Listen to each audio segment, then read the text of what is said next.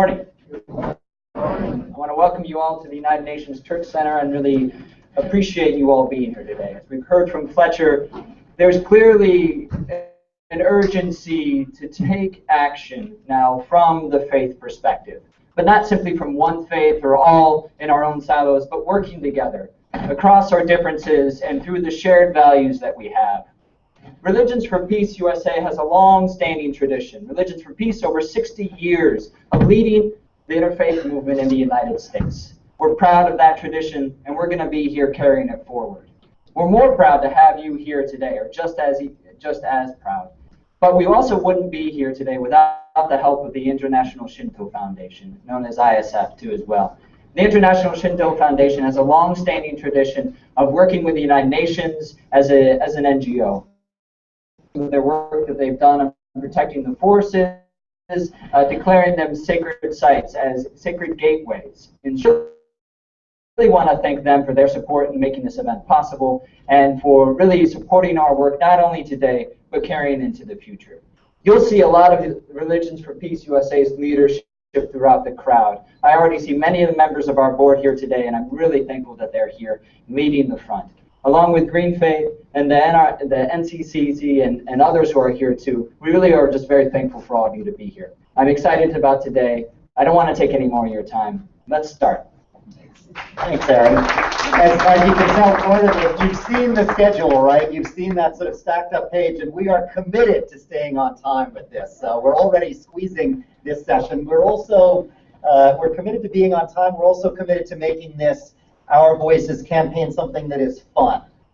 If the religions of the world can be about anything, it is about celebrating that which is good and evoking that which is good from people, and that's part of what this campaign is going to be about.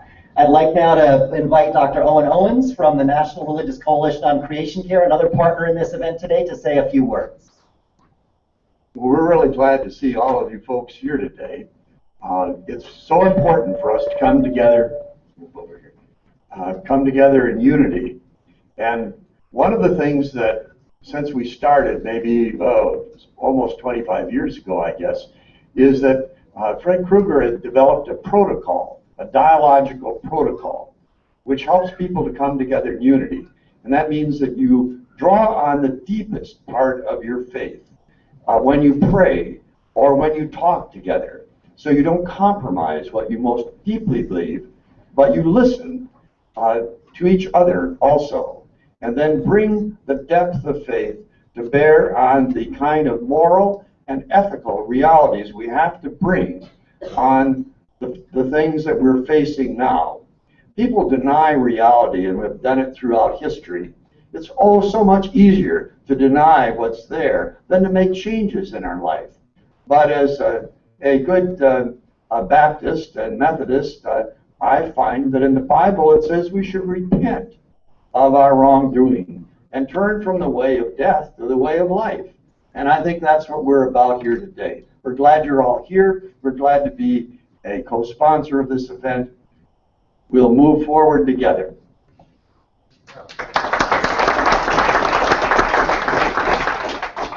So now I want to gladly tell you that the parade of white male religious leaders is about to end. I'd like to introduce my co-MC for this event, Ms. Sunita Viswana, who is the co-founder of Sadhana, which is a coalition of progressive Hindus. Sunita, tell us just for a couple of minutes about Sadhana and about what you're doing. Thank you, Fletcher. Welcome, everyone. I'm Sunita, and I'm also a Green Faith Fellow, and that's the proud hat that I wear. And thank you, Green Faith, for connecting Sadhana to this amazing network of brothers and sisters who care about the earth from that deepest part within them. Sadhana is 3 years old. We're a grassroots group of only 6 volunteers with huge hearts, and we try to manifest, actually live, the social justice ethics that are at the heart of Hinduism. And the current project that we are pouring ourselves into is called Project Prithvi. Prithvi is a name for Earth. Gopal is here from Bhumi Project. Bhumi is another name for Earth.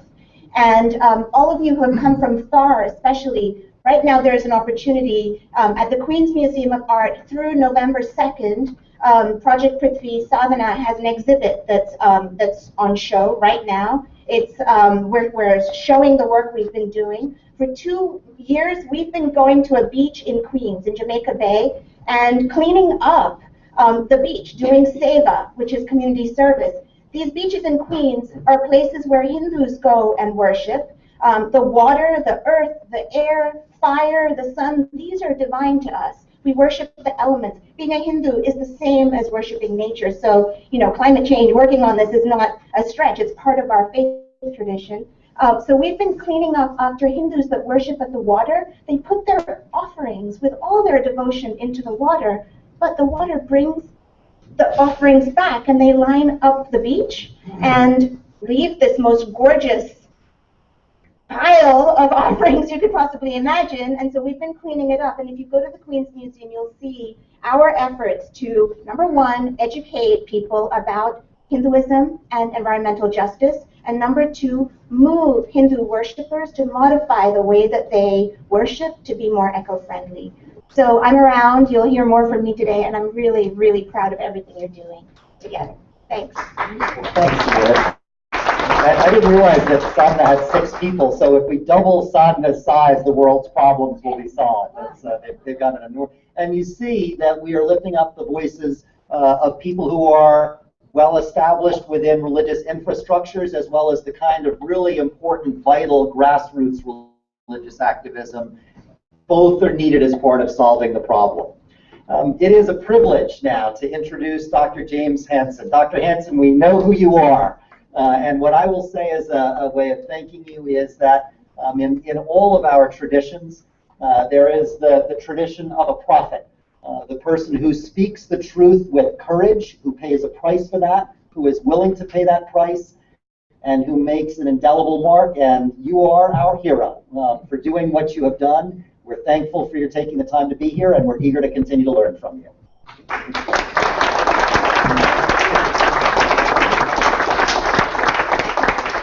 Thanks very much for having me. Song. Is this working? Okay.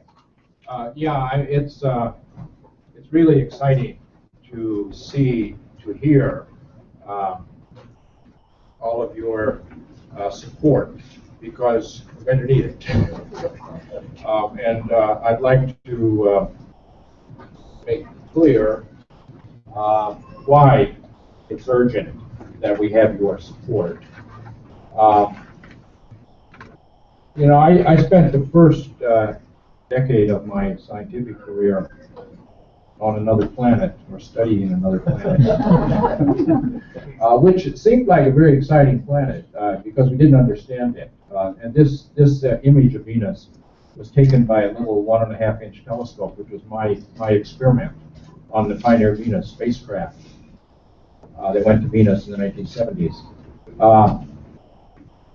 Planets like Venus and Earth that are some distance from the sun, but not too far, have start out with liquid oceans. And Venus started out with an ocean just as the Earth has one.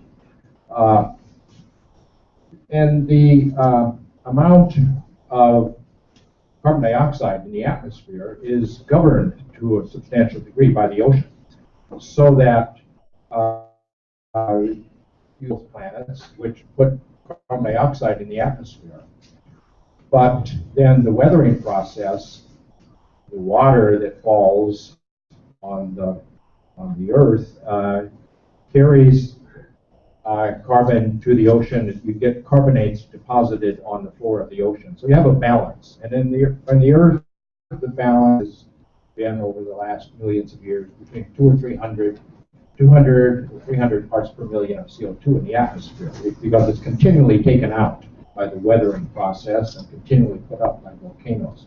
Well, Venus was close enough to the sun that that the atmosphere became warm enough that the water in the atmosphere extended all the way into the upper atmosphere, and the sunlight would break up the H2O into hydrogen and oxygen. The hydrogen escapes to space, and so the ocean was lost. And then you lost that regulating process, and so all of the carbon put by volcanoes into the atmosphere, and now the surface is hot enough to melt lead at several hundred degrees. Well, that I realized was a dead planet. That the clouds that we were studying are sulfuric acid around Venus, also put there by the volcanoes. But the Earth is a more important planet, as it's got all of humanity and all the life we know in the universe is on this one planet. What we're doing, and what's happening, is that humans have started to dig into the crust of the Earth and burn the fossil fuels and put CO2 into the atmosphere. Well, that will be taken up by the weathering process, but the time scale for that is 100,000 years. So basically, as far as we're concerned, that CO2 is going to stay in the system forever. And the effect of it, and some of it will stay in the atmosphere, a lot of it will go into the ocean, make the ocean more acid, but some of it stays in the atmosphere. And what that does is reduce the heat radiation to space because it absorbs long-wave heat radiation. And that we can now measure that. So what that means is the planet is out of energy balance. Because we reduce the heat radiation to space, you temporarily got more energy coming in from the sun than heat going out. Well, where does that energy go? The atmosphere is very thin. It has a small heat capacity. But the ocean is 4 kilometers deep. It mixes. So most of that heat is going into the ocean. Beginning about a decade ago, we began to measure that very precisely with so-called Argo floats, which nations of the world cooperated in distributing more than 3,000 of these around the world's ocean. They dive down into the ocean to a depth of 2 kilometers, make measurements, come back to the surface, and radio the measurements to a satellite. And what we find is, as we expect, the amount of heat in the ocean is increasing. It's increasing at a rate which tells us that the planet is out of energy balance by about 3/4 of a watt per meter squared, averaged over a solar cycle, averaged over several years. It doesn't sound like much, but that's equivalent to about exploding 500,000 Hiroshima atomic bombs per day, every day of the year, continually, with all of that energy going into the ocean. And so the ocean is getting warmer.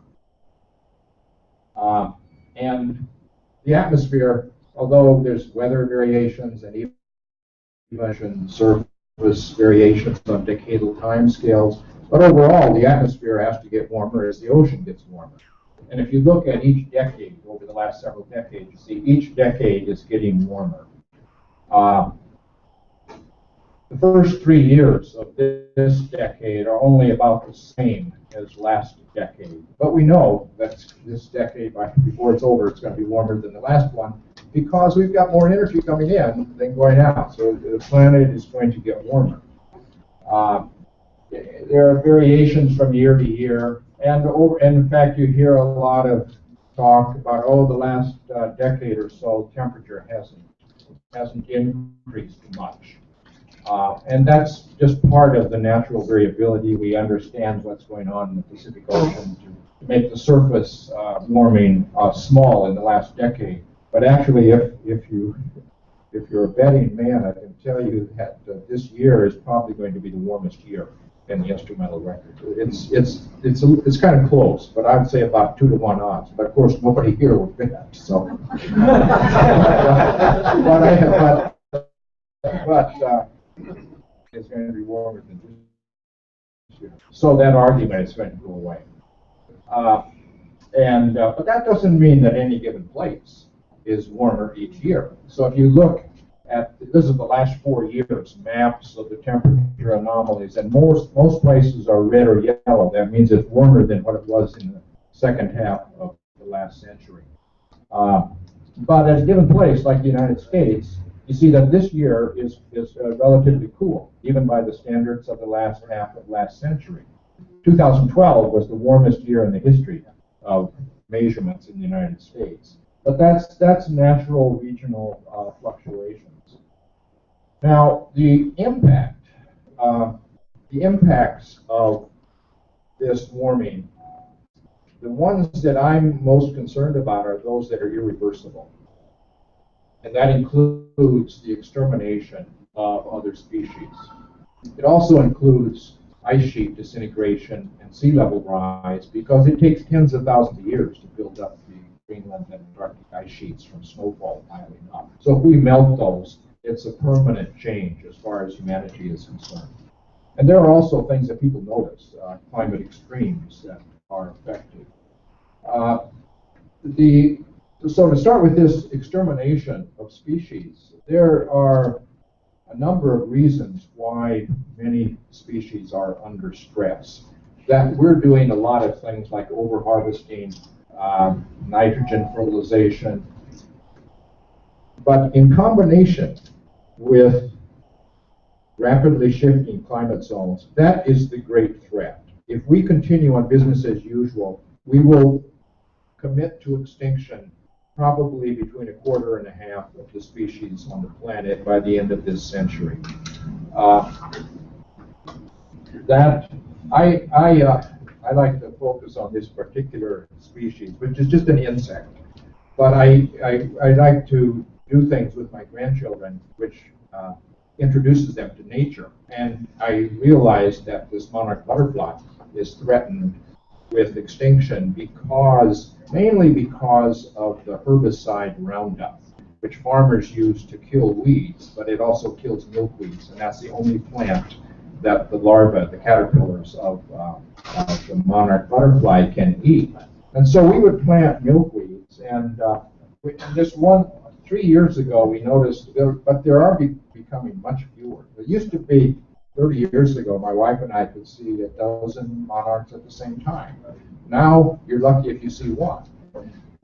And this one summer, this one broken-winged butterfly hung around our yard for 3 weeks. And she produced lots of these.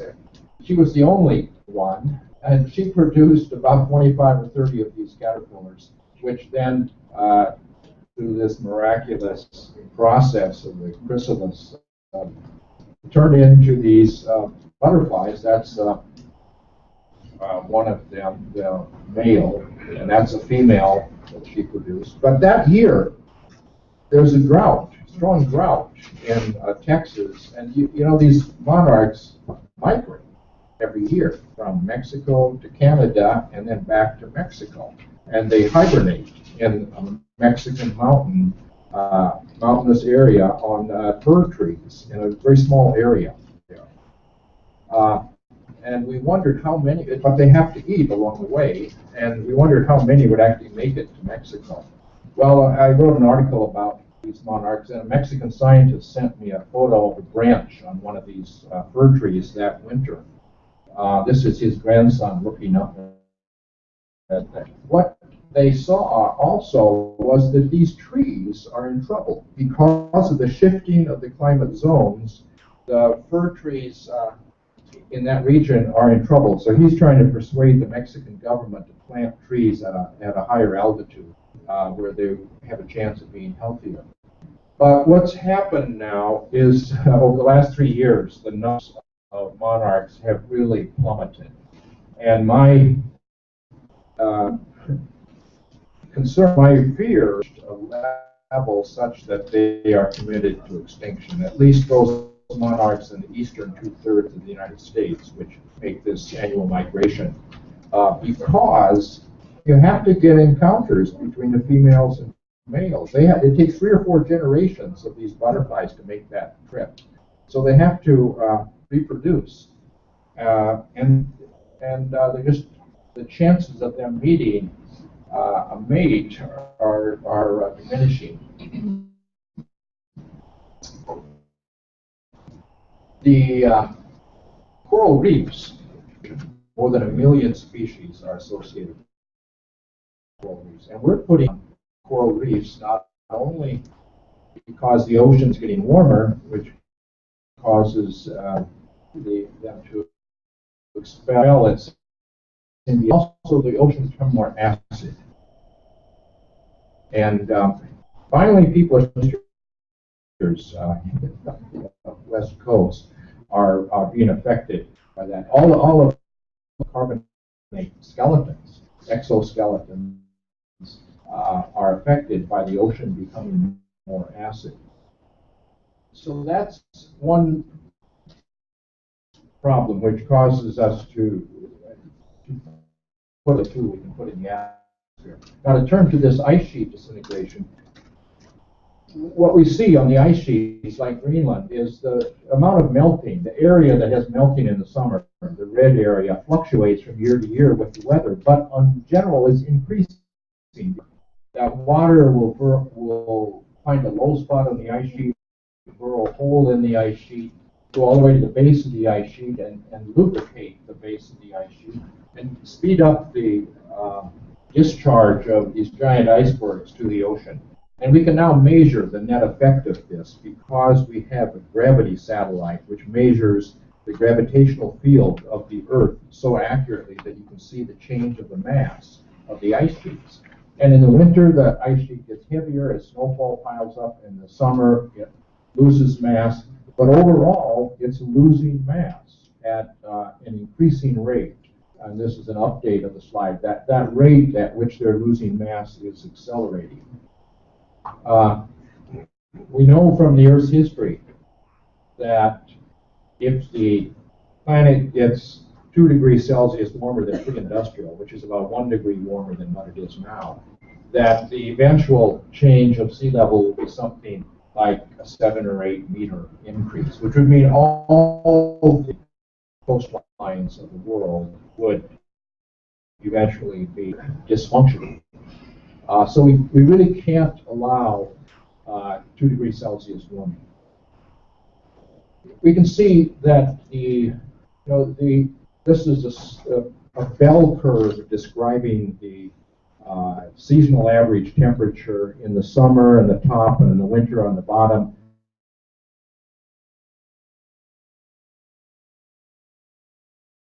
Some summers are as these bell curves are shifting because the planet is getting warmer. So the extreme events that occurred 10s to 1% of the time 50 years ago are now occurring several percent of the time. And that's more noticeable in the summer than the winter because the natural variability is larger in the winter. And some of the impacts of that include fires that burn hotter. And we see that's one of the reasons why the area burned and the damage caused by the fires is increasing. A warmer atmosphere holds more water vapor, and when you do get rain, the times and places where you do, you will get more extreme events because there's more water vapor in the atmosphere. And so the 100-year flood is now occurring more often than once a century by latent heat, by water vapor. That means thunderstorms, tornadoes, tropical storms have the potential to be stronger as the planet gets warmer because there's more water vapor, and that's the energy source for these storms. Doesn't mean every storm is going to be stronger, but that's so you have to look at the statistics. And in fact, we can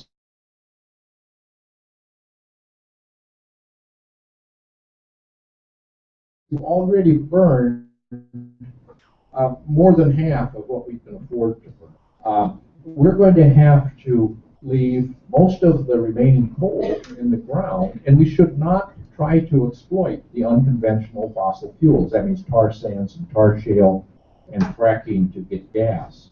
Because we can't do this. You know, and I've been saying this for 5 or 10 years and showing this bar graph, and it wasn't until Bill McKibben wrote an article that said most of this oil that's on the book of these oil companies, we can't afford to put that in the air. And yet governments are just not paying attention to that fact. But it's a scientific fact that if we're going to preserve the planet that we know, creation, as you would say, we can't burn all that stuff. It's crystal clear. There's no debate about this in the scientific community. But governments have not yet taken that into account. So we're going to have to quickly phase out coal use and leave the unconventional fossil fuels in the ground. But what's really happening is our governments are allowing and encouraging fossil fuel companies to go after everything they can find. And they think, oh, now we've got getting energy independence. We're finding new ways to get fossil fuels out of the ground. Unfortunately, we can't do that. But what we are doing, the emissions are actually increasing. Even after the Kyoto Protocol in 1997, the rate of growth of emissions actually accelerated because it was such a weak agreement. That's what we cannot allow, and that's why you need to keep your eyes on it to understand and to put pressure on politicians, because it is a case of intergenerational injustice. Our parents didn't know that they were causing a problem by burning fossil fuels, but we can only pretend that we don't know. And this is it's kind of allowing this to continue because it's against all the things that we believe in, all that Native Americans and other indigenous people believe in, and religions. But governments are ignoring that. Fossil fuels appear to be the cheapest energy. And as long as that's the case, I keep burning them. They only appear to be cheap because they don't have to pay for their cost to society. The effects of air pollution on human health, water pollution, are borne by the public. If your child gets asthma, you pay for it, not the fossil fuel. Change impacts are paid by the taxpayer, if anybody, or else people just suffer. So what's needed is to have an across-the-board fee or tax on carbon, which you collect at the source. There are very few sources, the domestic mines and the ports of entry. So very easy to collect a carbon fee.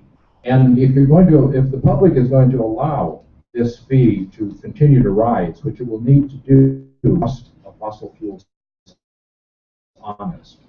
And in order to allow the clean energies to compete with the fossil fuels, then that money had better not go to make the government bigger. It had better go to the public. That if it's distributed equal amounts to all legal residents, then people who do better than average in limiting their fossil fuel use will make money. And wealthy people will pay more because they fly around the world and they have big houses, but that's all right. They can afford it. So it's not something that's costly if you do it that way. And that's been proven with economic studies. It actually stimulates the economy. And it's a progressive tax.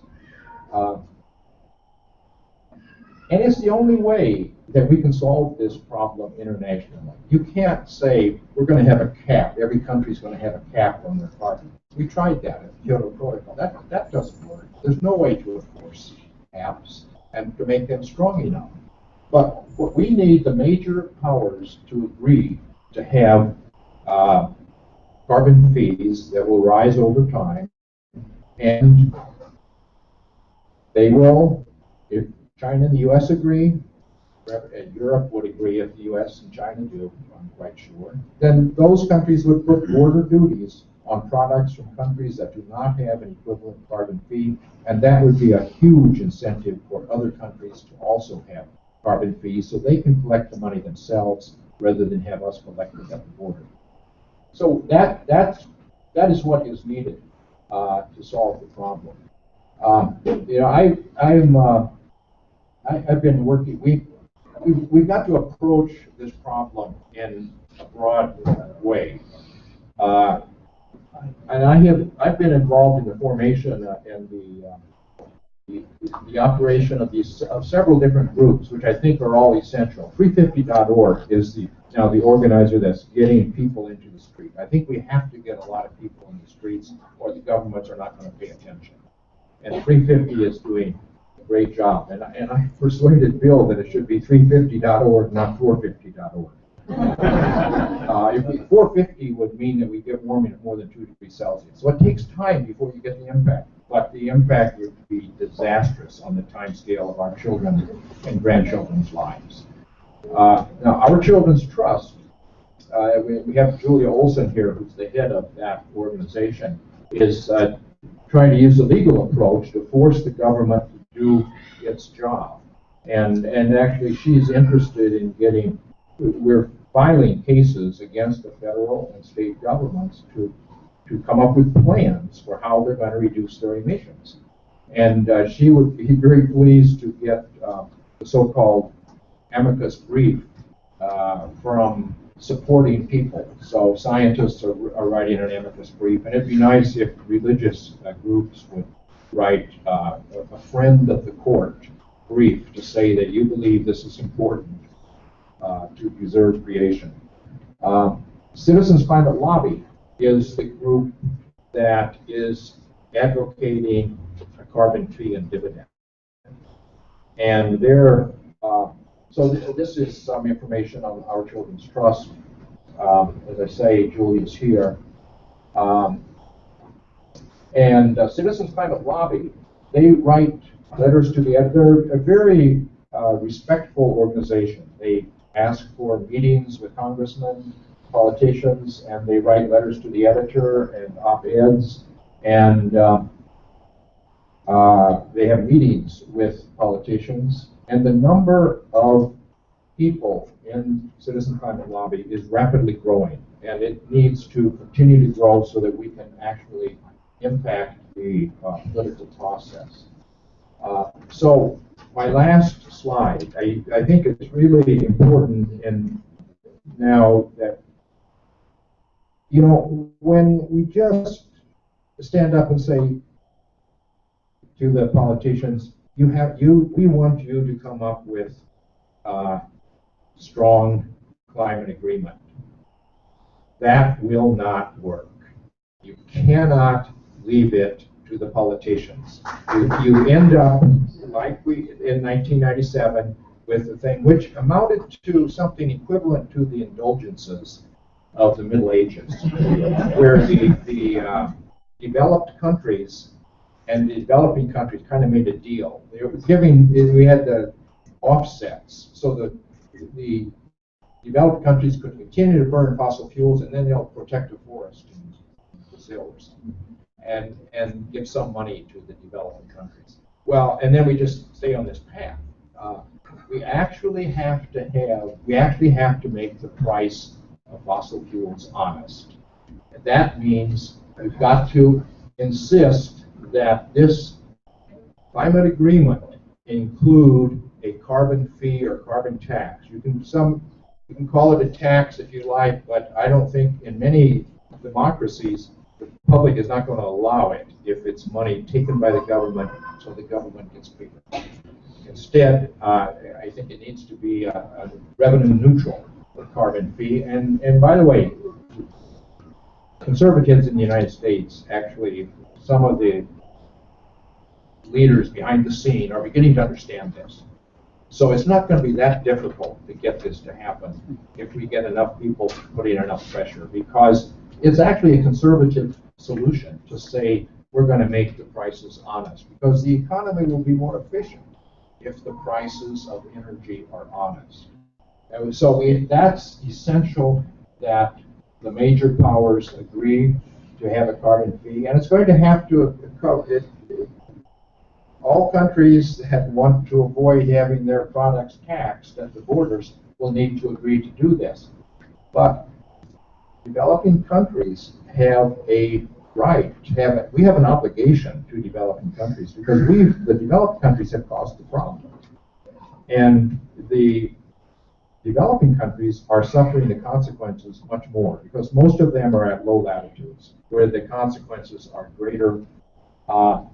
But fortunately, it turns out that we require the cooperation of developing countries because we're going to have to get some of that CO2 out of the atmosphere. That means we're going to have agricultural and forestry practices that allow the storage of carbon in the soil and in the forests. And we're going to need to phase down not only carbon dioxide, but some other trace gases, which are particularly associated with developing countries. So we're going to need their cooperation. And so we're at that, at the last discussion, one of the last discussions when Hillary Clinton was Secretary of State, she offered $100 billion a year. It was vapor money. It wasn't real money on the table. But we will need to provide funds to developing countries because we're going to need to. It's going to become clear over the next years that this, as the problem becomes more apparent, and I may not have made clear. Just to say one more thing about the science, the reason that this is a very difficult problem is because of the inertia of the system, and that's this ocean heat capacity. And so we've only felt about half of the effect of the gases already in the atmosphere. The rest is in the pipeline. We're going to be seeing this over the next years, and this has become more and more obvious and crucial.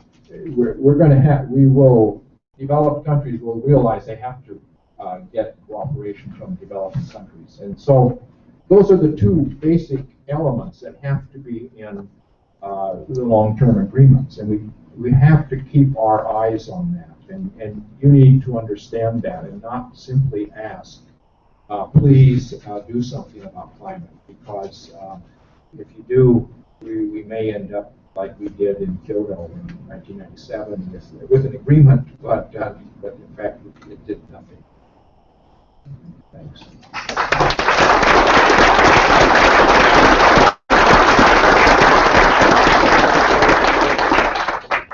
Thank you, Dr. Hansen. I'm sure everybody in this room is just as inspired as I am.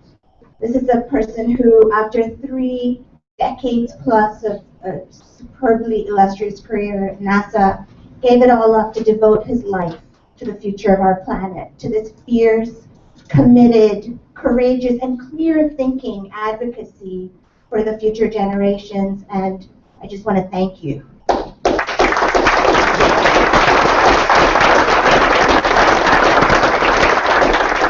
And we even left time for a question or two. Any questions? Right here. Could you compare and contrast the different proposals for carbon taxes, carbon fee, and dividend, that things that are sort of in motion, and who's arguing for what and why? The key things that you need to keep your eye on. Are we talking about a cap, or are we talking about a fee? Because the deal with this cap and trade is they try to set some cap, but then what happens is the prices fluctuate. The public and the business community and entrepreneurs need to understand that carbon fee is going to continue to go up. And once that becomes clear, then there's this incentive to watch your carbon footprint, and it's incentive for entrepreneurs. They know that if they invent something that is carbon free, they can sell it. And so it's really important that it be, and you can call it a tax or a fee, but it's got to be a price on the carbon. It's a real price, not some hokey thing, which a cap, frankly, is. And there's no way to make the cap global, as I tried to say. How do you make a global cap?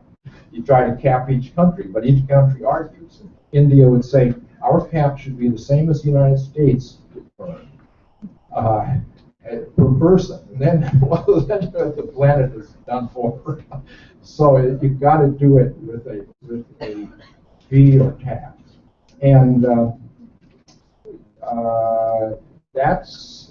and you can't have these indulgent schemes where you're going to trick and say, well, I'm going to do something else, because there's only a limit as to how much you can store in the biosphere. So we actually have to phase out those fossil fuel emissions. And so that's the fundamental thing that you have to keep your eye on. I'm afraid I can't take more. I've been told no more questions right now, but we have break times to talk. Yeah, so the problems that have been raised and that we're dealing with, that we're addressing this whole week and in the future are overwhelming. Those of us who are parents and grandparents, and even if we're not, they can be paralyzing and maybe feel too huge to address. And we go to those places all the time. And how do we then pick ourselves up and keep going? How do we do what Dr. Hansen did and actually devote ourselves to these very pressing problems? And I think that the way that we do it is to find that, what was mentioned before, that deep place of faith and devotion. We're going to move now into the rest of the day's programs, and we're going to have offerings, songs, joyous celebrations, prayers from the various faith traditions that are represented here in this room. And our voices will lift up these traditions throughout its campaign.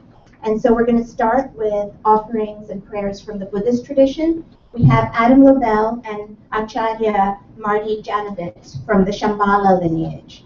So I'd like to welcome you. And also, there's just a turmoil that comes from thinking about the future of the planet that just needs to be calmed down. And I'm looking forward to the meditation.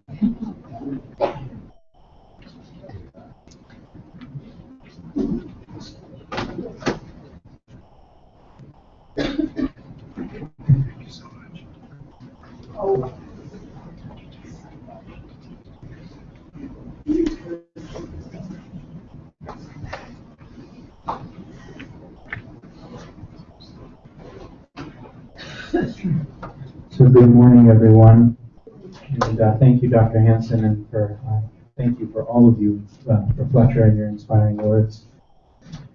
So I have an obligation to not be joyous and to share no inspiration or songs to you. I have to bring in some depressing Buddhist energy into the room. I don't want to do that, it's just my duty. So if you'd allow me to be a little depressing.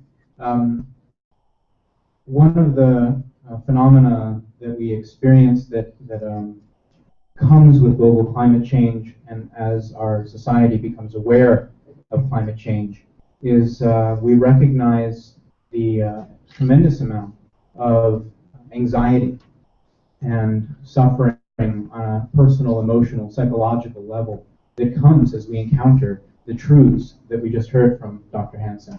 It's difficult to wrap our minds around, but it's also difficult to wrap our hearts around. And as religious leaders, we have a certain responsibility to guide our communities into a space in which we could fully experience the truths that we just heard. It's very easy to go into our heads and recite the statistics.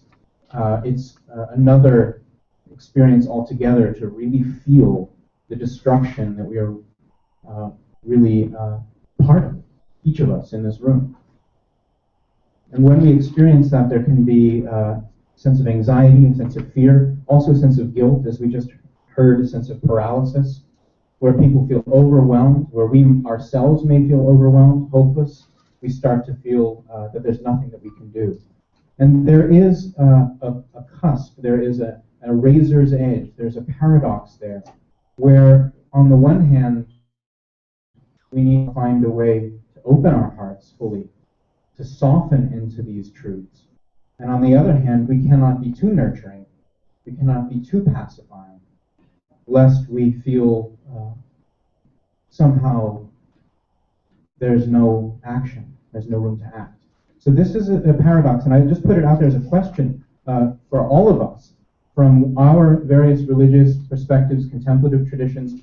How does each of our traditions face this paradox, where we need to heal and nurture on one hand, and on the other hand, we need to be brave enough to let our hearts break, to let our minds snap, and come to a place that is quite different than a simple conceptual, habitual response, to go into the depths, as we heard.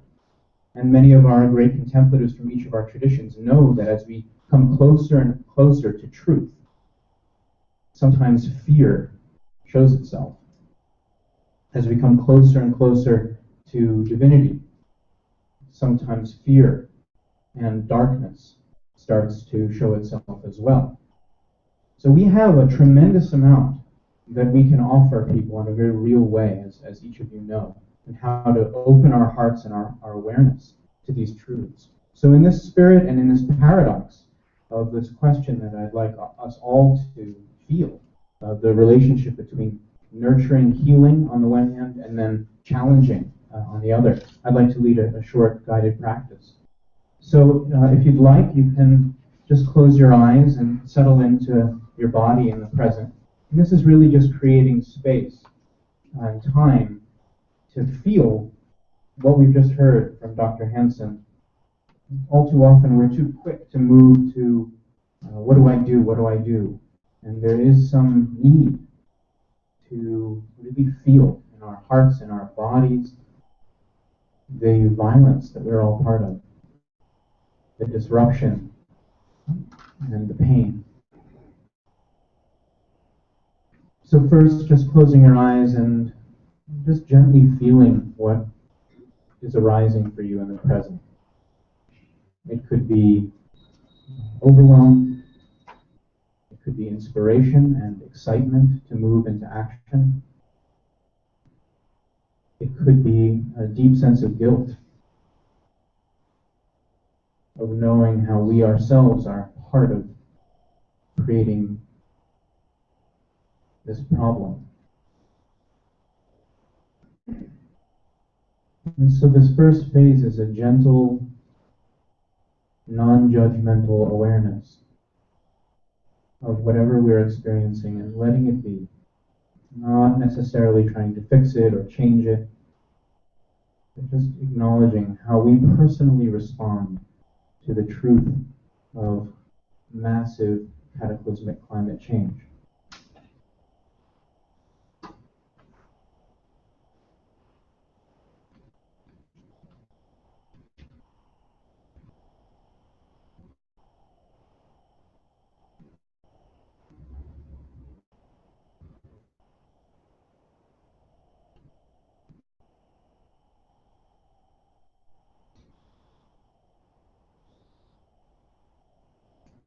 To a gentle, present awareness of what's arising in our minds and our bodies,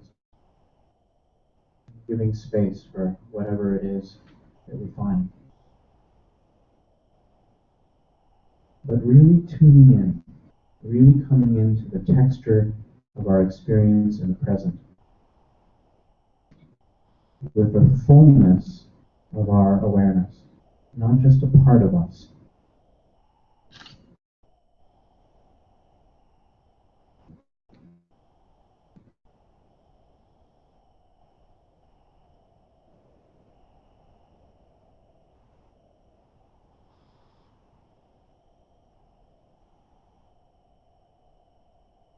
Allowing the anxiety or uncertainty, allowing the inspiration, allowing the pain, allowing the guilt,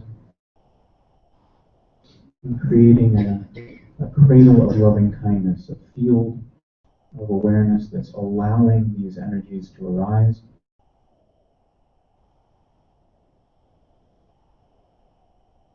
Without needing to fix or change anything, but just tuning in, attuning.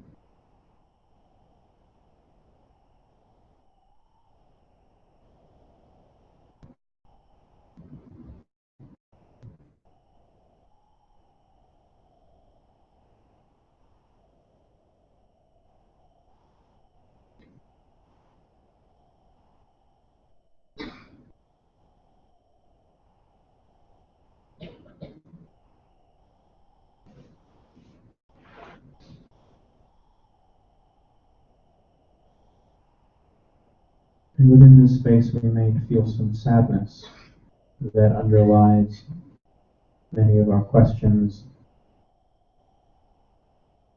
or our reactions.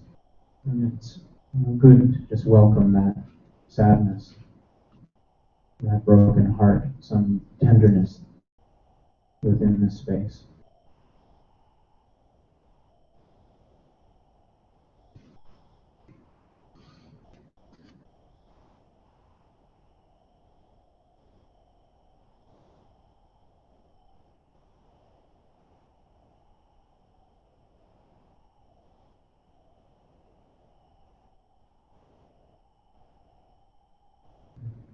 being willing to move towards fear,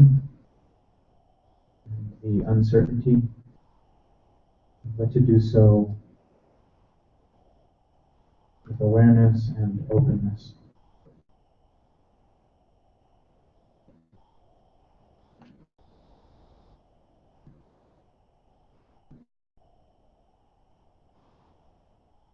And in our last minute, we can just make a silent aspiration for healing,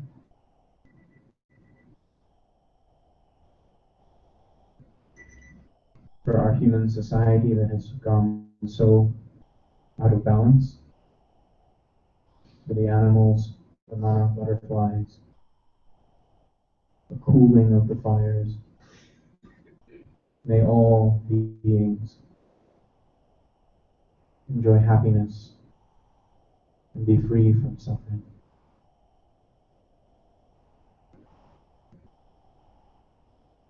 May this planet guide us instead of our society dominating this planet.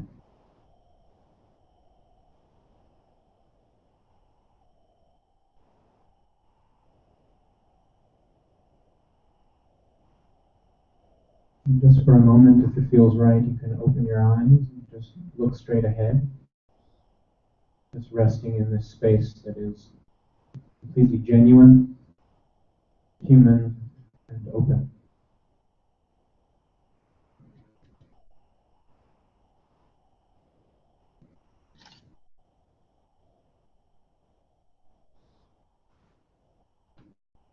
So thank you for doing nothing. And I'd like to now, it's a great honor to invite Dr. Lee to come up and say a few words about Buddhism and climate change.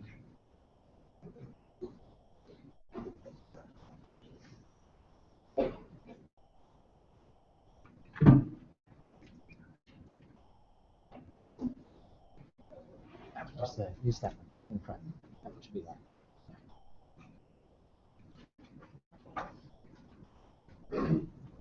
It is. Is it working? Yes. It's a great pleasure to be here with you today. Climate change is one of the most difficult and complex issues facing humanity today.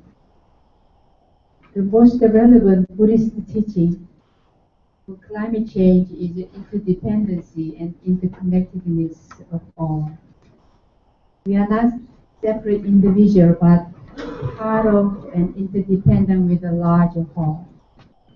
The root cause of climate change is a dualistic thinking, separation, and division between human and nature and human and other species. But Buddhist teaching reminds us that we all share one another this profound interdependency. We will not survive without air, water, ocean, mountain, other species, other human beings. Without this precious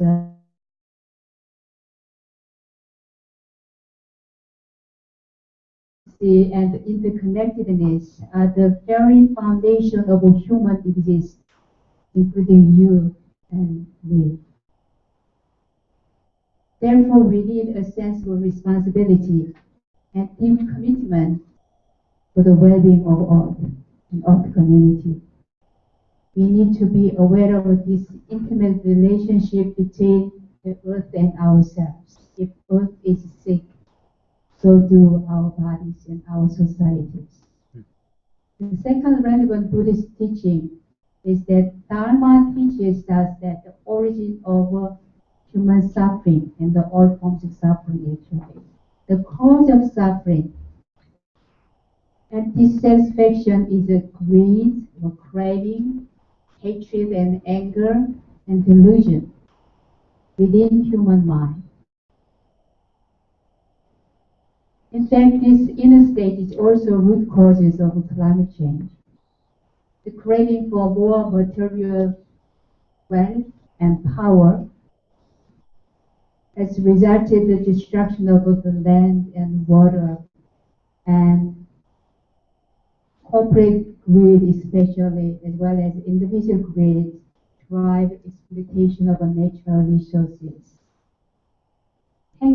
Hatred and anger also destroy land through war and terrorism.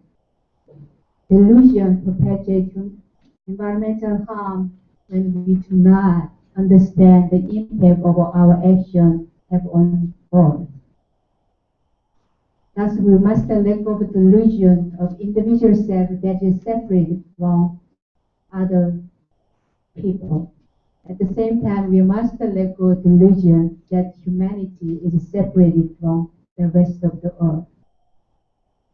Climate change provides humanity an opportunity to understand the root causes of the problem, which relate the way of our minds work and how those patterns become embedded in collective and institutional practice and policies. By acknowledging and addressing internal mental drive, we can begin to resolve external causes of this climate change. It is urgent for humanity to cultivate more spiritual power, more spiritual strength and wealth to counterbalance this ever-expanding material power. We must stop and adopt the right intention to do whatever necessary to reduce climate crisis to manageable level. Based on this core teaching, Buddhism, we are making firm moral, ethical, spiritual, and religious commitment to adopt ways of living to protect the climate and restore Earth ecosystem. In our personal level, we should recognize the values of simplicity and contentment. To fulfill our moral responsibility, we must join with others to demand our economic, social, political institutions to be fundamentally reformed so they protect climate. We must insist the UN, governments, corporations contribute to stable climate and healthy environment for all. This personal commitment to make a mindful choice in action to consume less and save natural resources to act compassion for the earth. In addition, political action is needed to ensure that we all work together for sustainable living. It takes public policies, laws, to ensure we share this important task of reducing pollution and protecting Earth. Caring for the Earth begins each one of us. We are here together to support this process, especially UN Climate Summit, to come up with a positive outcome to reduce carbon emission. We have opportunity to act, to make real differences, to lend our moral, ethical, spiritual, and religious voice to climate change. This movement is the benefit of all. We are all in it together because every living being on earth faces the same danger. The World Buddhism, which I practice, initiate a few specific programs for climate change. We began Green Temple Project, Solar Temple Project, as a way to practice Dharma. Local temple can apply Green Temple funding from One Buddhism headquarters. A local temple has to make a commitment to protect the earth with a Green Temple management plan, and how to reduce energy as well as how to create the renewable energy for the temple and its members in local temples. One Buddhism is the first religious organization in Korea actually doing it, is Green Temple movement nationwide. We also provide guidelines for sustainable living for our members, for Sunday Dharma talks. All new buildings, temples, and retreat centers use renewable energy, create a sustainable living for sustainable, with a sustainable building. A few years ago, we built a retreat center upstate New York and Columbia County. We made a clear choice, a mindful choice to make a renewable and sustainable building. So you use geothermal for heating and air conditioning, and the solar thermal for domestic hot water, biomass, and radiant floor heating system, as well as using all local temple to reduce this emission. Also promote the green energy campaign, especially in Korea, with this aim to reduce or close down nuclear power plants. We lead a retreat and working meditation in nature to appreciate the earth and renew our commitment for climate change. So working with a multi-religious cooperation for climate change through Religion for Peace. Composition initiated and provide resources for Religion for Peace to produce a climate change toolkit called the Action and Advocacy for Climate Change, a resource guide for religious community. You can download this toolkit, looks like this, in Religion for Peace website, religionforpeace.org. This Saturday, Religion for Peace again will gather together to create a statement on multi-religious call for action on climate change. In conclusion, we have to advance the moral, ethical, religious, and spiritual dimension of climate change as a religious people. There is a connection between challenge of climate change and practice of Dharma and practice of our own faith. We are calling for personal lifestyle change that make a profound impact. Buddhist commitment and engagement with climate change are increasing throughout the world. It is also critically important to advance multi-religious cooperation to protect the earth, not only our individual Buddhist community doing whatever we could do. At the same time, it is critical to engage with the policy making process by advocating and participating and demanding, as we will do this Sunday. Thank you very much.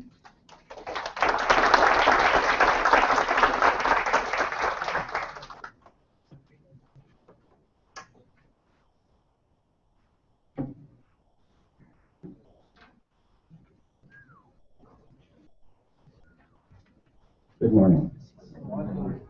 I am the third leg of the Buddhist section, and I am meant to speak today about activism and engagement from a Buddhist lens.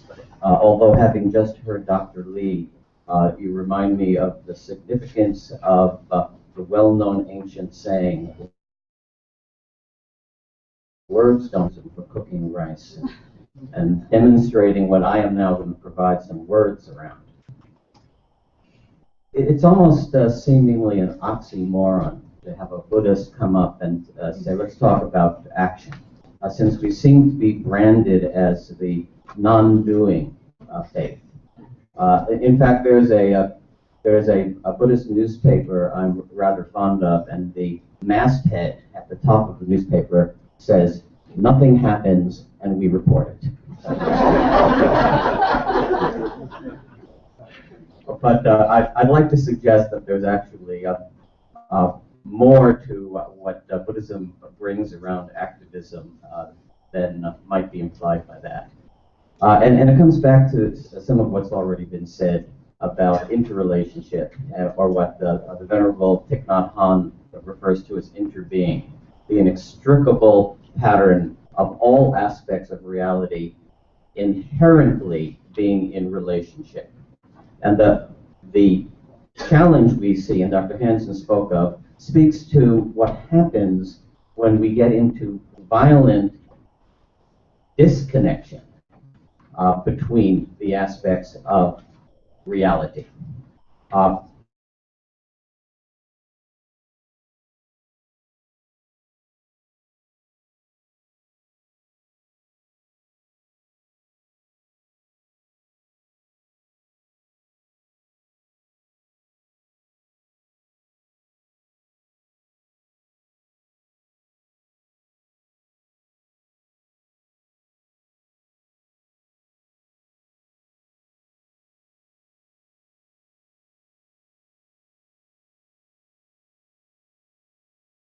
The inescapable view that we need to do something, and that doing something seems to be in opposition to somebody, something, some elements that become the other, whose point of view we immediately start to objectify.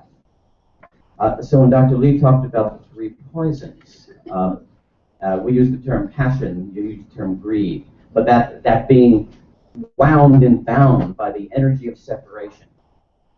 Or anger and aggression, that feeling of distance, my opponent, how am I going to best them, the corporation, the policy, the politician, whatever it happens to be.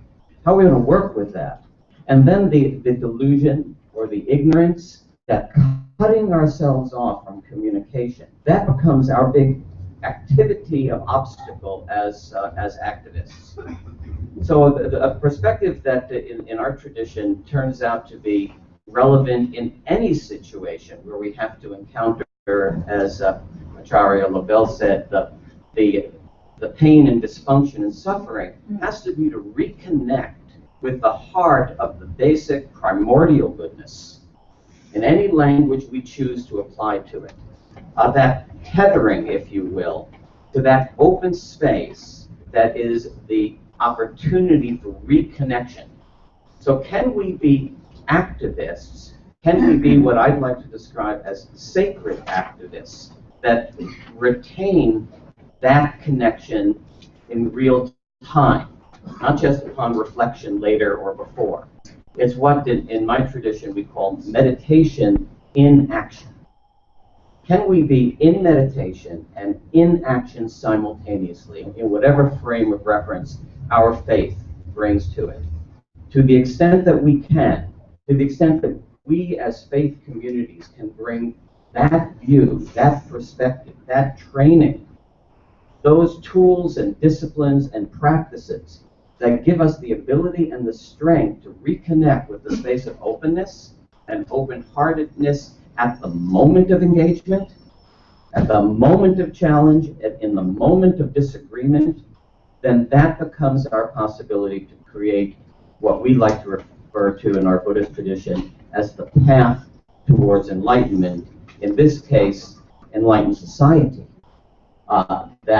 whose core organizing principle, imagine societies whose core organizing principle was not life, liberty, and the pursuit of happiness, or as I sometimes like to say, me, and more me,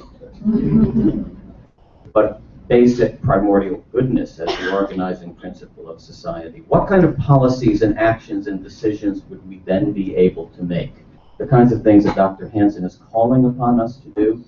The only way we will find the courage and ability to do so, in my view, and I believe in my tradition's view, is to root it in this type of basic practice attitude, however we describe it within our faiths and our lineages. Thank you.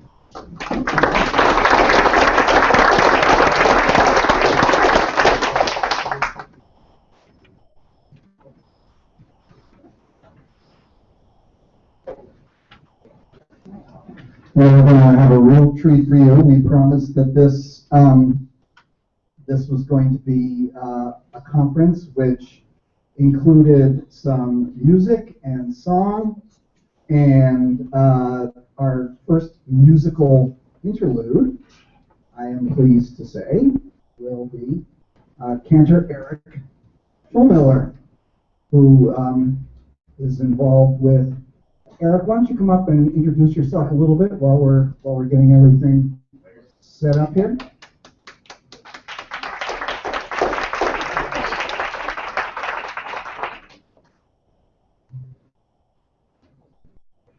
Yeah. Can you guys move it over? At least a shot you might have. I'll take the pedal. You guys take that.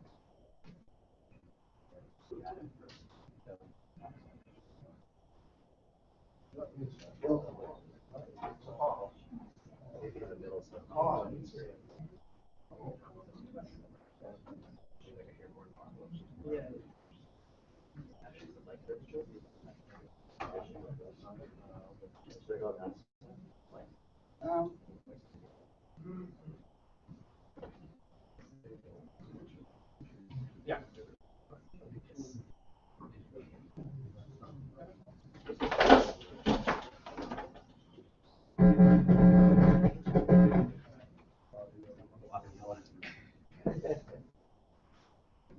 It always takes the band forever to set up, right?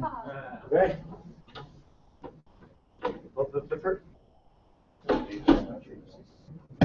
The first song is, I'll just do with the toph, with the drum. Okay. You see the, where's song number 1? Number 2. Hang on. Okay. Spoiler alert.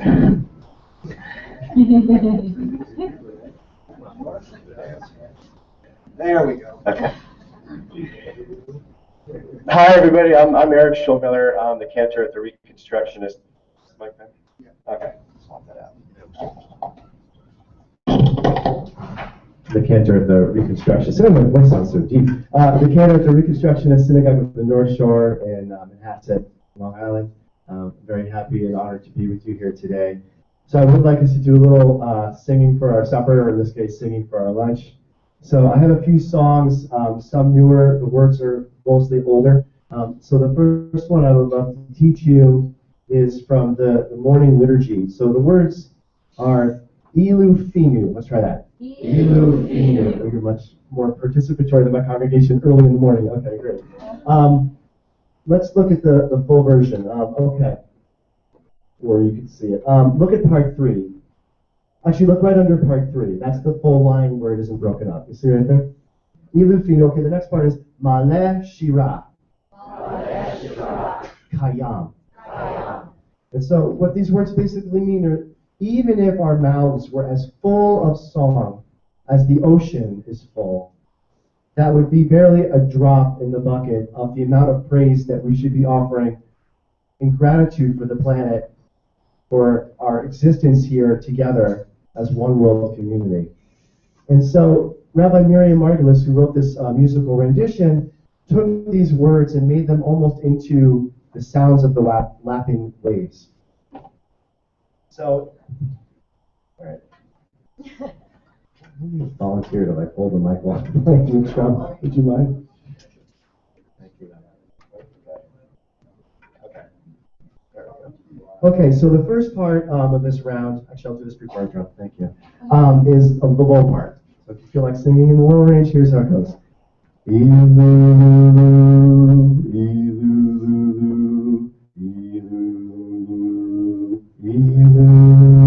Let's try that. Everyone can do it.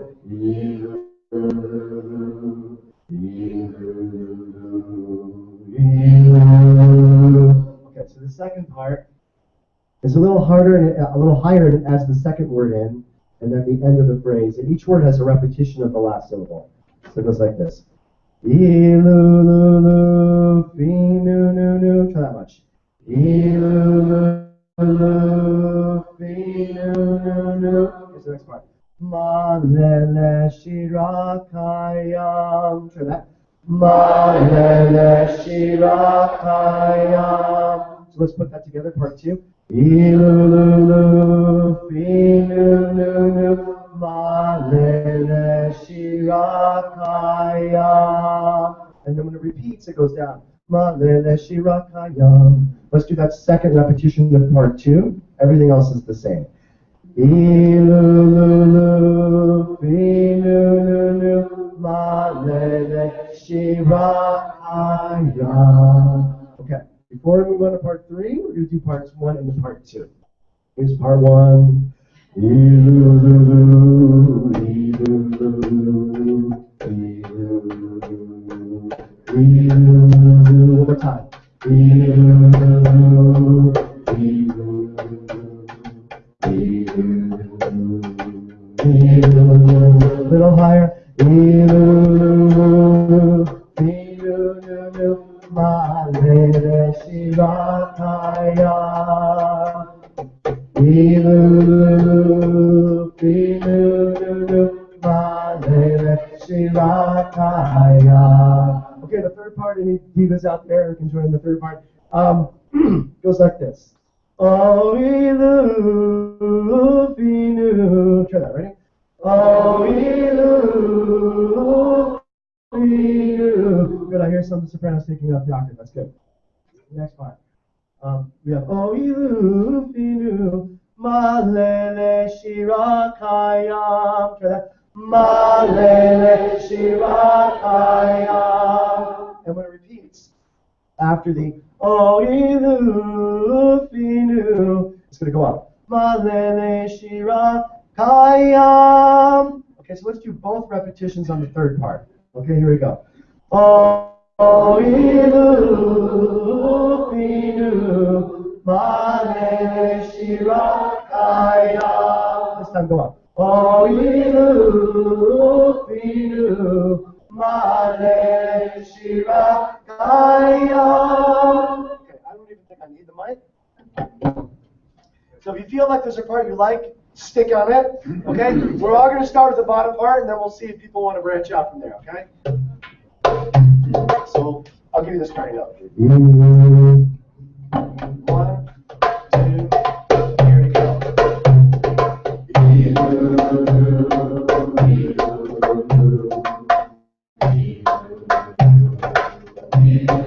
One more time.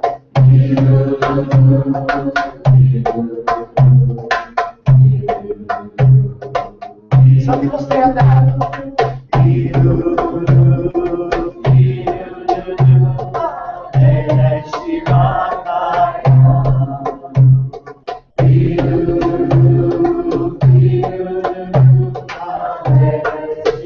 Some people stay on the middle part. Come on.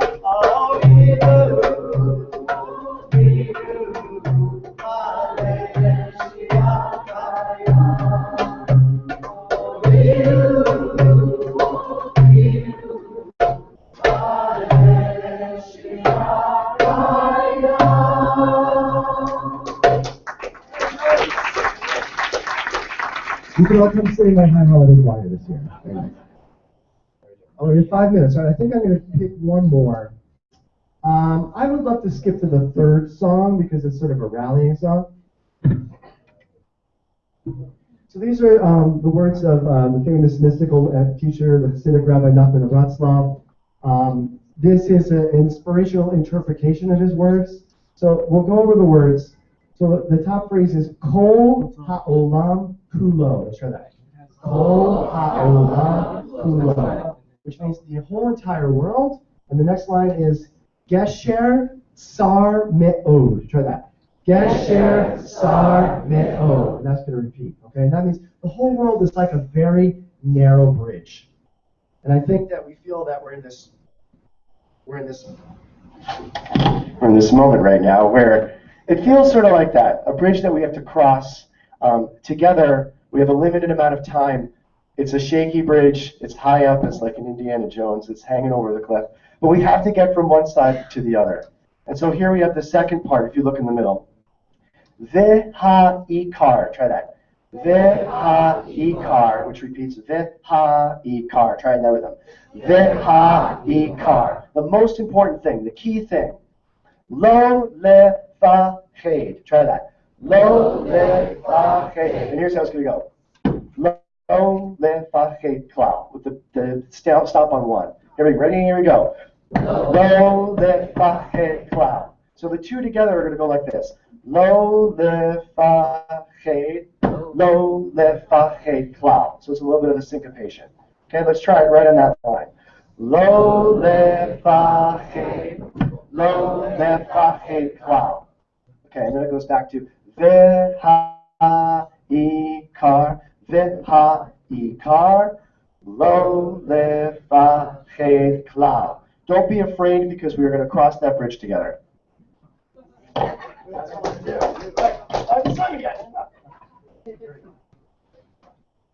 Good cue for you.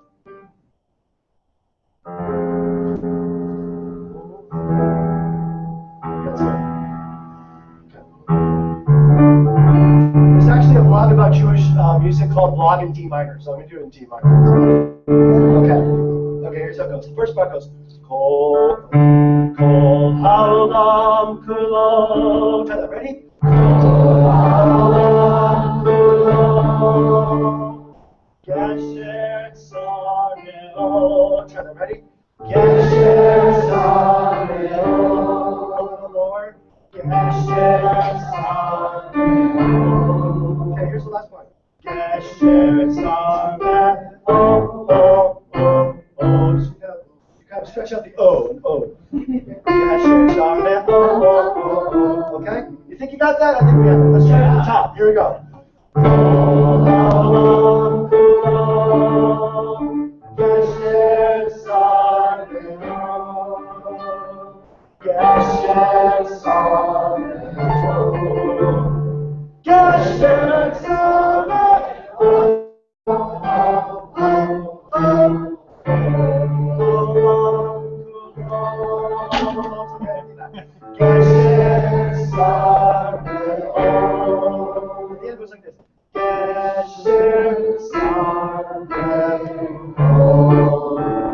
Now we get motivated to cross that bridge. Here's how it's going to go.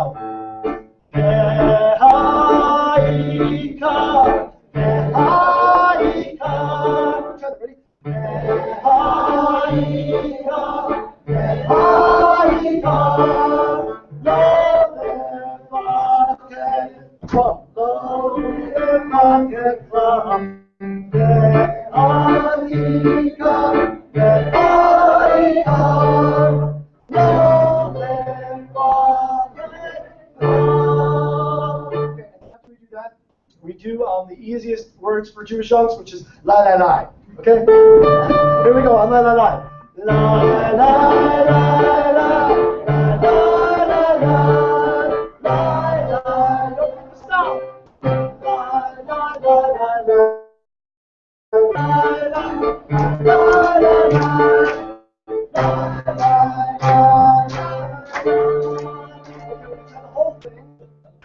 The whole thing, if we're motivated, we'll finish with that top right there, okay? Here we go. The whole world is like a narrow bridge. Do you want to learn the hand symbol? I'll teach you the little hand symbols like I do. Kol haolam kulo, the whole world, it's like a narrow bridge. Gesher tzar me'od. If you feel like doing that when we get to those words. And then at the end, this is the part that I love most. Gesher tzar me'od. It's a very narrow bridge. Okay? All right. It's great for fourth grade. Okay. Here we go. Kol haolam. Here we go. Kol haolam kulo. Gesher tzar me'od. Gesher tzar me'od. Ready? Gesher tzar me'od. Kol haolam kulo. Gesher tzar me'od. Gesher tzar me'od. Here we go.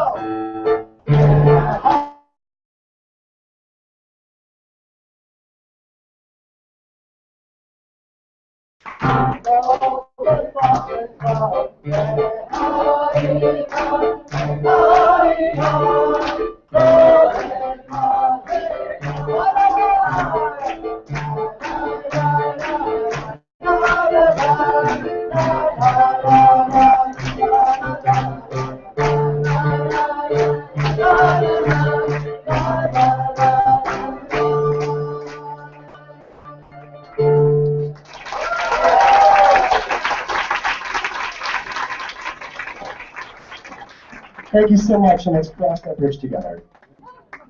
Thank you, Eric. It was so wonderful for you to be able to be here. Rabbis and cantors are getting ready for the high holidays. It's Wednesday night, yeah. But I thank you so much for raising our spirits, and now we come to one of the best parts of the day. Yeah, food. We promised you joy, and we delivered, and now we're about to have food. But first, of course, a blessing and prayer. We have Nana Furman, one of my fellow Green Faith Fellows, just flew in from San Diego, and she's one of our Muslim sisters. So, Nana? Okay, I'm going to say a prayer before we eat in Islamic tradition. Allahumma barik lana fima razaqtana wa qina azabana. And the meaning is, oh God, please bless the food you have provided us and save us from the punishment of the hellfire. Amen.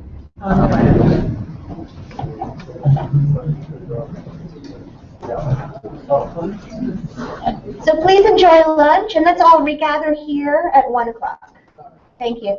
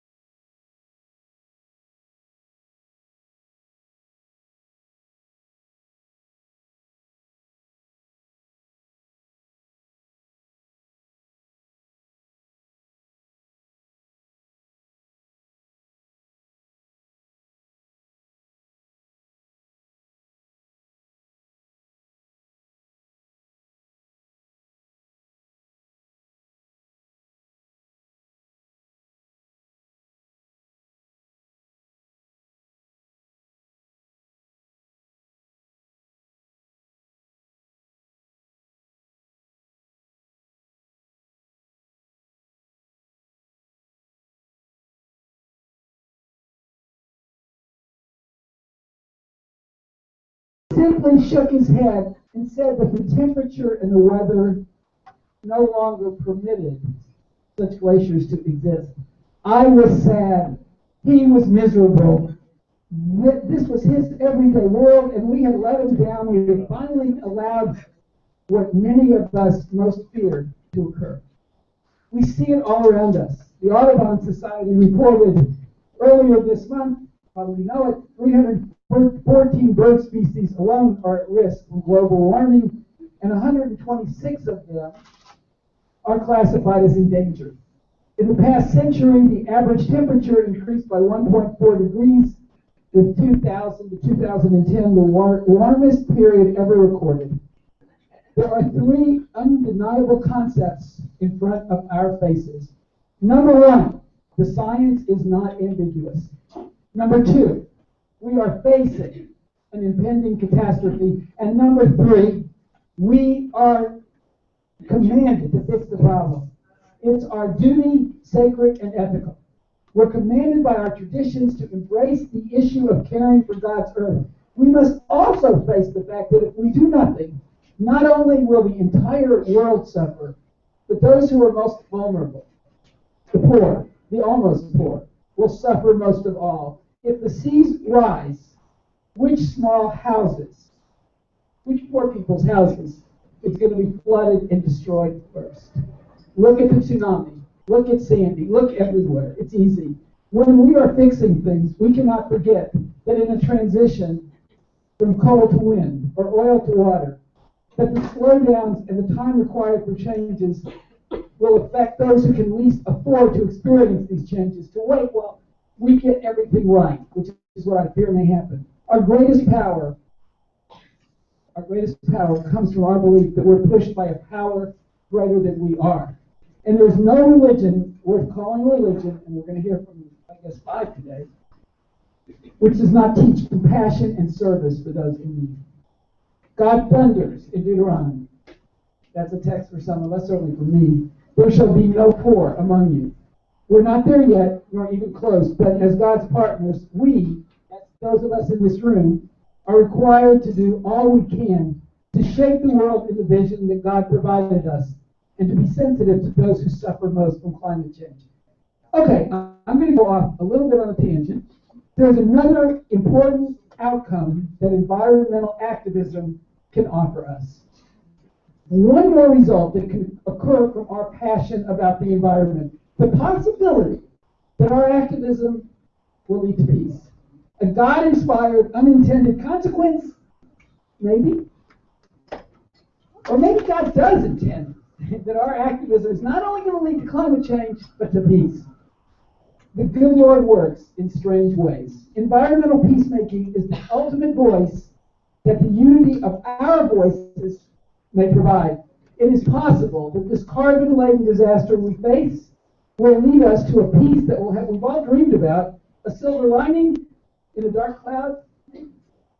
So some of you are probably thinking, what's he going off on this for? Peace, cleaning up the atmosphere. How does that work? Those are different goals. Is this rabbi a little off? Where's the logic? Truth be told, we can't clean up our atmosphere if we don't do it together, right?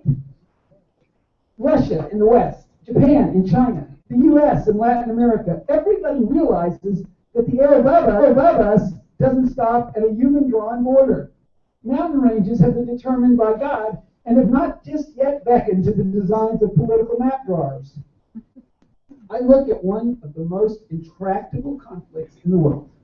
You probably thought I would look at this one. The conflict between Israelis and Palestinians. You know about that conflict? Even in this conflict-ridden region, at this very, very difficult time, the people recognize that they must work together if there is any hope at all for protecting and sustaining our environment and its resources. I know Naeem understands this. 2 organizations come to my mind. One is Friends of the Earth Middle East, FOEMS, you all know it? It's an amazing organization. And the Arava Institute. They're reshaping the environment of that region, and no one, not even the governments of that region, seem to be fighting against their work. FOEM, I wasn't actually sure, I've actually talked to him a lot, but I never knew how you said it, FOEME. I can't think it was F-O-E-M-E, but I called Israel. They have offices in Tel Aviv and Amman and Bethlehem. But I called Tel Aviv and I got the Foim. They're members of Friends of the Earth International. They were founded in a city called Taba in Egypt in the Sinai Desert in 1994. As I said, it has offices in all three parts of the region, and it works to harness the waters of the Jordan River for all to utilize and the climate problems of the region. Those are their two main goals. The Arava Institute, have any of you heard that? Okay, there's one there. Founded in 1996 on a kibbutz, Keturah, in the Negev Desert. Do y'all know where the Negev is in the southern part of Israel? Brings young scholars together to work on the intricate environmental problems of the region. If by working together they can find their common humanity, they too may find a path to peace. Rabbi Michael Cohen, a friend of mine and one of the leaders of the Arava Institute, in discussing the Institute's work, wrote, when the land is viewed from an environmental perspective, which does not know, I said this earlier, from political borders or walls or fences, a new framework opens up, and we are all invited not to be afraid of each other. In other words, we begin the process of creating peace. I want to talk about this because I saw this connection building up close and personal a few years ago in a small Israeli town called Sde Boker. We're at a branch of Ben Gurion University, more than a dozen young Arava Institute scholars, Palestinians, Jordanians, and Israelis. And to be honest, I think there were some Moroccans in that room. I don't know what they were doing there, but I'm positive they were there. Allowed a small mission I was on to witness their discussions, their wills, their passions. I looked at this group made up of individuals from the religions of Islam, Christianity, and Judaism. Maybe there were Buddhists and Hindus there too. I just don't know. It wasn't as obvious to me. And I saw the future. They knew that the environmental problems of their land would not be solved if they were not solved together through cooperation, through understanding. Their governments knew and supported their efforts. That's the Palestinians and the Jordanians and the Israeli governments. If these young leaders could sit together so earnestly, so determinedly, in trying to bring environmental peace to this region, the region could find an even grander peace. I saw that. Tears welled up in my eyes. I mean, when I think about it, they well up now. I knew for sure that God was in that room with us. God was helping them bring environmental wholeness and peace to their world. All right, so let's go back from the desert and dreams of the peace I talked about. But let me bring visions of a climate-safe world here to New York City, where we're trying to convince the United Nations to do something as simple as support a climate treaty that we're going to do 3 reasonable things. Here are our requests. 1, first, that the carbon content of the atmosphere be brought down to sustainable levels. That's number 1. Second, that there be special provisions, resources, and attention paid to the poorest nations and to the poorest people so that they can deal with climate change and they can adequately cope with the alterations in energy distribution that has to occur if we're going to change to environmentally friendly sources of energy. And third, that we support a deeper engagement in decision-making for those nations that have the most to lose, but also the most to gain. Because without that, it's not going to happen. We need to allow for that. We are not yet asking for peace in the Middle East, dear God. Be patient. We'll come back to you later. These are the 3 things we're asking. And this we know. We can sit here and let the politicians and the diplomats argue endlessly, as they tend to do, and they hardly get anywhere at all on the issues related to climate change. Or we can look to our special friend, God.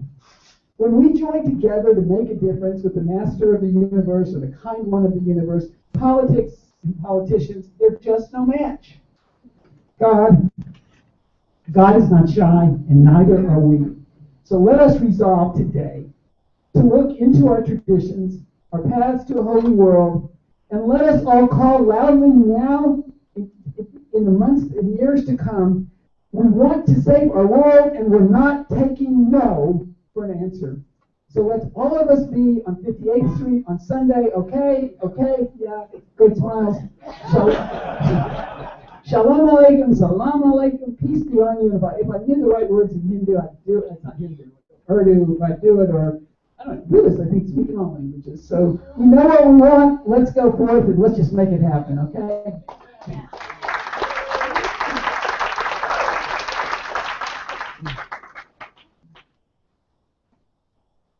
Thank you, Steve. You know, Rosh Hashanah is starting next week, so that's the sermon. I want to call up Merla Goldsmith. Merla and I are going to talk about our commitments as Jewish people, and I'll let her start. Good afternoon. Why am I here? That's what Fletcher and Larry asked me to talk about. One of my first memories from my childhood is when my father, Rabbi Emanuel Goldsmith, constructed a sukkah in our living room.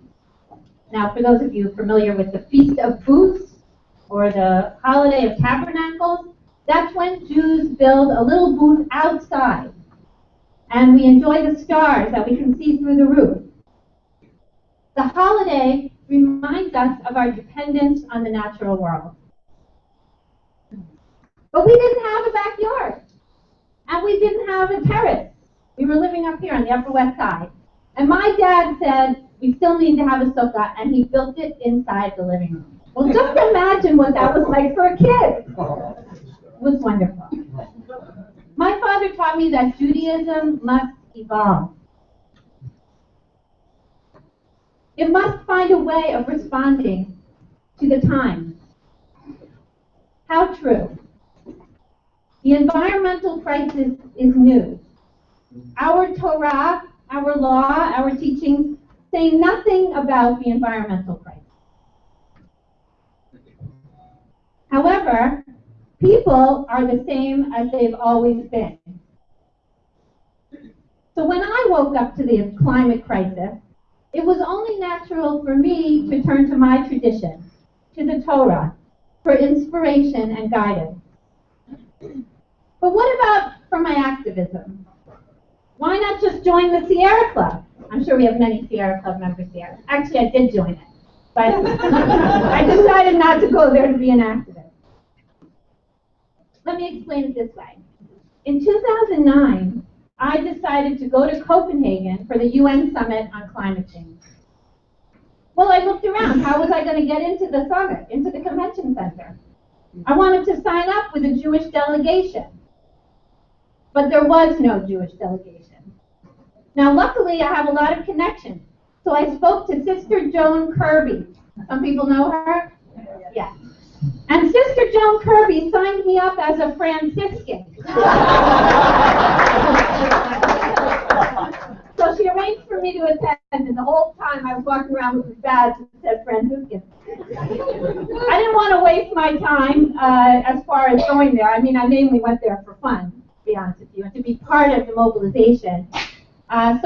Before I went, I signed up 22 Jewish organizations, many represented here. Where's Steve? Are you still here, Steve? JCPA was one of the organizations that signed on to a statement, mainly to educate the Jewish community about the fact that this is an issue that we need to be involved with. But this taught me something. It taught me that I needed to do more to rouse my own community. Now, for the last couple of years, I've had the privilege of running something called the Jewish Greening Fellowship. And this is a project to engage community-based organizations in responding to the climate crisis. So we work with synagogues, the JCCs, and social service organizations, senior housing programs.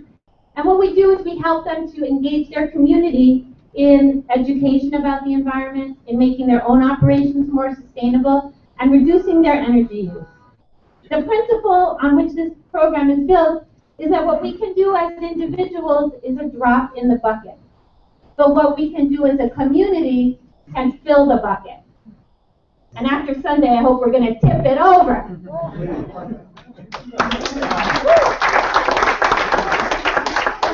Now, in 2012, when Hurricane Sandy hit here, I had these contacts all around the New York area with these organizations that I work with, and there was one that I was really worried about. One of our fellows was the executive director of a synagogue in Long Island, and I knew she lived in the Rockaways, which, as you know, was very hard hit by Hurricane Sandy. Finally, about a week after the hurricane, I was able to reach her. And I said, "Are you okay? Amy, what happened to you?" And she told me her story. Her home was completely flooded. Her parents, who lived nearby, and her brother also lost their homes. Her car was destroyed in the garage, so she couldn't even leave. Members of her congregation came and rescued her. They brought her back to her synagogue where she works, and she worked together with them to open the synagogue as a warming center for families that didn't have power. The members of the congregation came and brought food, and they cooked for everyone who had no power at home and couldn't, make meals. They spent weeks doing this. By the time I reached her, she said, "You know what, Mirla? It was really frightening, and it was really hard. But what I can tell you is that this is the best thing that ever happened to me." What she saw is a community come together, work together, help each other in a crisis. I tell you the story because what I feel is we have reserves of love that we can draw on to get through this climate crisis. And that the solution to the climate crisis is community. Communities that will take care of each other and communities that will take action together. And for me, that's what being a Jew is all about.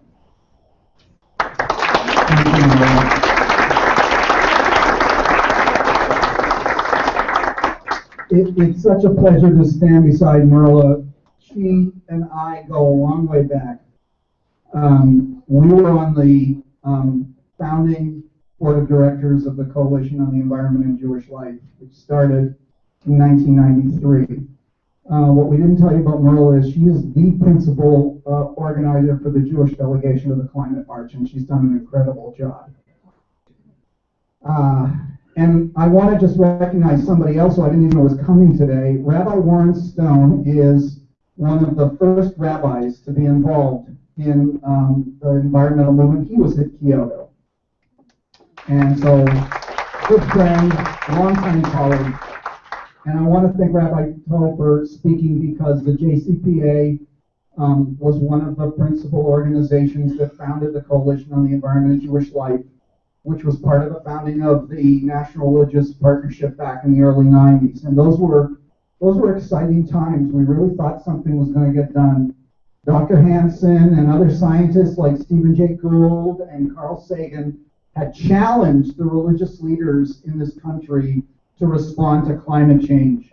And there were a series of conferences of all the different religious groups in 1992, and there was a Jewish conference. And Warren was there, and I was there, and so many other people were there. Mirla, you were there.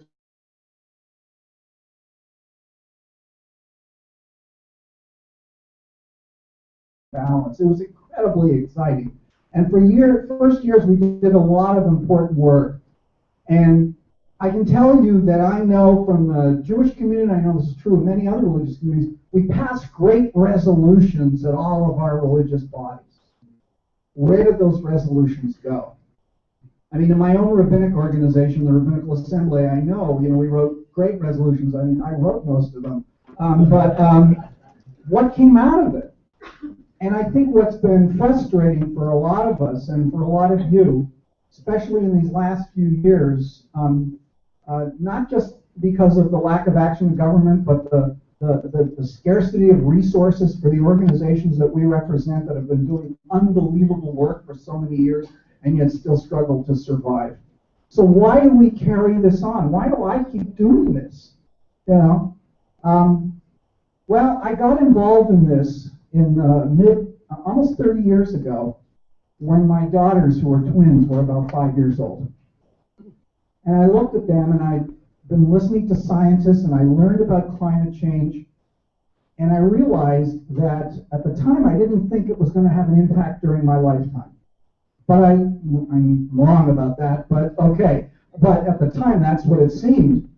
And I looked at them and said, okay, what's it going to be like for their children? what is the world going to be like for their children? I grew up in a middle-class family, and I spent wonderful summers. I'm from Toronto, in summer camp in Northern Ontario. I went on canoe trips. Will that world still exist for my grandchildren? That was my first impetus. I had some intellectual reasons for getting involved and spiritual reasons for getting involved. In the last 10 years, since I started working for Green Faith,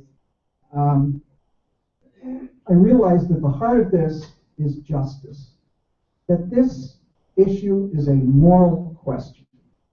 That what is happening is immoral. It's immoral for what's happening to people. It's immoral what's happening to the rest of creation. And it is a crisis of morality. And I learned that from Al Gore, because that's what he said in Earth in the Balance. And I never understood it that way until I read his book. And we, all of us, from our traditions, are uniquely positioned to make that moral claim, to be that prophetic voice. Because now is the time to be that prophetic voice for all of us, because in all of us, our traditions, in one way or another, we have prophets, we have teachers, great masters, who left us incredible teachings about justice and compassion and mercy. And we need to raise that up, because the resolutions we're finished with that. We need to take action. One of the organizers of the People's Climate March said it really well. The march is the message.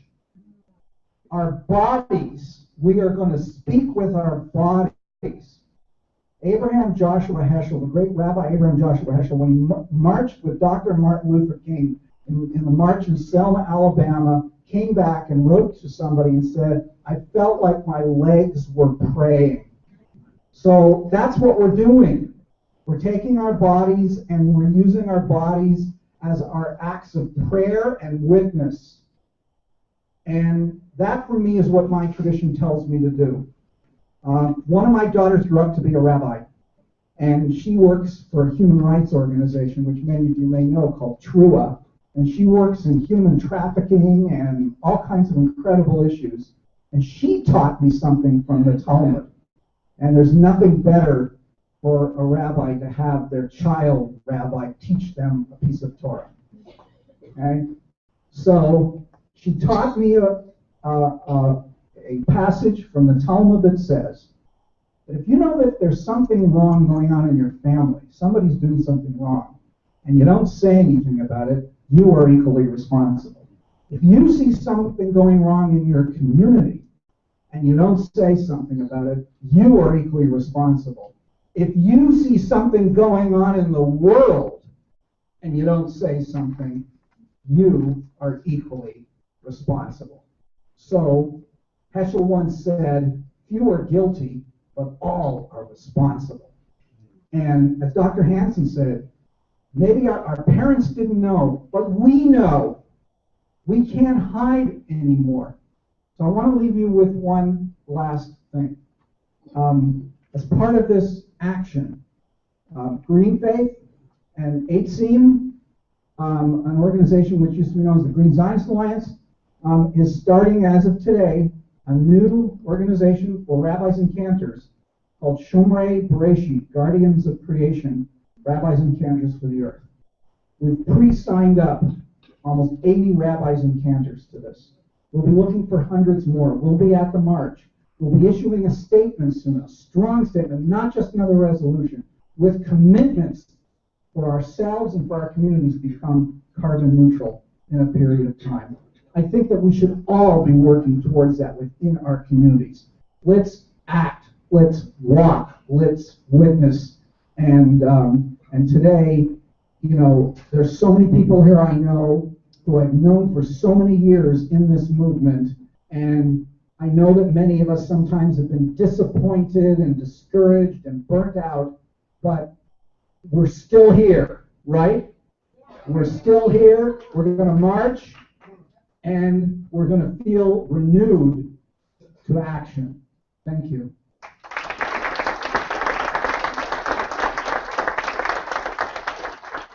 We're now going to have a panel discussion And I want to call up Alan Johnson and Mutari. Is Eddie Bautista here? Okay. This is something I've been wanting to do for a long time at a conference, which is to bring together different communities. Yep. I wanted to bring, hang on. I wanted to bring together people from communities where carbon is being extracted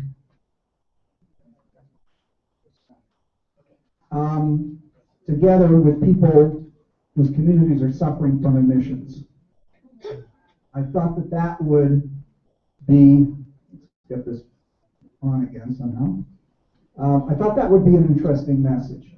Because, you know, many of us know that when you talk about something like coal, for example, you talk about a life cycle and how it affects the environment from the time it's extracted to the time it's emitted. Well, all along the way, there are people who get affected. Oh, we got one. Oh, wait a minute.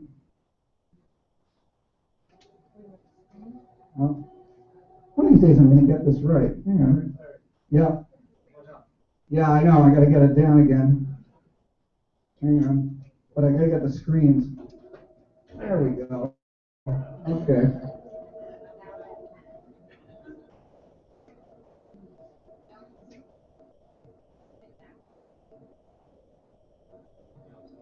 There we go. Okay, now let's see if we can get this one going.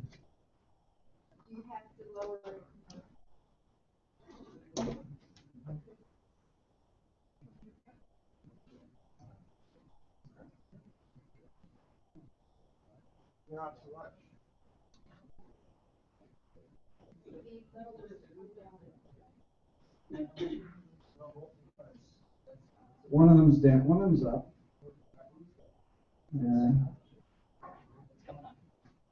Got one more little thing here. We're going to start with Alan, and Alan's going to introduce himself to you.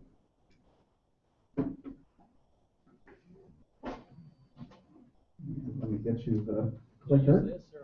Yeah, you can use that. Let me get you the clicker. Maybe we can have the lights lowered a bit too.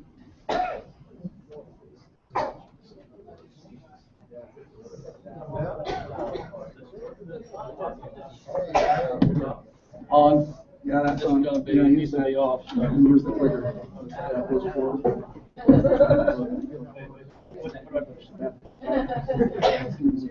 Okay. Yeah. All right. Got it. Okay. Okay, can you hear me okay? No, All right. Not bad. Glad to be here. It's so good to see everybody, and this is really important. You can't hear me. Okay. Okay. Closer. All right. He's going to turn it up. While he's doing that, I'm Alan Johnson. I live in West Virginia. I'm with Christians for the Mountains, which is my particular group. I also work a lot with the National Religious Coalition on Creation Care and some other related groups. Got to stay with Larry Troster last night. It was a wonderful host. We ready now? Okay. All right. I'm going to move along fast. Oh, will we do this? That's better. Okay. All right. This is not working. This is working. Yes. Okay. Okay. Just want to say the legacy of harm from extraction to emissions. Flipping on the light switch is a moral action. I want to connect the dots a little bit, okay?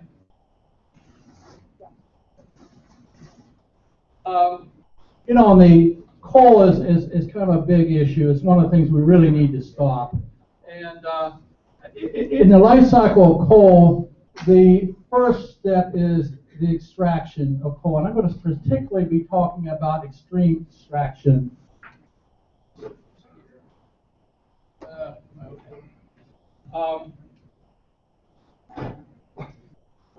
And I'm going to talk about a national sacrifice zone. I use that term because when we get energy from one place, it may be that we can get a cheaper light bill, but what's it going to do for the people who live there in the environment?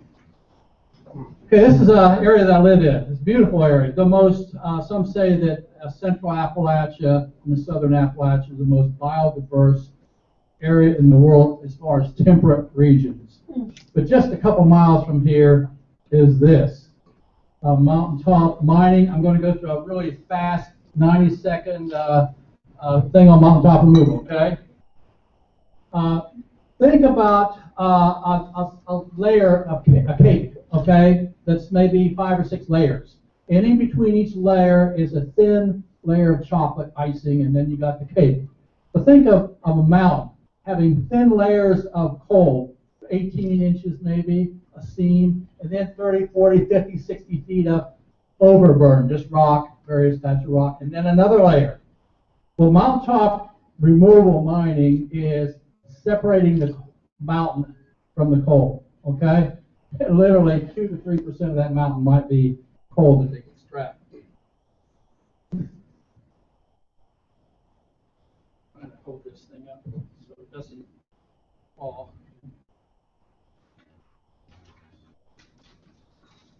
Okay, so I'm going to try to figure out this. So we got blasting, basic cores. That throws out a lot of silica dust and other pollutants into the air. And then we also have the rock, which has heavy metals in it. Once it's exposed to water, then that gets into the streams. Arsenic, cadmium, selenium, and so forth. And then you have big machinery. Now, if you can see at the bottom, there's little bulldozers and so forth, but not little. That bucket could pick up would hold a Greyhound bus. Or that huge. Yeah, let's say 7 cars or something.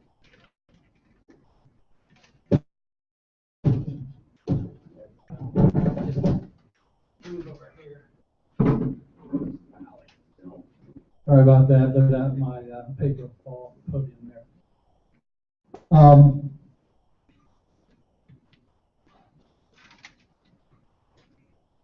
Sorry about this. I'll just talk about it. Okay, after the coal is, before it's processed, it needs to be washed. Coal, the power plants won't take coal that isn't washed. It's pure. And so the bath water is then pumped up in the big ponds, slurry ponds, many of them over several billion gallons. Very toxic, they're unregulated essentially. And sometimes they're also pumped down into underground abandoned mines. And that is, in some cases, coming up in people's well water. And then it's reclaimed. By law, they have to be reclaimed. Well, the reclamation is simply taking what's left after the coal is gone, the topsoil. There's no topsoil, so it's just rock, and they hydroseed. So it will green up, but it's severely degraded. By the way, the person in the straw hat there is Larry Gibson. Some of you may have known him or heard of him. I took that picture 2 weeks before he died. We really miss him. Amazing man. Okay, this is the area where mountaintop removal is. It's those I've read are the sites, and it's primarily in southern West Virginia, eastern Kentucky, little pieces of Virginia, southwest Virginia, and Tennessee. I'll be using that overlay in a little bit. Just putting this picture because it also destroys and impacts the fabric of the community. That's actually a family cemetery, the Gerald family cemetery. There's a lot of these type of cemeteries in the midst of massive mountaintop removal, where the trees are. And the trees are there because the family can't get access in to keep it clean. By law, they can't destroy a cemetery if they're notified. Well, there was started to be anecdotal stories. People were just saying, hey, we're getting sick. People are dying. My neighbors, kids, young people. This is Judy Bonds, who died of cancer. She was a non-smoker, very big activist. And so a researcher at West Virginia University, he had just gotten there from the West Coast, Michael Hendricks, he started looking. He said, well, I want to see the studies. He's a professor of community health. Let's see what's out there. Nothing. No community health studies have been done in coal country in Appalachia ever. So he started, using CDC data and just found a lot of information that just in these coal areas, there's a lot more sick people and mortality. So this example of, in the middle is Morgantown, West Virginia, where air usually devices find air, and that's where the West Virginia University is. And ones on the two sides are in mountaintop removal areas. Just after 2 weeks, really black. This is just a recent picture of water. This is common. This is one of billionaire Jim Justice's mines. Has thousands of violations, literally, and they just give slap on the wrist fines. This is a release of slurry into the streams. We see this all the time. And it's just really frustrating because we need, really, as I'll say later, we need national legislation protection.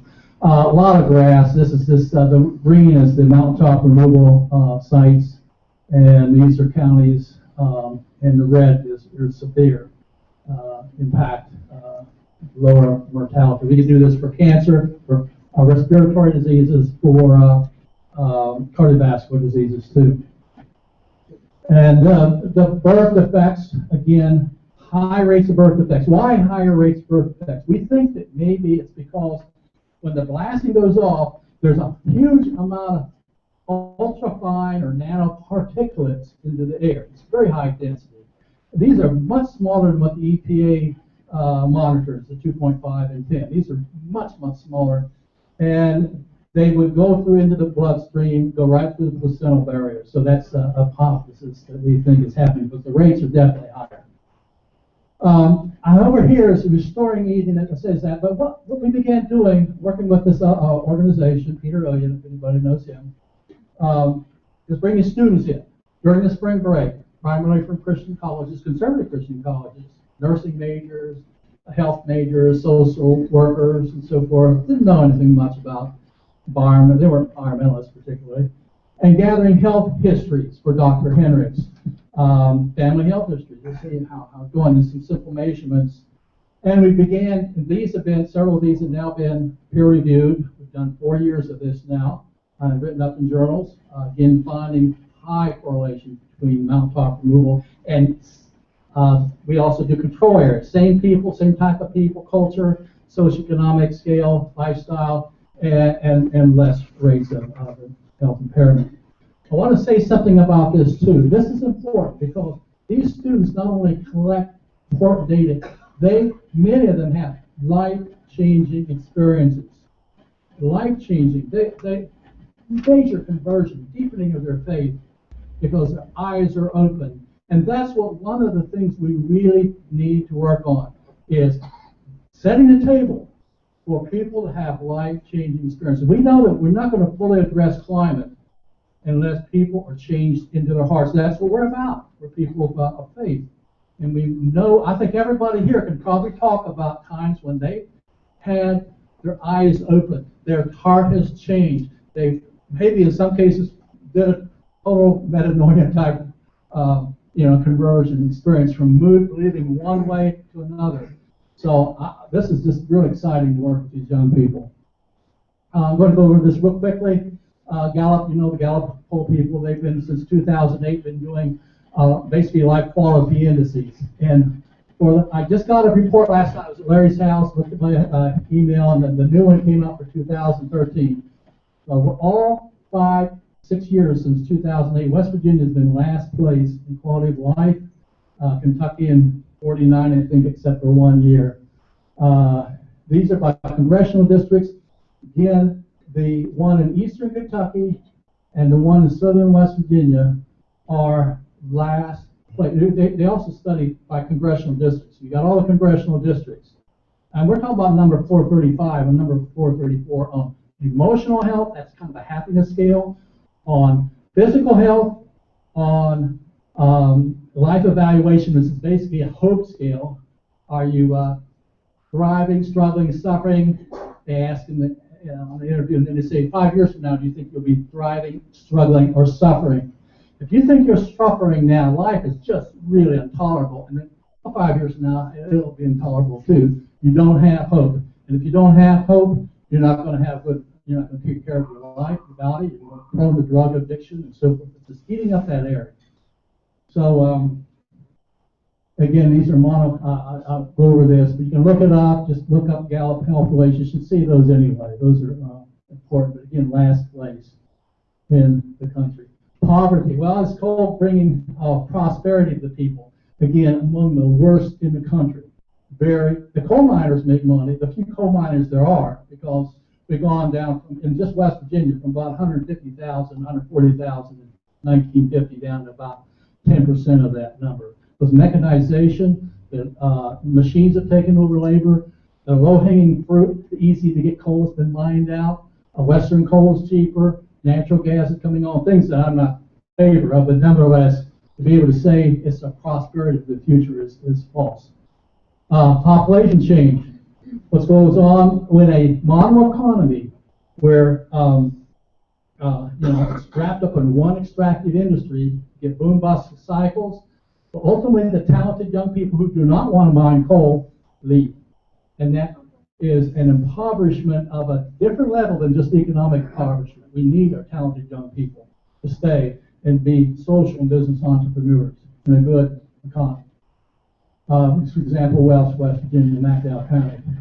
Boom, to bust. That's what happens in monoeconomy, extreme extraction economies. It happened to gas boom, it happens anyway. Have anybody ever saw the Rocket Boys or October Sky? Okay, it's right there. You want to be a rocket scientist? You didn't want to mine coal? Out of here, went to Huntsville, Alabama. About done. Just want to say, what about state budgets, tax revenue? Well, downstream strategy has studied Virginia. Net laws, after all externalities are kind of put in place, all the tax revenue, the positives, the wages, so forth, how money spends in the county is still lost in Virginia. That's Southwest Virginia, $22 million more than was paid. West Virginia, they estimated the study, $97 million loss a year. There's also been one done in Kentucky, don't have it up there. Paul Epstein, late Dr. Paul Epstein at Harvard, he estimates on all coal that life cycle effects of coal and the waste streams generated are costing the U.S. public a third to over $1.5 trillion annually. There's figures out, health and so forth like that cost. So these are, something beyond climate. I mean, climate, we know what climate's going to cost. We don't know, but we know it's going to be awful. So, but this is our contentious thing. The coal industry pushes its employees to blame environmentalists and say it's your jobs. You're trying to take the jobs away. This is a rally we had that the coal industry sent its employees in. It was very contentious. Dr. James Hansen was there. He got arrested. The civil disobedience. We don't remember that. He couldn't even talk. They were shouted down in our speakers. And it's dangerous. We've got people hurt. Very risky. I put that up there because you hear about, at least in our area, the war on coal. And it's the sad thing that in West Virginia, the Republican and Democratic candidates for office are both trying to outdo each other in how much they love the Black Rock. And but the lies and misrepresentation. Look at this. It's Walker, which is a company that sells Caterpillar equipment. Yes, coal, clean carbon neutral coal. I think over a period of a couple 100 million years, coal maybe is neutral, but it takes a long time to sequester. So there's signs like that and so many other things just maddening. Here's my last slide. The precautionary principle is when an activity raises threats of harm to the environment or human health, precautionary measures should be taken even if some cause and effect relationships are not fully established. You know that. Be safe. We better be safe than sorry. Look before you leap. First, do no harm. We learn that as a child. We teach our kids plays before they cross the street. But we know enough about the health hazards of mountaintop removal that we need national legislation. I say national because the states won't do it. It's like the civil rights movement back in the 50s and 60s. The southern states were not going to help move toward justice and integration. We needed national help. And we need that here in the mountains too. Please help. The Appalachian Community Health Emergency, or ACAT, been introduced for 3 years. We've got over 40 sponsors, but we need help. The main basics on that is a moratorium on new mountaintop removal permits and a major federal health study. And I just want to thank you for listening. I do have materials back there on the table. Please take some, okay? I'd like you to do that. Thanks so very much.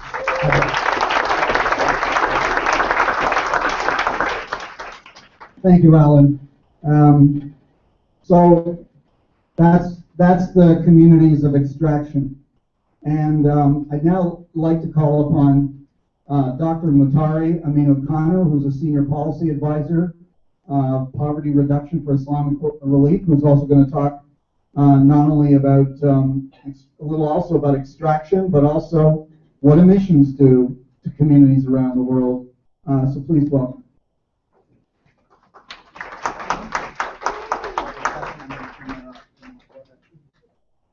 Thank you very much, Larry, and thank you to everyone. I'm happy and privileged to be here. As Larry says, I work for Islamic Relief, which is an international not-for-profit. The main work we do is humanitarian work and development work. So we are at the tail end, looking at people who are victims of climate change. And my job there has been mostly dealing with environment and climate change. But I'm also from Nigeria, and I've done some work on environment and climate change in Nigeria and seen the impact across the whole life cycle, as has been described to you here. And I'm going to tell you a lot more about that. But what we've realized in Islamic Relief is that really, to address climate change, you don't just go and pick up the pieces after everything has happened. Because what places where there have been storms, floods, drought, cyclones, and everything, and try to help people recover from the impact of these disasters. But gradually, we are also going into building resilience, which means preparing people so that they could be better able to withstand impacts of such disasters.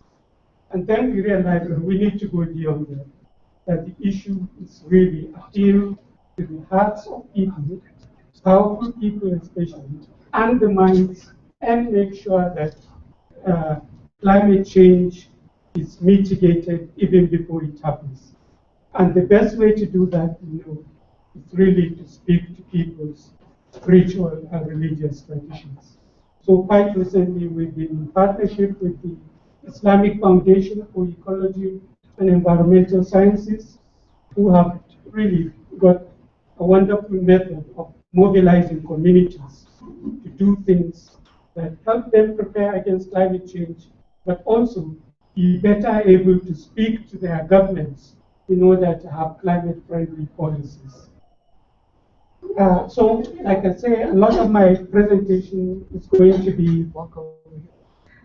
be about Nigeria and about things in the life cycle of oil. I bet there is no one here that hasn't heard about the Niger Delta and about oil prospecting and what it's done.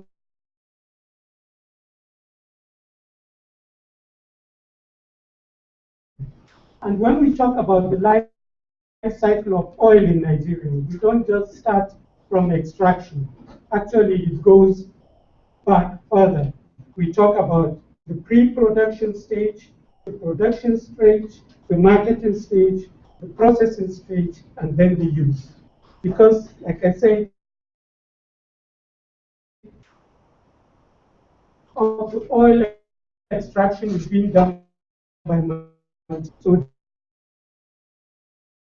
the shells, and lots of them. Those are the ones who are there extracting oil. But even before they started extracting oil, they defined the rules of the game because they signed contracts with the government that doesn't have the capacity, that doesn't have the technical know-how or the manpower to really understand the intricacies of oil production and extraction, and they loaded the contracts in their favor. They didn't take care of the environment in those contracts, of the social impact, of the EU. Even the profits sharing, Nigeria gets a bad deal. And for the last 15 years, there is a bill in Nigeria's parliament trying to renew contracts, set up safeguards so that these things will be considered. And the oil companies have used their tricks, and that bill has been languishing in the parliament for 15 years. It's still not passed. We still talk about the oil industry's bill, and I don't think it will ever be passed unless something drastic happens. So they define the rules of the game together with their colleagues who are the powerful people in government. Most of the time it's happened, those contracts were signed 30, 40 years ago when Nigeria had military dictators as rulers. And even under the civilian rule, most of the rulers are corrupt anyway. So corruption factors into the game. And like I said, there is no safeguard for environment, for the people who are living in oil producing areas, or even Nigeria getting a fair deal in terms of a share of the profits. So that's where it starts. Then it goes to the production, the extraction itself. Number one, we have very weak laws dealing with petroleum extraction. We are a mono economy, just like Alan mentioned about his area. So oil is everything. 90% of the money that the country gets, and anybody that threatens oil in Nigeria is in big trouble, in big danger with the government and with the international companies. So the government makes sure we have very weak laws, and that even those weak laws are not implemented in the first place. So the enforcement of laws is also very weak, and corruption again comes in even where there is a will to do a bit of enforcement. Because of that, these big multinational oil companies, the Chevrons, the Shells, the Elves, the Texacos, and others, behave differently in their home countries, in America, Netherlands, England, than they do in Nigeria. So in Nigeria, they just maximize what money they can get and take almost all of it out. And if you talk to them, they say, well, we pay our taxes. We give the government its share. But like I said, they loaded the contract so that what they give to the government is really not comparable to what they give to governments even in other developing countries. Saudi Arabia, Kuwait, Qatar, the Middle Eastern countries, but even African countries producing oil like Angola have much better laws and much more safeguards than we have in Nigeria. And that's where the problem starts with extraction. Because I don't know how many of you know, but when you drill the ground to get up oil, some natural gas comes out first. That is called associated gas. And it's a bit expensive to cap that gas, hide it, and then use it as natural gas. It costs much more than just setting a light and putting it to flame. And that's what they do in Nigeria. Anywhere, if you want to know where oil is being produced, just look up and see where the fire is. It's flares all over. It's almost like people are living in one of the poles of the world. It's constant daylight, constant light. It disrupts biodiversity. It stops agriculture, and the heat burns everything within the vicinity. And that's how you know oil wells in Nigeria. For the last 20 years, government has been promising, oil companies have been promising, they're receiving a token fine for flaring gas, that it will stop. First they say by 2000, then they say 2005, 2010, and now nobody is even talking about gas flares will stop by any time. So it's just indefinite and continuous. And the fine that they put, they make sure it's so little that the oil companies are very happy to pay, rather than put the cost into stopping these gas flares. That's the first thing as a result of weak laws and bad behavior. Then the second one is oil spills. Nigeria has the highest spillage of oil than any country anywhere in the world. And spills come mostly from what they call operational failures. Operational failures is just that you don't care to have the highest quality of material for your pipes. You don't care if most of the pipes are 30, 40, 50 years old that convey oil to the shipping area, and most of them are old and corroded, and they spill oil. And of course, more recently, there's been actual puncturing of the pipes and stealing the crude oil direct from the pipe. So these are the ways where we have vast spillage everywhere you go in Nigeria, where oil is being produced, and oil is produced in the Niger Delta. The Niger Delta has Africa's largest mangroves. It has the world's third richest mangrove ecosystem to the Niger Delta. And these oil spills are happening all over there. Hundreds of thousands of barrels of oil. They have destroyed a lot of the mangrove with the biodiversity, with the fisheries, with the land that is being used by local people for agriculture, and they've destroyed not just the environment, they've also destroyed the livelihoods of the people that are in the Niger Delta. But this is not even to talk of the health, because a lot of this oil contains carcinogenic compounds. And for instance, the UN Environment Program did a study about 5 years ago to look at a community where oil production has been stopped almost 20 years ago. And this is Ogoni land. You might have heard of Sarawia and Ogoni land, because the people there rose up, stopped the oil companies from producing there, and lo and behold, 15 years later, when they check the water in the wells that people are drinking, the water is still contaminated with benzene, which is a very, very dangerous carcinogenic chemical. So that's what people are suffering as a result of extraction. But the same thing with the marketing. Now these pipes that go, we learned a new vocabulary in Nigeria about 5-10 years ago called oil bunkering. This is oil that is coming from the pipes, going to the shipping depot, and then stolen from there by powerful people in government, in the security, and from the oil company. So there's a conspiracy of these three groups, and they just load a different ship, not the one that it's meant for, and it just goes off and is sold in the open market. And the money doesn't go to Nigeria, doesn't go to anybody, it goes to private pockets. That's oil bunkering. And like I told you, the local people have also got into the game because they see that nobody is caring for them. Where they can, they conspire with members of the staff of the oil companies who lower the pressure of the oil at a certain point in time. They go there, they puncture it, they drill oil out of it, they put it in barrels. And that is called, not bunkering now. Bunkering is done by rich and powerful people. And it's a word you don't know. The one the local people do is called theft. So we have two problems, oil bunkering and oil theft. And between them, they are responsible for 150,000 barrels of oil a day being lost from the 2.5 million barrels that Nigeria produces a day.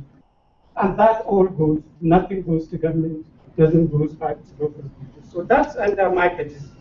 Then we talk about processing, which is refining oil. Now, because you know, crude oil on its own is virtually useless, you have to turn it into gasoline and other products that are now being used. Now, this Nigeria, this country that is the largest oil producer in Africa, that is the 6th largest oil producer in the world, doesn't produce 10% of the gasoline that it uses in its cars or uses in its generators. Because of corruption, again, we import almost all the gasoline that we use. So we sell the crude oil and then buy gasoline, and there's a lot of corruption and scam there. But also, remember I told you the local people sort of take some bit of petrol in barrels. What is happening within the last 3 years is that they refine that locally, and they do it in the most horrible way. Because it's just a barrel, they cook it, you can see more fires in the mangrove really cooking it. It goes to the next stage. Then the products start filtering into this. Really crude backyard refining of petroleum. And the petrol you get from that, the additives they use and everything, now accounts for almost half of some of the petrol used in cars in the immediate areas that this oil is produced. And there is no standard, of course, if they are producing it there. You don't talk about lead poisoning, about noxious things and so on. You are lucky and you use unleaded fuel.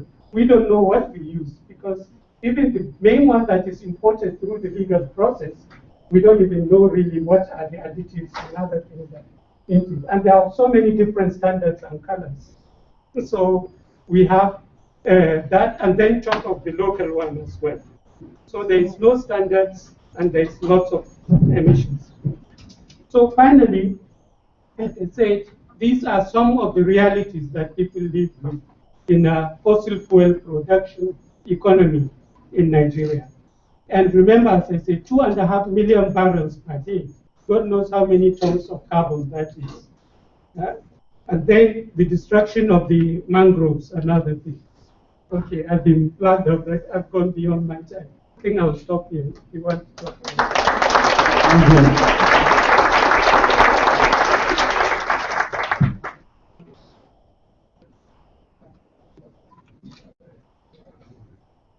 I'd like to now introduce Eddie Bautista, is the Executive Director of the New York City Environmental Justice Alliance.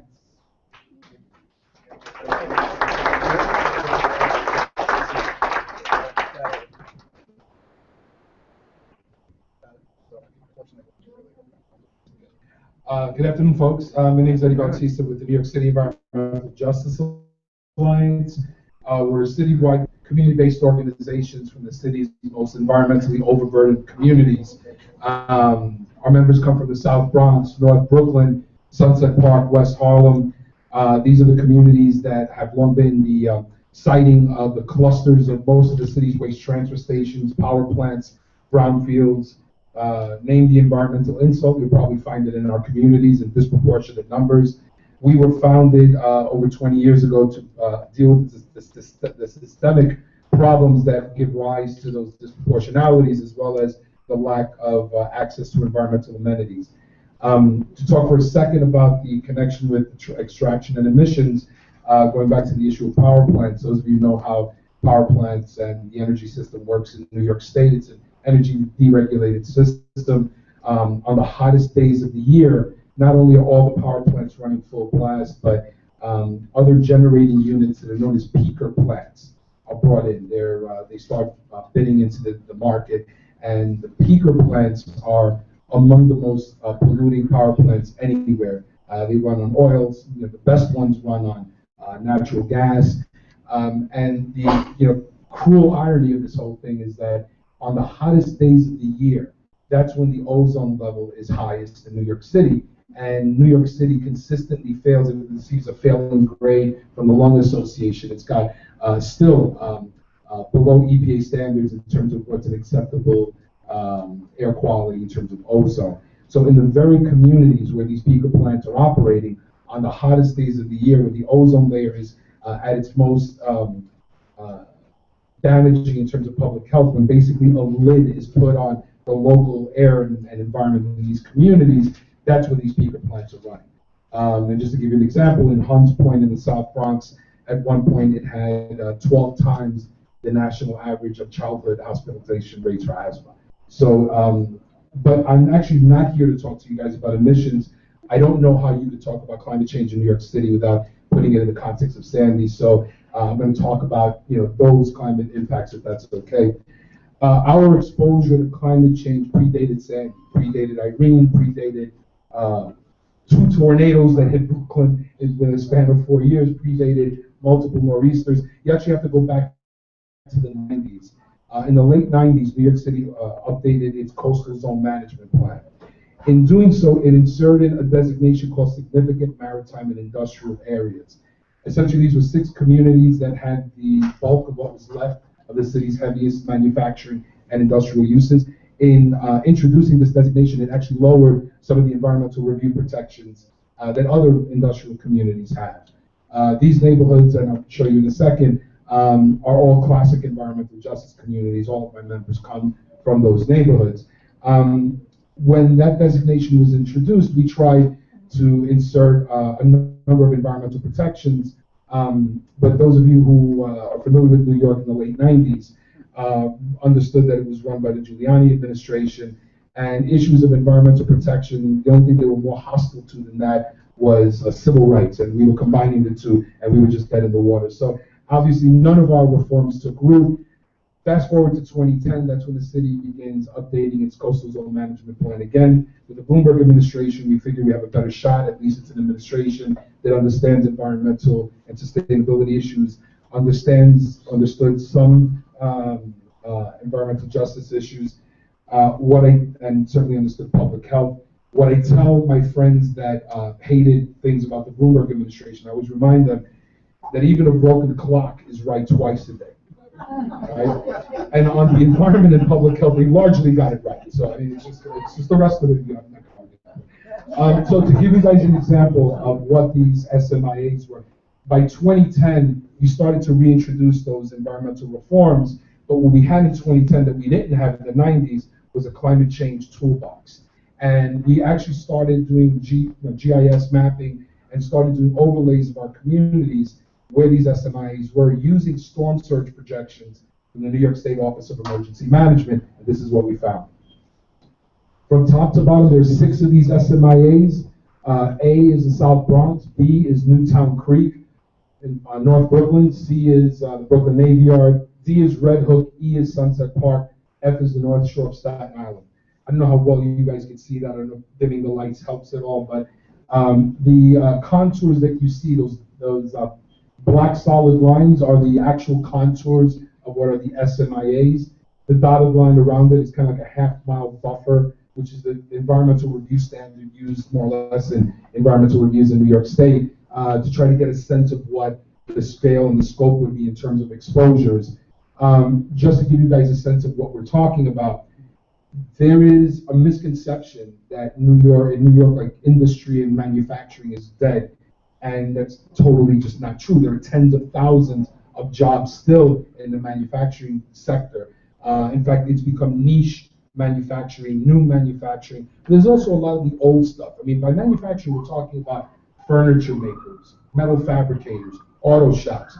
Not people doing anything evil, just folks going about their daily business and doing what New York, and not just New York, but every waterfront city the world over has been doing literally for hundreds of years. The waterfront and this luxury housing on the waterfront is a relatively recent phenomenon in urbanized history.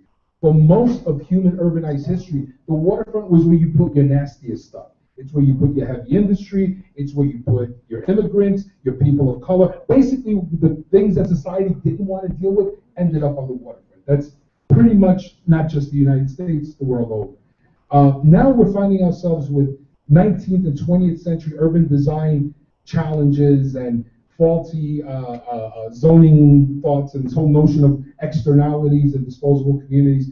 Now we have this whole 21st century paradigm layered on top of all those assumptions, and now our communities are faced with these storm surges and all sorts of other environmental impacts. To give you a sense of what the population size is, of the New Yorkers that live within a half a mile of all these significant maritime industrial areas that are vulnerable to storm surge, it's about 633,000 New Yorkers, about the population of Washington, D.C. Of those, 422,000 are people of color. Clearly, or a disproportionate exposure for people of color, similar demographics if you layer on income. And just to give you a sense of what that means, this is Red Hook, one of the SMIAs. This is the day Sandy hit. Normally the bay stops right here. Now, no, it's daytime. Those of you who lived through Sandy in New York remember that the worst of Sandy was about 7, 8 o'clock at night. I remember because I was under my bed shuddering, okay? So this is literally hours before the worst of Sandy hits, and already the storm surges sweeping through. And by the way, those of you who know Red Hook, these are these Civil War era warehouses that are across the street from Fairway.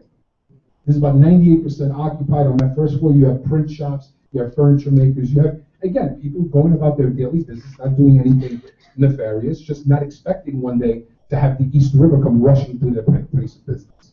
And of course, all of these businesses use chemicals. They use all sorts of toxic chemicals, legally permitted, but again, no one expecting one day that all those chemicals we put into a toxic soup that would expose residents and workers. That's just one set of vulnerabilities. Let me give you like the bigger picture for Sandy. This is the storm surge map from the New York Times when Sandy hit. Just from public housing, just one sector. In public housing, you had over 400 buildings, literally over 20% of the entire public housing stock was impacted by Sandy. That's over 400 buildings, over 35,000 units.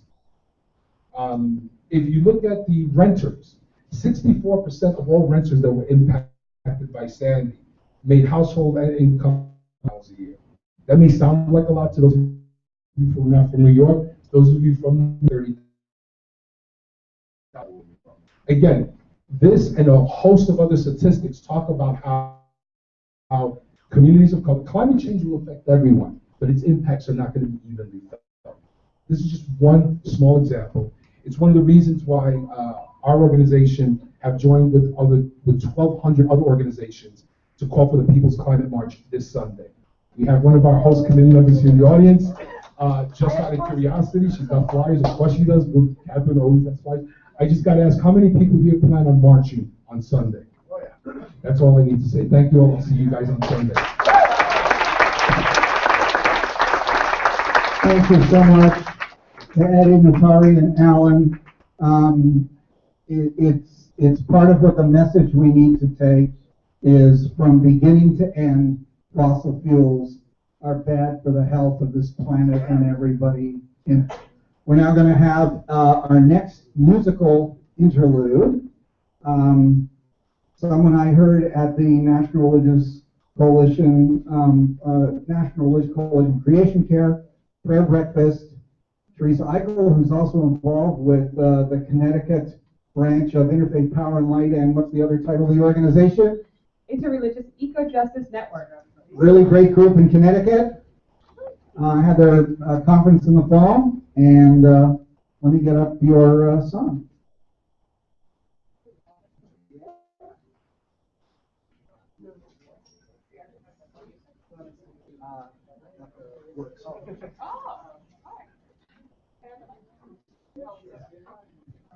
So the song I chose is actually not an overtly religious song. It's a poem by Emily Dickinson called Will There Really Be a Morning? And it's been set by American composer Ricky Ian Gordon. And the words are, will there really be a morning? Is there such a thing as day? Could I see it from the mountains if I were as tall as they? Has it feet like water lilies? Has it feathers like a bird? Does it come from famous places of which I have never heard? Oh, some scholar, oh, some sailor, oh, some wise man from the skies, please to tell this little pilgrim where the place called morning lies. And I chose it because the poem itself is fairly wistful and fairly longing, and I think recognizes sometimes the fact that we all feel the night can be so dark and so long. But it also reminds me of, I'm going to forget the person who quoted it, but faith is the bird that sings when the dawn is. Faith is the bird that sings when the night is so black. No, different one. Faith is the bird that sings just before the dawn. Thank you. Yes. Faith is the bird that sings just before the dawn. Because this wistful, longing question is then answered by Ricky Ian, the composer, in a very, I feel, melodic and optimistic way. That sort of answers the question of, yes, we are the faithful and there is a morning. Oh, she needs a chair. No. Are you sure? We have one right here. Just we don't want it. This is Hugo. Thank you.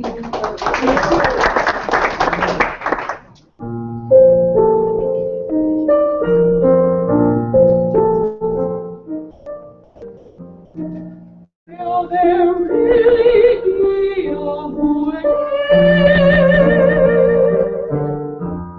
Is there such a thing as day? Could I see it from the mountain? If I were as tall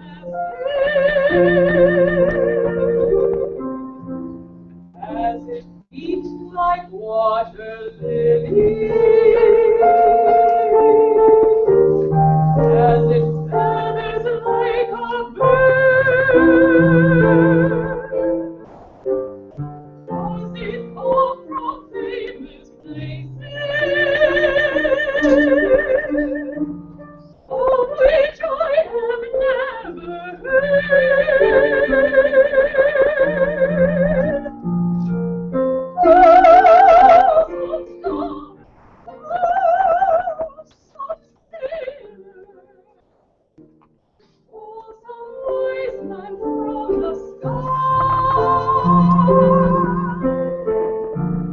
Please to tell this little pilgrim where a place called Morning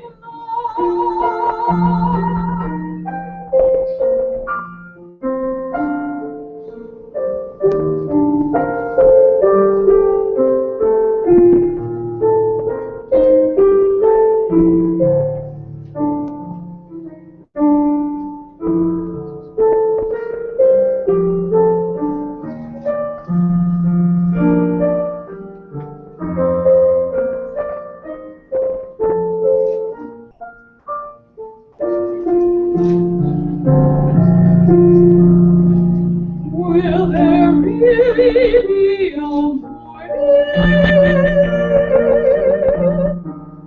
Is there such a thing as day?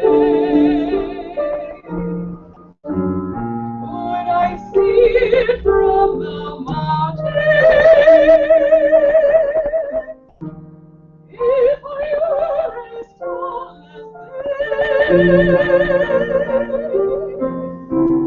as it eat like water lilies, as it feathers like a bird, does it come from famous places, of which I have never heard?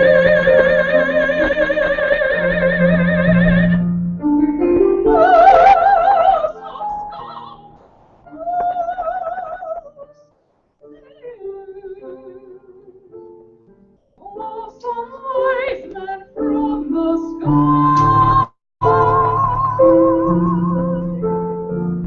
please to tell this little pilgrim where the place called Morning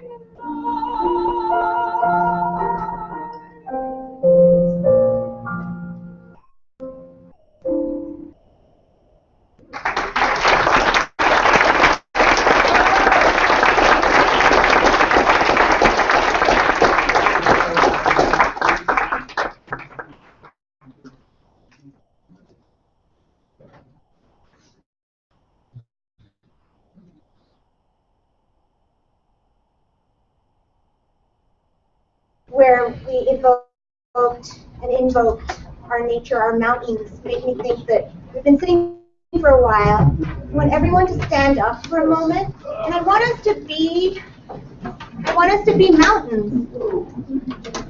I want us just for a moment do a Tadasana, which is the mountain pose. And let's be that grace and that beauty and that power. Just plant your feet firmly on the ground, all four corners of your feet solidly on the ground, because we're going to fight this week. We're going to march. We're going to walk. We're going to pray by walking. Our legs are praying. Core should be strong and solid, really tighten in the middle. And then your hands, is where the grace comes in, because we're going to work together. We have to be open to each other. So open your palms. So you're firm. No one can topple you, but you're open. This is the mountain pose. And this is grace and power and beauty. Smile. Thank you. We're going to move into our next Why Faith Matters section, and we're going to invite our Muslim friends.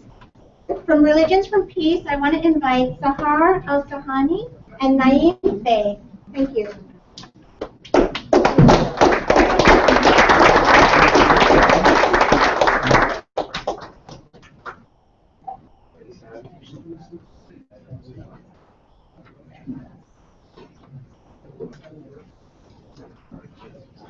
Assalamu alaikum, everybody. Who's ready for Sunday? Inshallah. I'd like to start with a quote from the Holy Quran. In the Muslim tradition, we believe that these words were revealed, not written, revealed to Prophet Muhammad by the Archangel Gabriel. And I would like to start with this quote. God has created man. He has taught him speech and intelligence. The sun and the moon follow courses exactly computed, and the herbs and the trees both alike bow in adoration to God. And the firmament and God has raised high, and he has set up balance of justice, in order that you may not transgress through balance. So establish weight with justice, and fall not short of that balance. It is God who has spread out the earth for all of his creation. That is Quran, Book 55, verses 3 to 10. I want to tell you. In Arabic. Okay, wonderful. Yeah. Good work. Okay. It's good afternoon, I think, right? And peace and salam.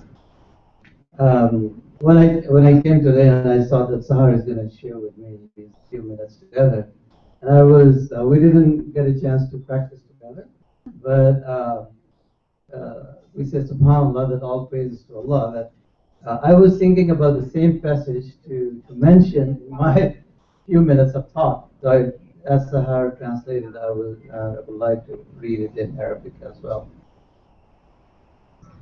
أعوذ بالله من الشيطان الرجيم بسم الله الرحمن الرحيم الرحمن علم القرآن خلق الإنسان علمه البيان الشمس والقمر بحسبان والنجم والشجر يسجدان والسماء رفعها ووضع الميزان ألا تطغوا في الميزان وأقيموا الوزن بالقسط ولا تخسروا الميزان والأرض وضعها للأنام فيها فاكهة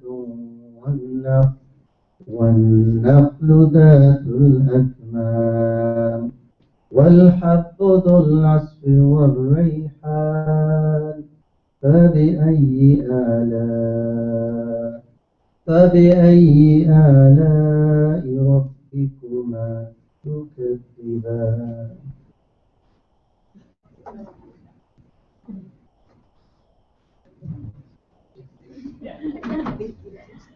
I'd like to start by telling you a story of when I was an undergrad. I originally started undergraduate school as a pre-med major because in the Middle East, for some reason, there are only 3 majors in the world: medicine, engineering, maybe a pharmacist, and law. So imagine my parents' shock and my husband's freak out when I told them I wanted to study geography and environmental science. And I said it with a straight face. And they looked at me like I was on crack. My dad said he wasn't going to pay tuition. My husband is like, Ivy.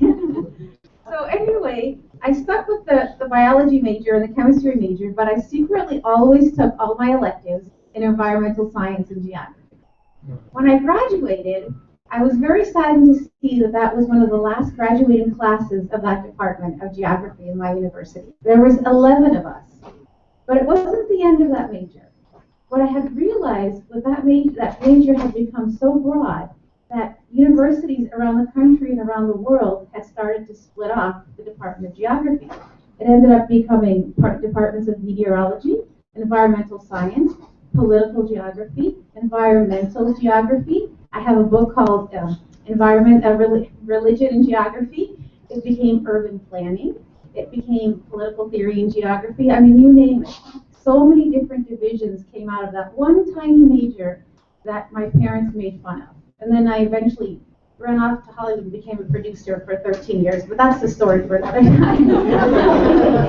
But it just shows you the fact that when so many people come up to us and say, why is this climate march so important? And all these different groups are joining in. It just shows you that the ramifications of the earth and the balance of the earth and the web is intertwined with so many different factors around the globe. That anything we do, with whether we plant a hospital, where we decide to plant, a garbage dump, where we decide to build a school, everything comes back to where we're housed, the subhanAllah. And ultimately for me as a Muslim, I feel that all of our sacred texts are roadmaps to justice, just like the rabbi had so eloquently said, and just like the gentleman who talked about the mountains. All of our sacred scriptures point us to restoring some sort of balance on earth. And you can do different ways of worshiping. You can, some imams tell me, picking up trash is a sign of worship. Some people say, feeding a cat water is a sign of worship. To me, anything you can do to help repair the world, aka Tikkun Olam, is a sign of worship. And here's another quote from the Quran. I don't know if you're playing on it. But, and again, remember that in our tradition we believe that these words were revealed from God through the angel Gabriel to Prophet Muhammad, peace and blessings be upon him. Corruption has appeared on the land and in the sea because of what the hands of humans have wrought. This is in order that we have given them a taste of the consequences of their misdeeds, that perhaps they will turn to the path of right guidance, inshallah. Corruption can be drying up the rains, could be raping the diamond mines in Africa, it could be liberating Iraq, quote unquote. It could be watching the earth cry in the form of hurricanes, it can be pollution.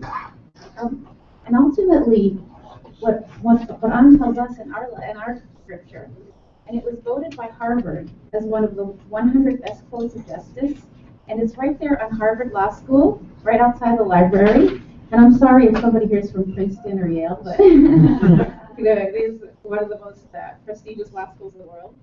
And this is why I'm motivated to fight for climate justice. Bismillahirrahmanirrahim.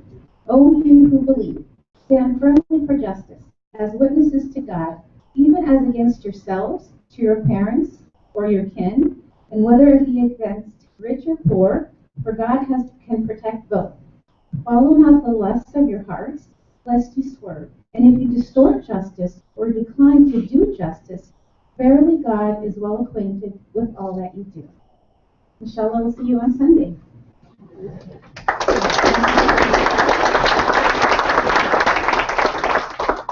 Thank you, Sarah.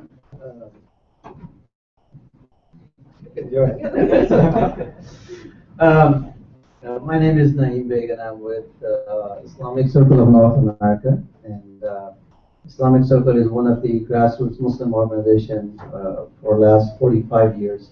We've been active in the community doing. 'Cause, social services, and participating with interfaith organizations and groups. And it's been almost 15 years or even more of our association and partnership and joining Religions for Peace USA. Religions for Peace USA, and currently I'm being put in the position of being a moderator for Religions for Peace USA, so I have to say a few things about that as well. And from our faith perspective, and Sahar, mashallah, beautifully presented Quranic aspects of our role as being just in the society and our role as an individual and as a society collectively, what can do for living together in a society with peace and justice, and where rights and for each and every individual and creation of God are seen and preserved. Religions for Peace USA, almost 2 decades of our work in the nation, and representing over 50 faith communities and organizations. And so this makes Religions for Peace USA as one of the most largest umbrella kind of organization of different faith communities, where we are actively engaged in issues of bringing peace and justice, bringing communities together for harmony, for sharing of ideas, for knowing from one another, from learning from one another. And our work for the last in different areas, you talk about our partnership in Tennessee, where our Muslim neighbor partnerships, and now we have started the webinars where we teach faith, especially faith leaders, on different aspects. We talked about labor rights and low wages and issues of poverty in our communities. We are talking about the torture that takes place in our prisons. We are talking about our active engagement when it comes to climate change and issues of climate change. And we have developed a toolkit for our faith communities. So, and there are many other things that we have done, some officially and few unofficially, which I publicly cannot share. But we have engaged in bringing international communities together as well, which were considered we cannot share publicly, but we have done these efforts so that we are able to play our role in bringing peace and justice in the society. Here in America, our role, and also whatever we can do for global peace and global justice. Now, when we talk about climate change, so yesterday when I was renting my car, I went to my favorite place, and I asked the guy, give me a small car that I want to go to New York. He knows I go to New York all the time because his office is in New York. So he asked him, Mr. Big, what kind of car you need? I said, give me a small car. And he said, okay, here, but you can give $5 more and you can drive a Tahoe. And I'm looking at Tahoe, it's a huge thing. And I asked him, are you serious? You are going to give me this? And I'm going to a climate change conference. How ironic was that? So he laughed. He said, really? And I said, yeah, but why do you want me to take this Tahoe instead of this small car? He said, because it's bigger, it's comfortable, it's luxury. You can drive in New York and you'll be safe. And I thought about it, that this is the lesson that we are being taught by the corporation. That bigger, take the big Gulf, even if you cannot finish it. But take it, buy it, it's cheaper. We are being taught that tall is small now. No, it doesn't make any sense. And I always say, give me a small cup of coffee, not a tall cup of coffee. But that is really what we are being taught, and this is what our children are learning. And that is what the impact is. It's not, climate change is not one thing. Climate change is affecting the whole society from the birth to the death. It is affecting individuals, it is affecting our animals, it is affecting our trees. When the Quran talks about that earth and trees are prostrating to God, when there are no trees and herbs left, who is going to prostrate to God? When the Quran talks about that the Shams and Qamar are moving around on their reckoning, on their paths, there is a balance that God Almighty created. But we, as humans, are destroying that balance.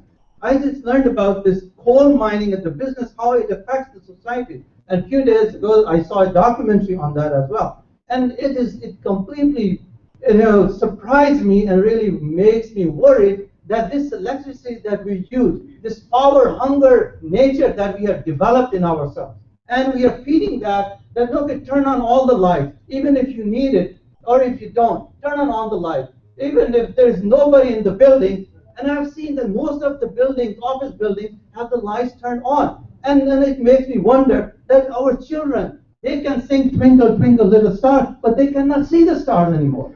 So this is, my brothers and sisters, this is a challenge for us.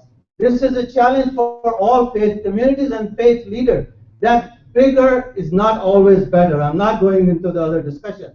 But that is where that we have to teach ourselves and our children that there is a moderation. Islam talks about moderation. Prophet tells us that eat, but leave your 1/3 of the stomach empty. And one day, one of my teachers, he challenged us, and he looked at us, he said, all of you who have bellies, you are not really following Prophet Muhammad ﷺ, because he didn't have a belly. He didn't eat full stomach, but this is what we're being taught, this is what we are learning. Eat all the sugar you can, eat all the salt you can, and keep on drinking big gulps, because this is how the society is being trained. This is how our children are being trained. And this is why, because there is obesity in our society. And can someone think that Mexico now ranks as the top country in the world for being obese people?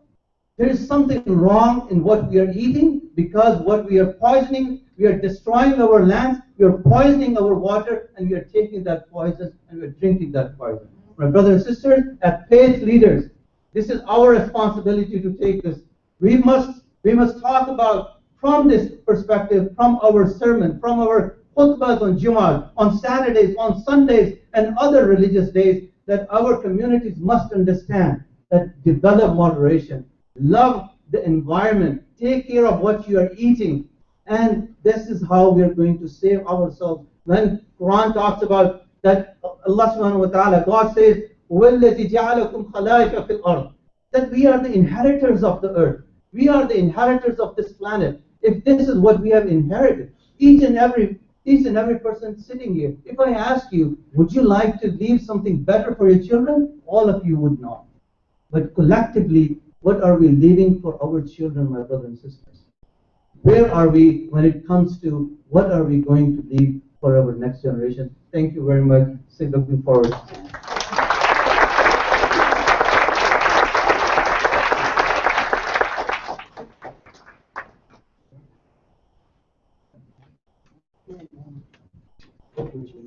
Sorry, can you brought this brought the possible? Does he have it? Yeah, he has it. Sure.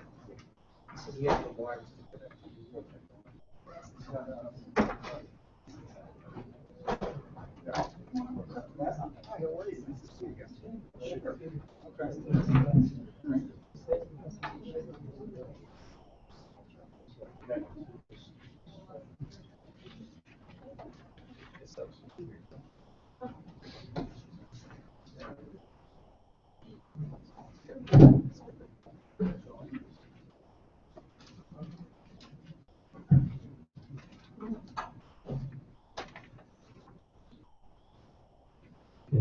Assalamu alaikum, peace be upon all of you.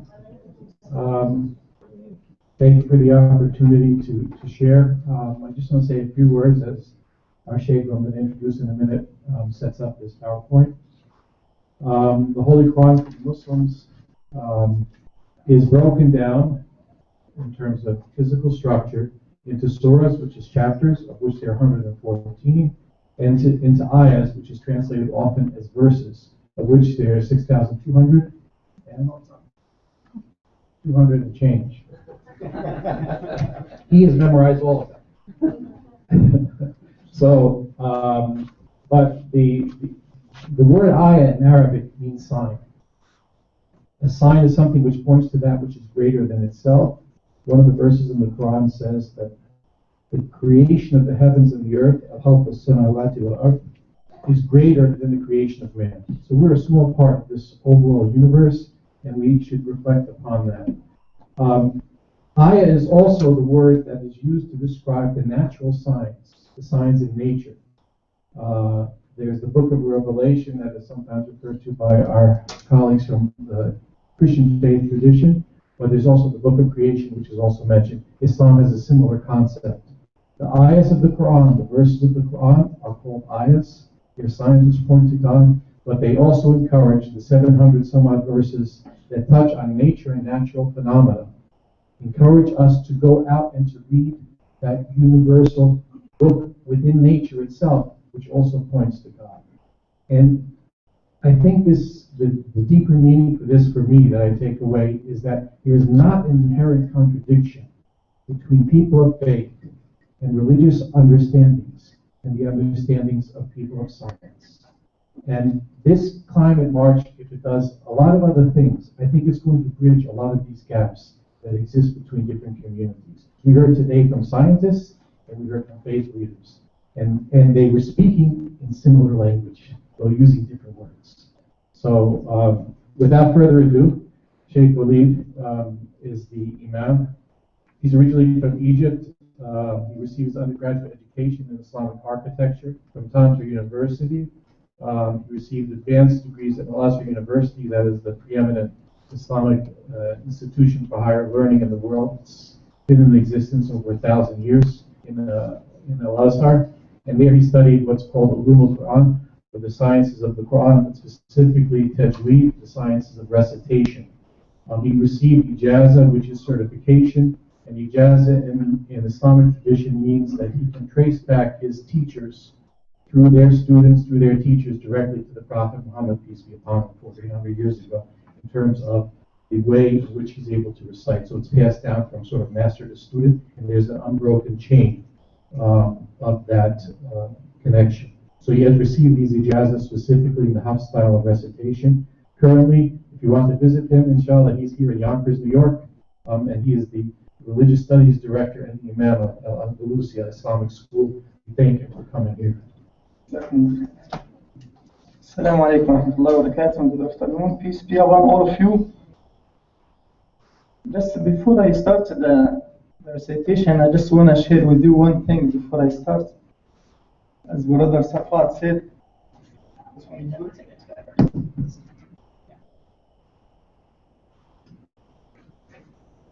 when I started memorizing the Quran in Egypt, my mom, she took me to the Sheikh, my Imam, to memorize the whole Quran. At the beginning, and I told her, I do want to memorize it. It's almost 600 pages. How can I memorize that? That's too hard for me, my mom. She said, no, but I need you to memorize it.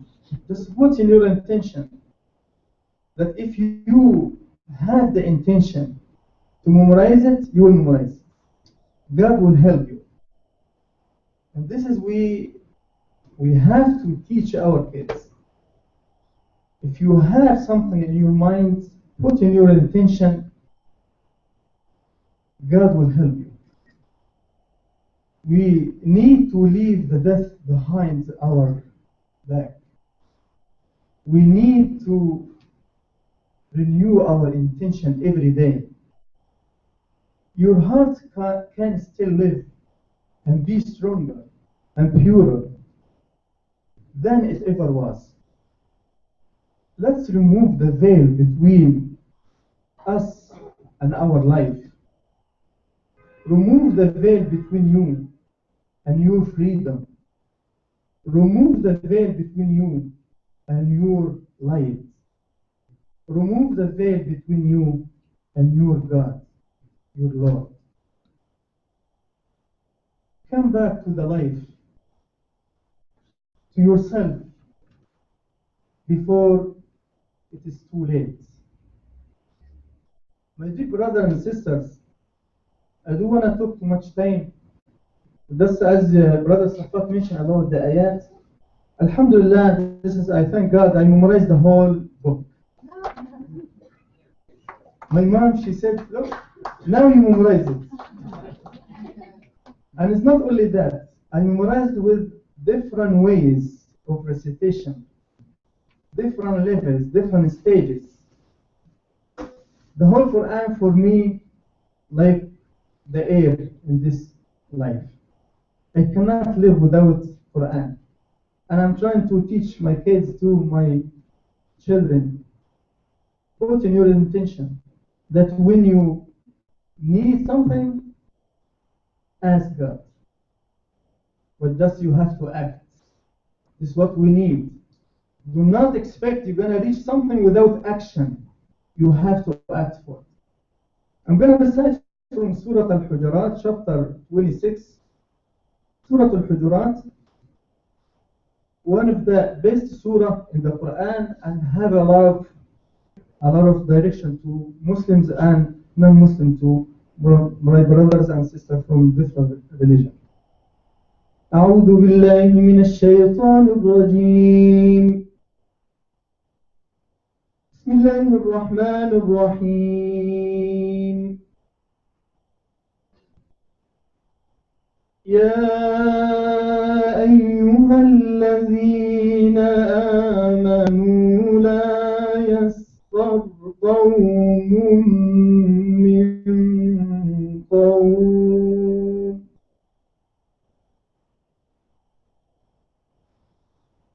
عسى أن يكونوا خيرا منهم ولا نساء من نساء عسى أن يكن خيرا منهم ولا تلمزوا أنفسكم ولا تنابزوا بالألقاب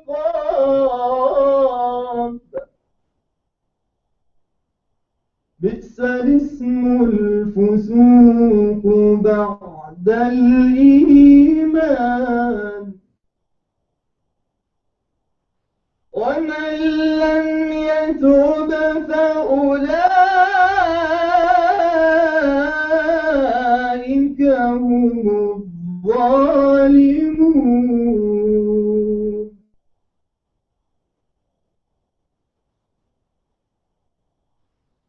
يا أيها الذين آمنوا اجتنبوا كثيرا من الظن إن بعض الظن إثم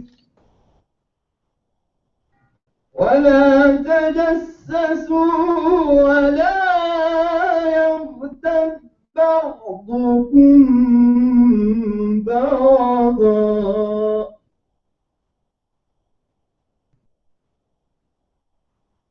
أيحب أحدكم أن يأكل لحم أخيه ميتا فكرهتموه واتقوا الله إن الله تواب رحيم. يا أيها الناس إنا خلقناكم من ذكر وأنثى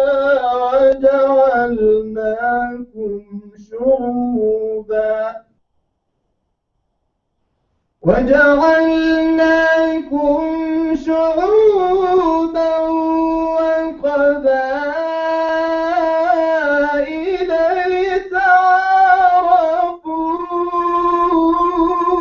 إن أكرمكم عند الله أتقاكم.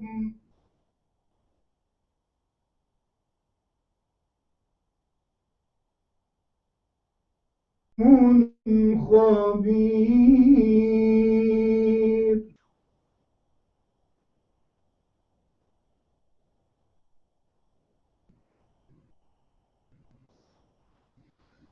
فسبحان الله حين تمسون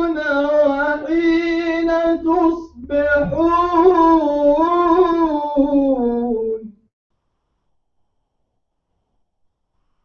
وله الحمد في السماوات والأرض وعشيا وحين تظهرون يخرج الحي من الميت ويخرج الميت من الحي ويحيي الأرض بعد موتها وكذلك تخرجون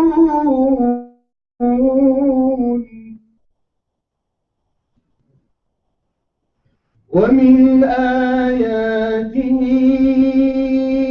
أن خلقكم من تراب ثم إذا أنتم بشر تنتشرون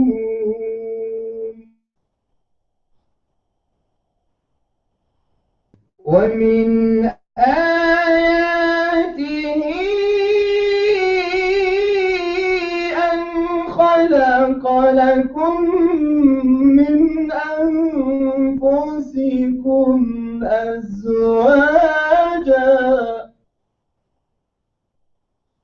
أزواجا لتسكنوا إليها وجعل بينكم مودة ورحمة إن في ذلك لآيات لقوم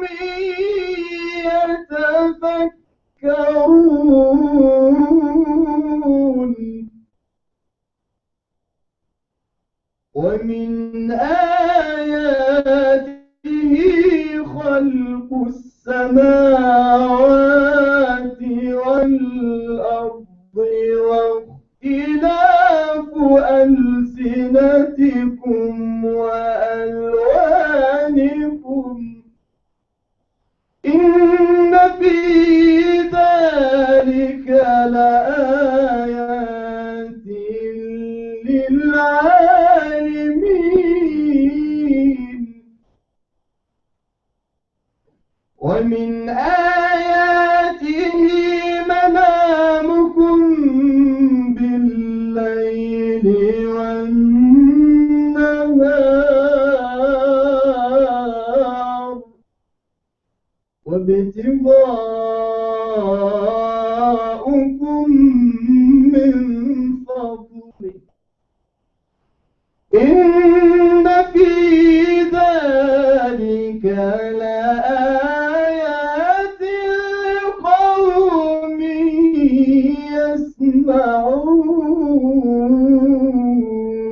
يسمعون صدق الله العظيم. Thank you.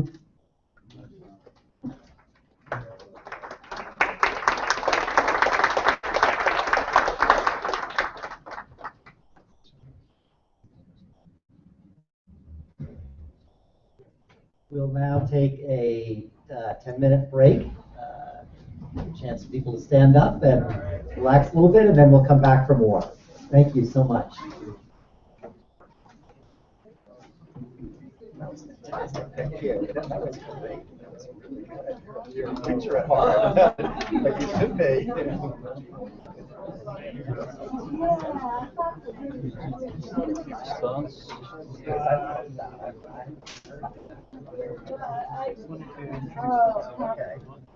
Madam, yes.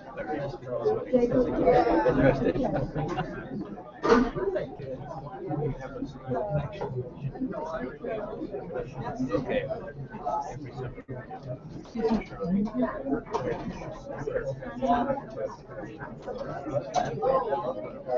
You're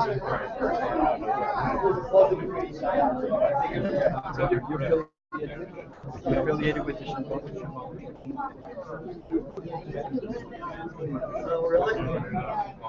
Right.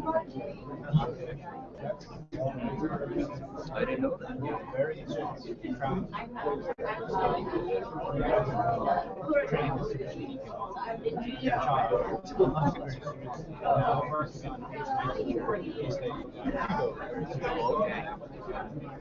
many executives I do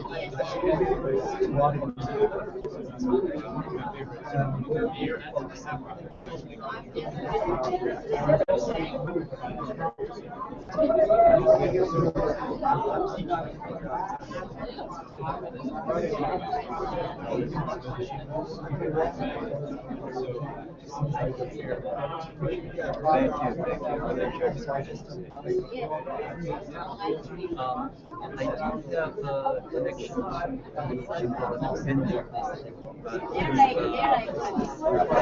to Gina Marian. She has some friends out there. Chris Johnson. Yeah. You are the coming into spiritual Gina is very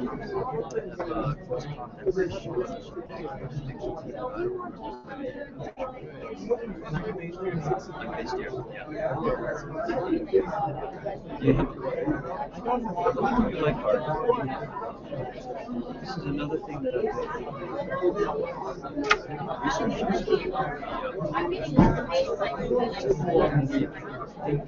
bring together spirituality,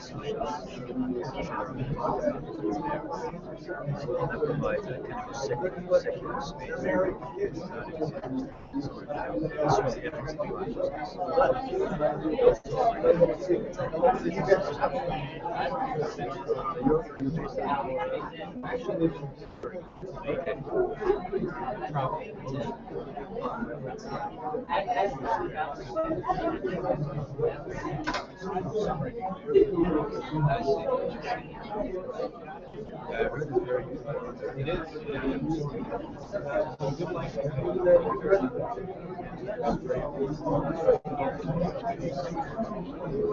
Where are you going to go?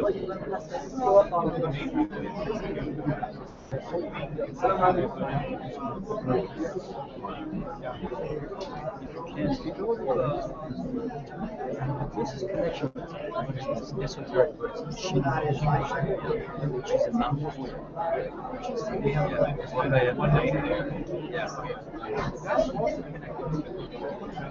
yeah. And the founder of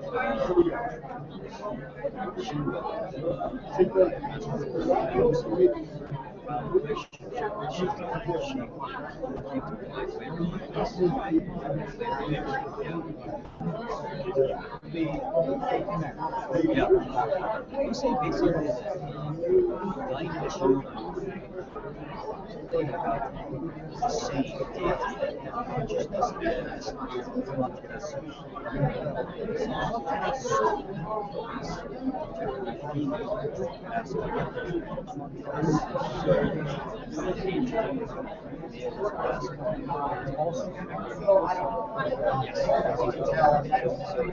as what is the lineage and others that inspire the person that we're talking about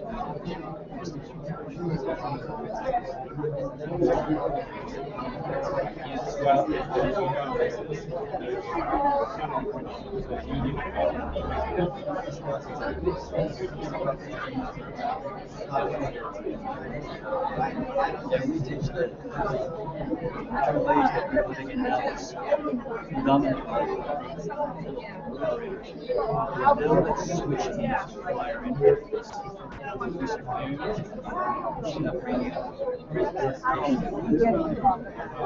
But it seems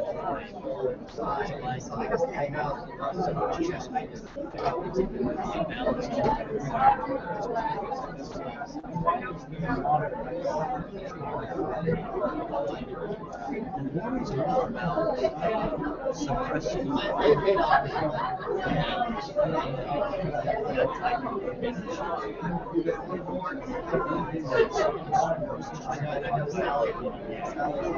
requires more than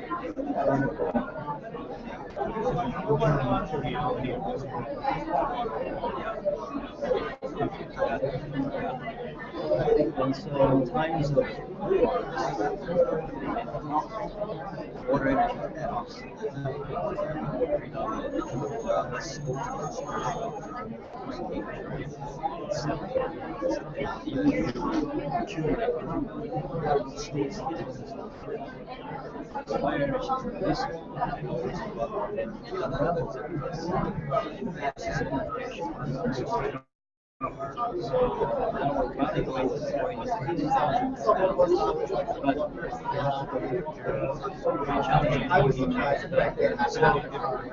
yeah, the conversation that we're having with everyone is so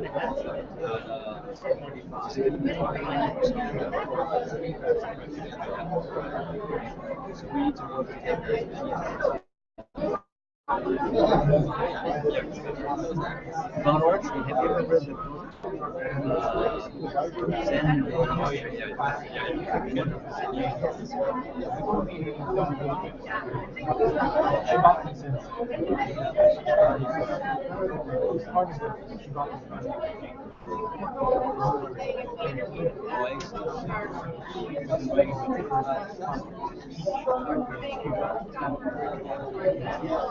Oh, all of us need some training.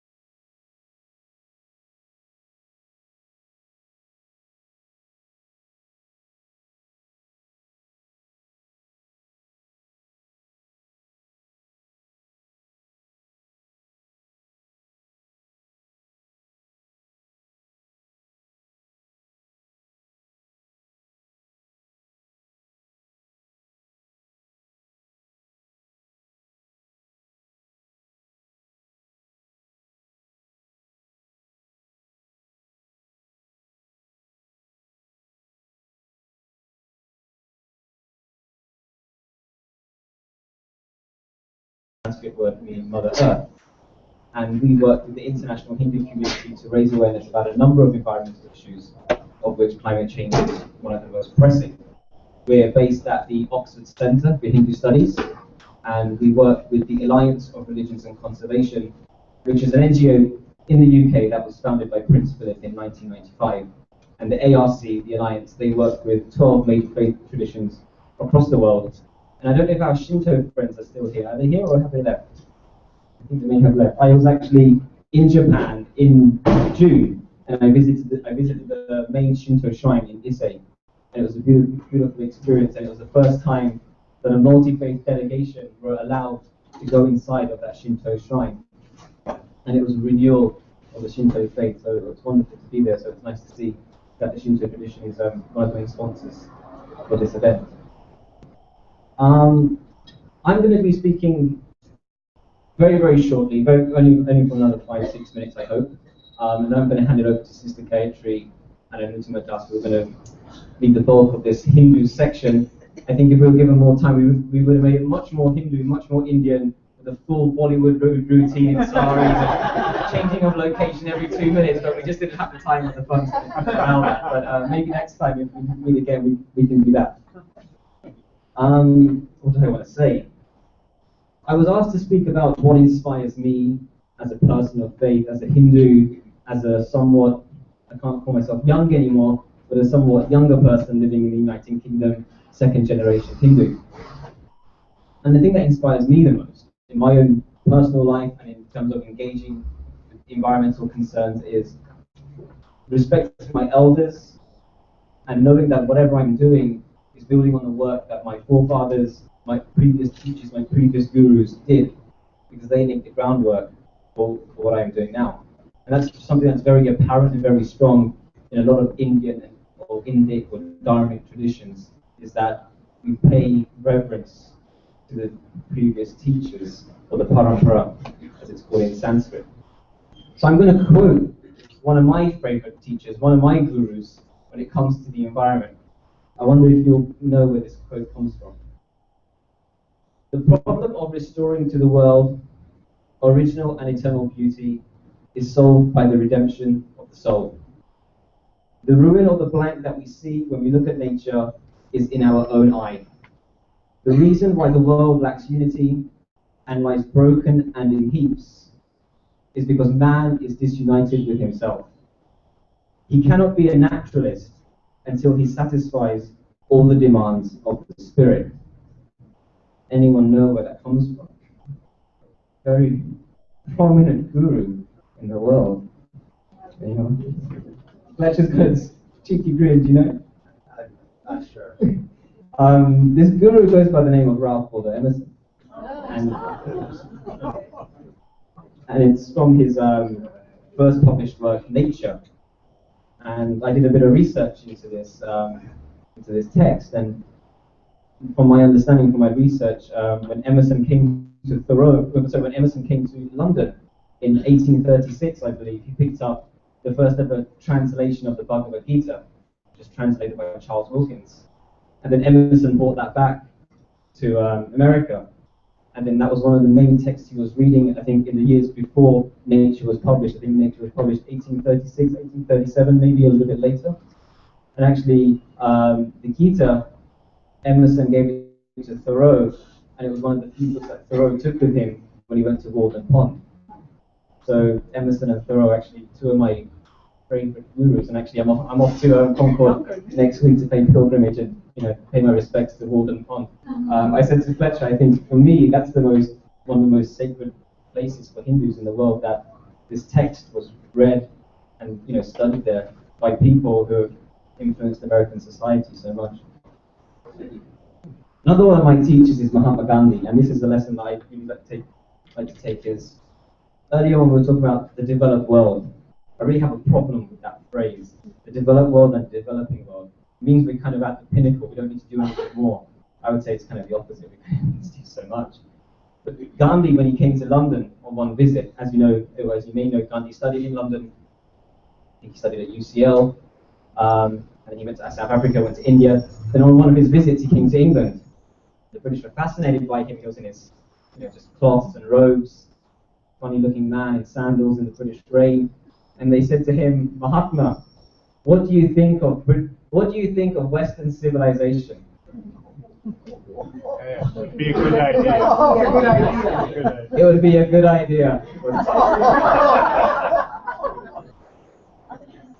And I think that's a very powerful lesson, just in my own personal spiritual practice, and even in the work I do. That, you know, we may think we have the answer, we may think we're somewhere, but really, you know, from another perspective, we could be so miles away from where we need to be. The final teacher I'd like to talk about is someone who's very close in my life, is Bhaktivedanta Swami.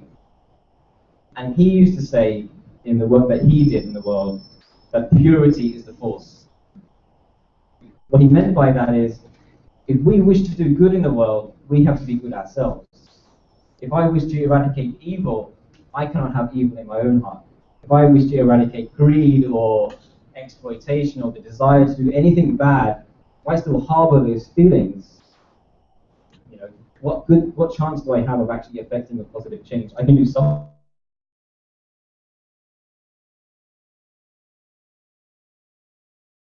And so in my own work, with the Bhumi project, with the work that we do primarily in India, we focus on transformation of consciousness, helping people understand that actually work begins on the inside before you can do work on the outside.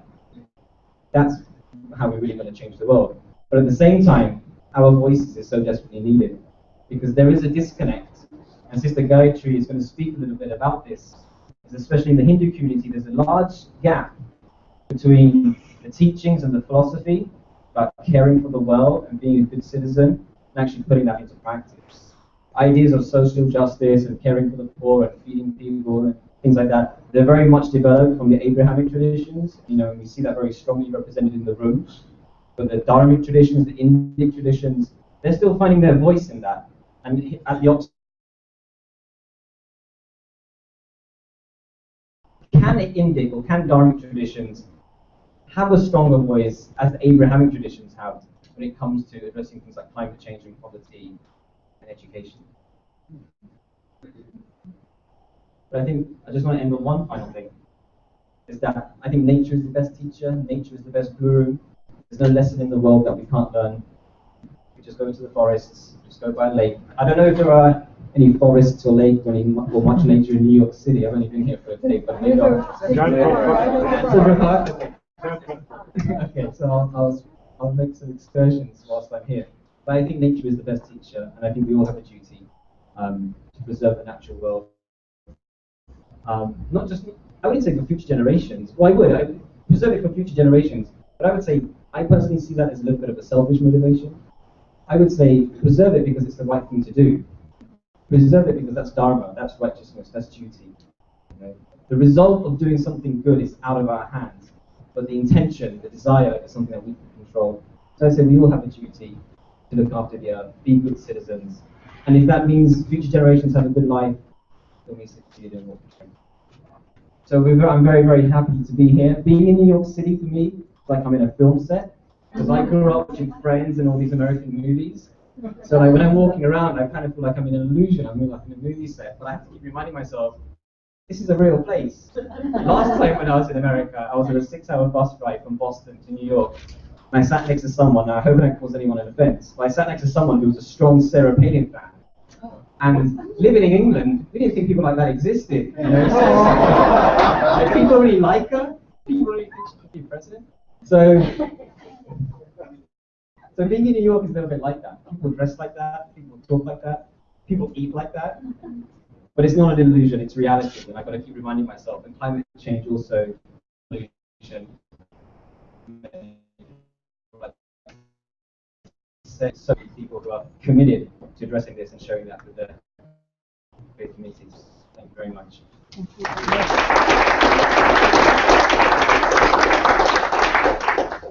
Some of our brochures are in the back, so if you want to learn more about what we do, you can come over there. I'm going to hand it over now to Sister Gayatri. Sister Gayatri is from an organization called the Brahma Kumaris World University, and she is their United Nations liaison for the past 30 years. She's originally from Guyana, and as I mentioned, she's just came in from Brazil last night, I think, and she's going to be speaking on bridging the gap between principle and practice. Ooh, good.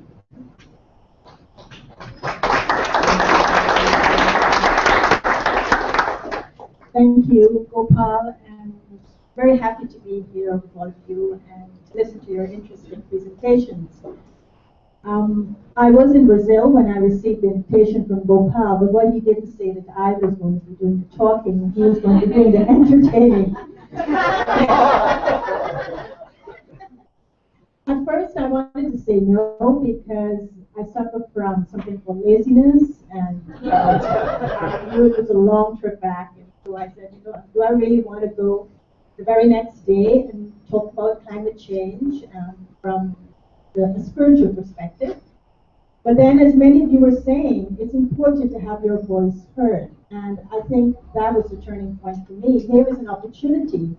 And just as how every voice is an important voice, this is all about voices. So I should, you know, say yes. And I'm glad I did.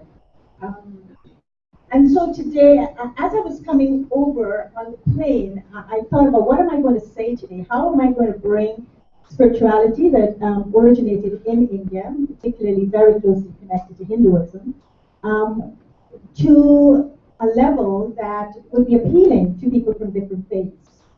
And so when I was coming over, I was reading Parker Palmer's book on habits of the heart in a living democracy. And I think the first time I associated, and that was at the Rio Summit, and we heard about Earth in Balance, and we heard about Al Gore from senator, eventually winning and becoming vice president. But I related to climate change and to the environmental as a place that was living. And I think once I looked at it as a living system, my heart opened. And in spiritual terms, you heard about dharma, you heard about principles, and you heard about duty from Gopal. But I think there's another term I'd like to introduce to you, and it's called bhavana. And bhavana is actually all about the heart. So I was wondering, how can I bring this term bhavana into a forum that people could relate to? And I was lucky because I found a piece in Parker's book that I thought beautifully described bhavana. So I'd like to share this in his words. Bhavana is really pure feelings that come from the heart. So what is this heart that bhavana is talking about? A heart that points to the core of the self, the center place where all of our ways of knowing converge. Intellectual, emotional, sensory, intuitive, imaginative, experiential, relational, and bodily. The heart is where we integrate what we know in our minds with what we know in our bones. The place where our knowledge can become more fully human. The heart points to a larger way of knowing, of receiving and reflecting on our experience that goes deeper than the mind alone can take us. The heart is where we think the world together, not apart, and find the courage to act in what we know. The heart is the integrated core of all human faculties. And the genius of the heart, of the human heart, lies in its capacity to generate insight, energy, and new life. I think that's where we need to take our discussions on climate change.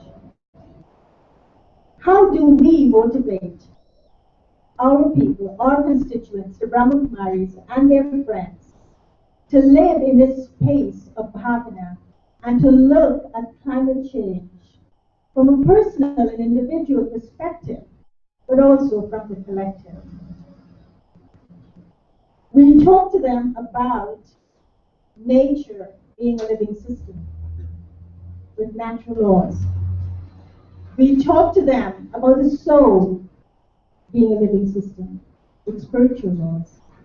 And how do you integrate the two? How do you integrate spiritual laws with natural laws? How do you integrate the living being of the soul with the living being of matter? We use very simple ways for them to understand and experience this connection coming from the heart.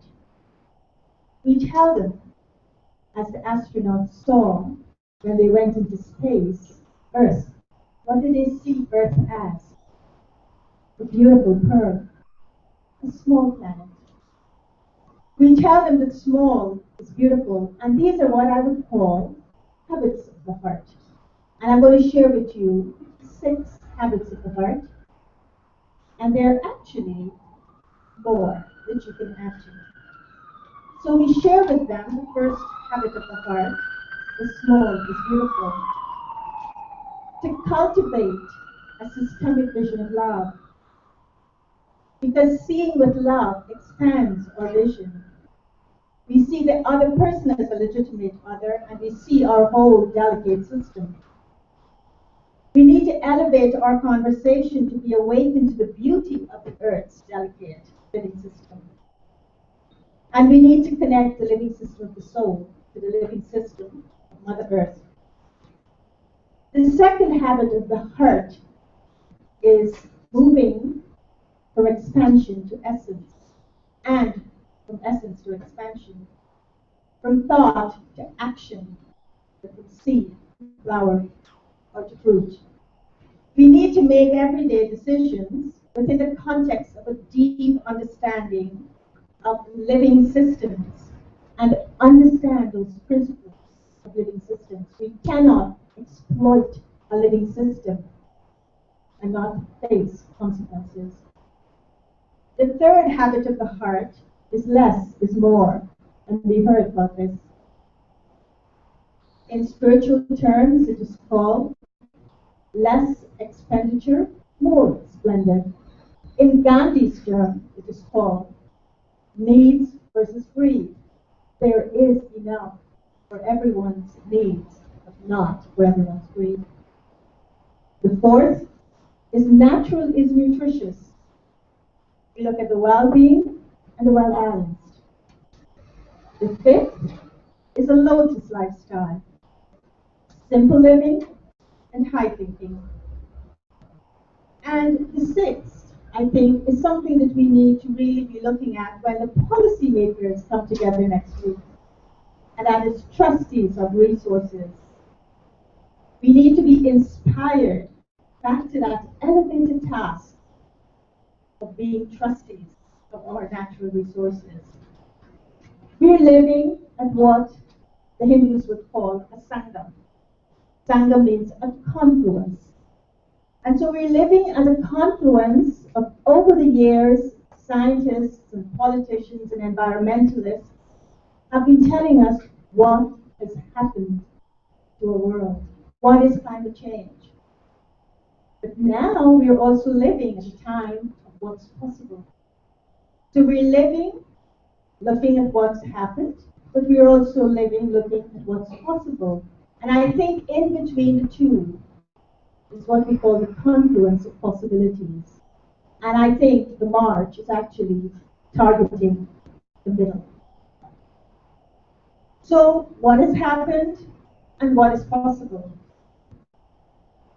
I'd like to speak to you, and I know it's a deep concept, but I'll just give you it in very simple language. And it's a concept that India looks at because it's a very ancient concept. And it looks at this concept in terms of a theory of change.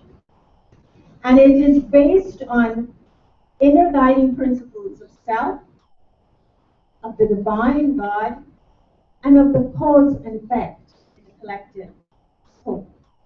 And understanding the quality of thought and energy from an individual perspective as well as a collective perspective, and its impact on the environmental crisis or the climate change that we're talking about. And the quality of this energy of awareness is actually a variable. One is, it's called a Sato level of energy. Sato means pure and truth. It means holistic, and it means solutions-based, but it's energetic, it's thought. The second level is called Rajo, which is mixed energies. And I think that's the tension we're living in with climate change. We're in that Rajo level of energy, in which there's a tension. And the tension is between the crisis that exists and the challenges we face. We don't even face the challenges, unfortunately. We create the challenges and we use them as excuses so that we don't address crisis. And then, of course, there's the Tamil, those who live in ignorance of the fact that there's climate change, there's a crisis, and there's denial. We believe that as purity has decreased over time, we have witnessed this crisis and systemic collapse at both levels, the soul as well as the environmental. At this time, actually, for the environment, there are two energies at work. It's called an ascending energy and a descending energy. And we may call a flood a natural calamity, but I suppose Mother Nature would say it's my way of cleaning up the act. And so, with knowing that there are these two energies, we have a choice. Because as individuals, we may live in the spectrum of three levels of energy. One is the Sato, connecting to the source and being solution-based and getting together with this energy that would give us the resilience and capacity to act. Or we may live in the ambivalence of the tension that exists, or we may live in total denial of the existence of the crisis. But nature just has two. And so, the March on Sunday, what are we connecting to? We're connecting to the energy of ascending. Because we do not want to become victims of that Tamil energy or even the Rajo energy. So we're choosing to act. And we're doing this through marches, prayer, meditation, reflection, silent methods. But we're supporting the ascending energy. And we're clear that that's what we're doing. We are aligning ourselves with the natural renewing force of this Sato energy. And we are supporting a real method of qualitative change. So what is needed, I think, from a spiritual perspective,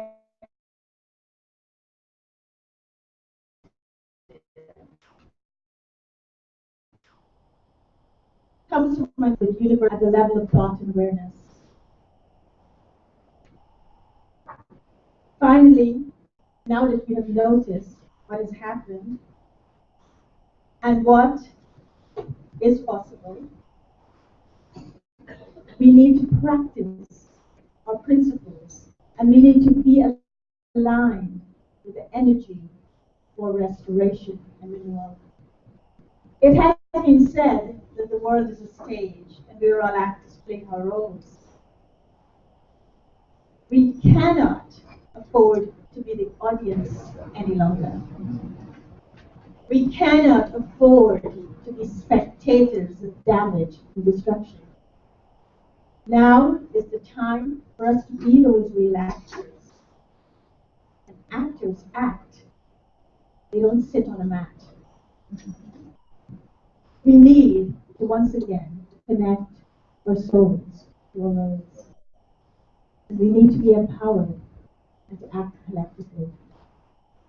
This, I think, is what spiritual practices teach people, that they matter as individuals, but the force comes from the collective. Thank you very much.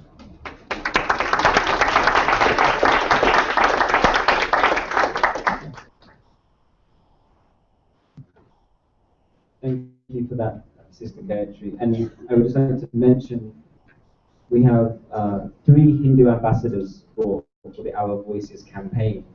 One of them is Puja Chidanand Saraswati, who runs a large ashram in Rishikesh. He unfortunately couldn't make it today. The second ambassador is Sister Jayanti, who's a senior leader within the Brahmakumaris organization. So Sister Gayatri is here representing her. And then the third Hindu ambassador is His Holiness Radhanath Swami. Also, he couldn't make it today. But from the same tradition, we have Anuttama Das. Anuttama is from the International Society for Krishna Consciousness. Within that organization, he wears two hats, although I've never actually seen him wear a hat. The first hat is that he is their Director of Communications, and the second hat he wears is that he's currently the chairman of their governing body. So we're very pleased that he can join us here today.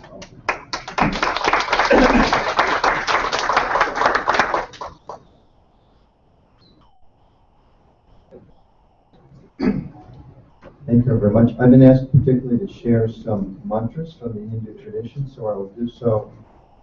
First, some that I think provide a vision in terms of our position in the world and the environmental crisis that we face. One that provides a meditation on the world and our ability to see the world as divine energy. And the third, a little bit of a call to action, which we're all talking about today.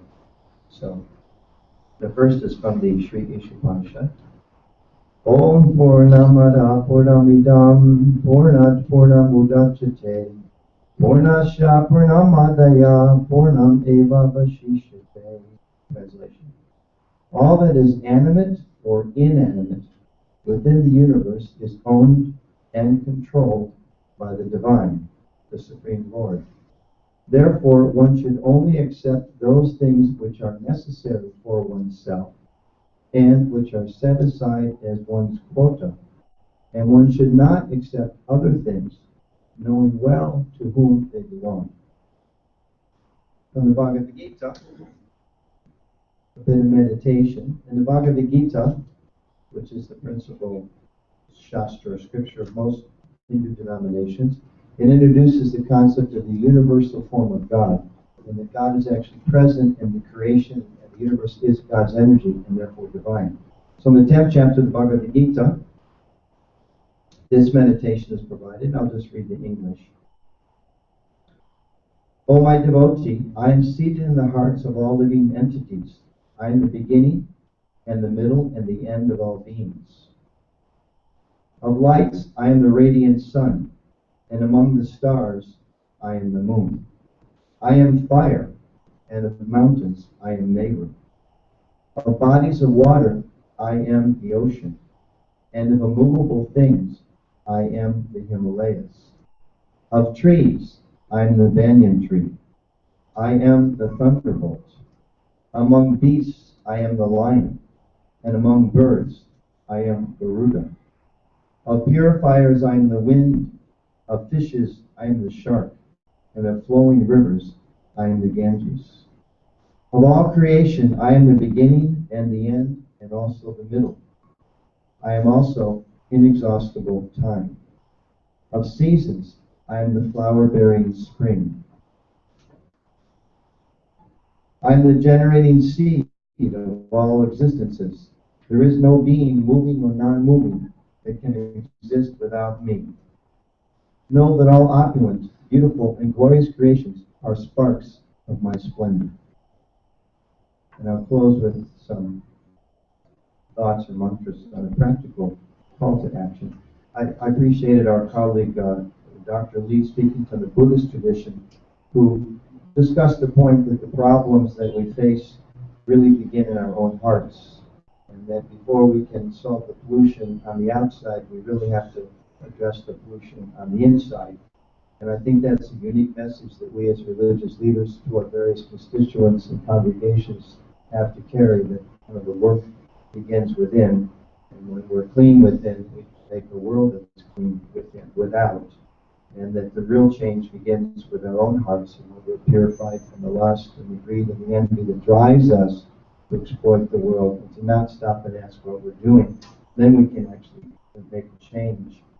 And in that mood, I would humbly suggest, remind all of my colleagues here, that experts advise that if we really want to make one particular specific practical change in our own life, that can affect not only climate change, but all the broader environmental issues in terms of water and air and energy.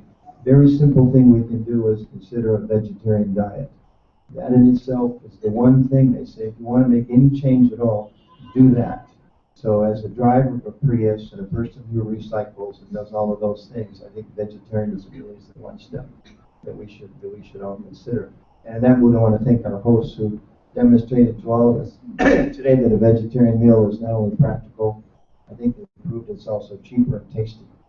So it is a practical step we can take. And I'll leave you with a final mantra, which is called the Maha Mantra, the Great Mantra of Deliverance, which is a simple request of divine that our hearts may be cleansed and that we may become agents of divine service and through that earthly change. That mantra is translated, O my Lord, O energy of the Lord, please engage me in your service and in the service of all that is connected to you. It's a mantra you hear sung in the streets and in various places all around the world. May not have known what it means. That's what the mantra means, and I'll say it this time.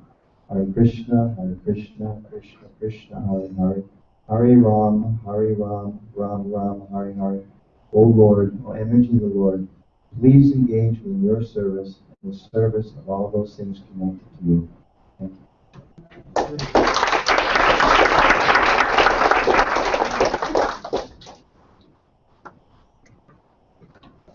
So we're into the home stretch.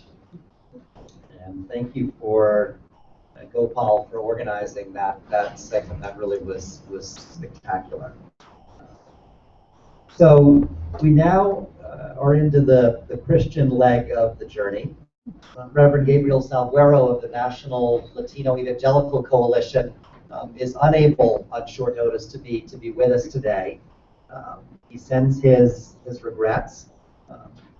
Many of you know Gabriel. I have spent a long time with him and heard him speak about caring for creation and why that matters to Latinos and particularly Latinos in this country who have families across Latin and South America, Central and South America, who clearly know the brunt of severe weather and suffer from the impacts on agriculture and on the well-being of communities and families. When we crafted the Christian section of this program, we wanted particularly to try to lift up not only Gabriel's voice as a representative of the Latino Christian community, but also the voice of the African American Christian community, a voice which has not yet adequately, in my view, been heard as part of this conversation that we're having. And I'm really pleased to welcome Lawrence Jennings, who is the Director of Economic Development for the Groundswell Group, an outstanding community-based community development organization. Lawrence will share an open letter for African American clergy on climate change, which he has written. And Lawrence, thank you for being with us.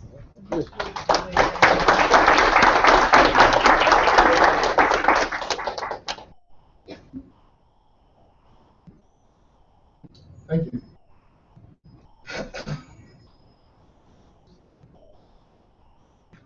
The earth is the Lord's and everything in it, the world, all who live in it.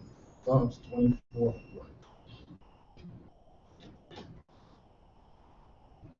We are writing to support and join our political leaders in taking bold action to address climate change. As African Americans and members of the Christian clergy, we speak from the dual perspective of a people whose long-standing bond with the earth is equaled by an abiding commitment to walking by faith. A faith that serves as our moral compass and directs us to be responsible stewards of the whole of creation. Our perspective is shaped by the life-giving and healing legacy of earth connectedness passed down by our forebears. A powerful connection to the earth among both urban and rural communities has helped sustain the bodies and souls of our people for generations. Issues related to climate change are already affecting us, and without decisive action to protect our planet and its inhabitants, the hopes we hold for future generations will not be realized.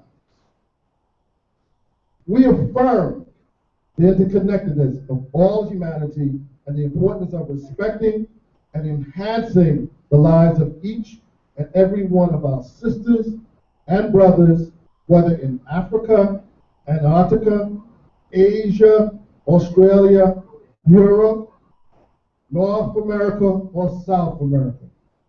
We all inhabit the same earth. We are tended to it by the universal force of gravity. Breathe its air, drink its water.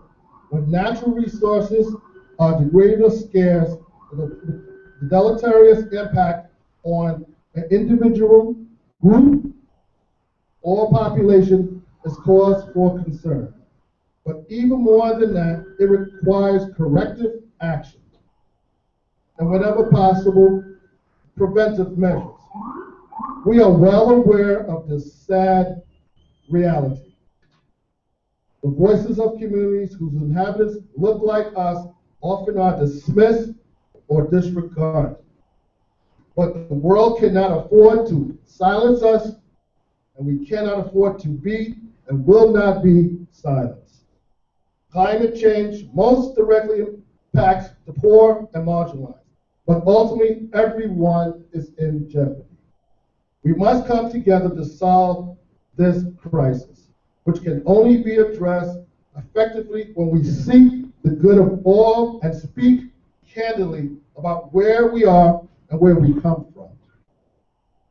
We grieve the long, sad history of racial oppression and the legacy of slavery that continues to affect virtually every dimension of life in America.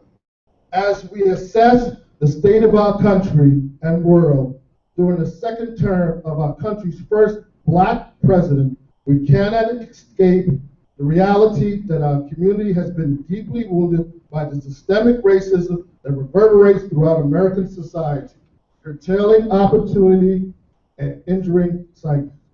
We are deeply saddened by ongoing disparities in healthcare, housing, economic opportunities, and in the educational and judicial system.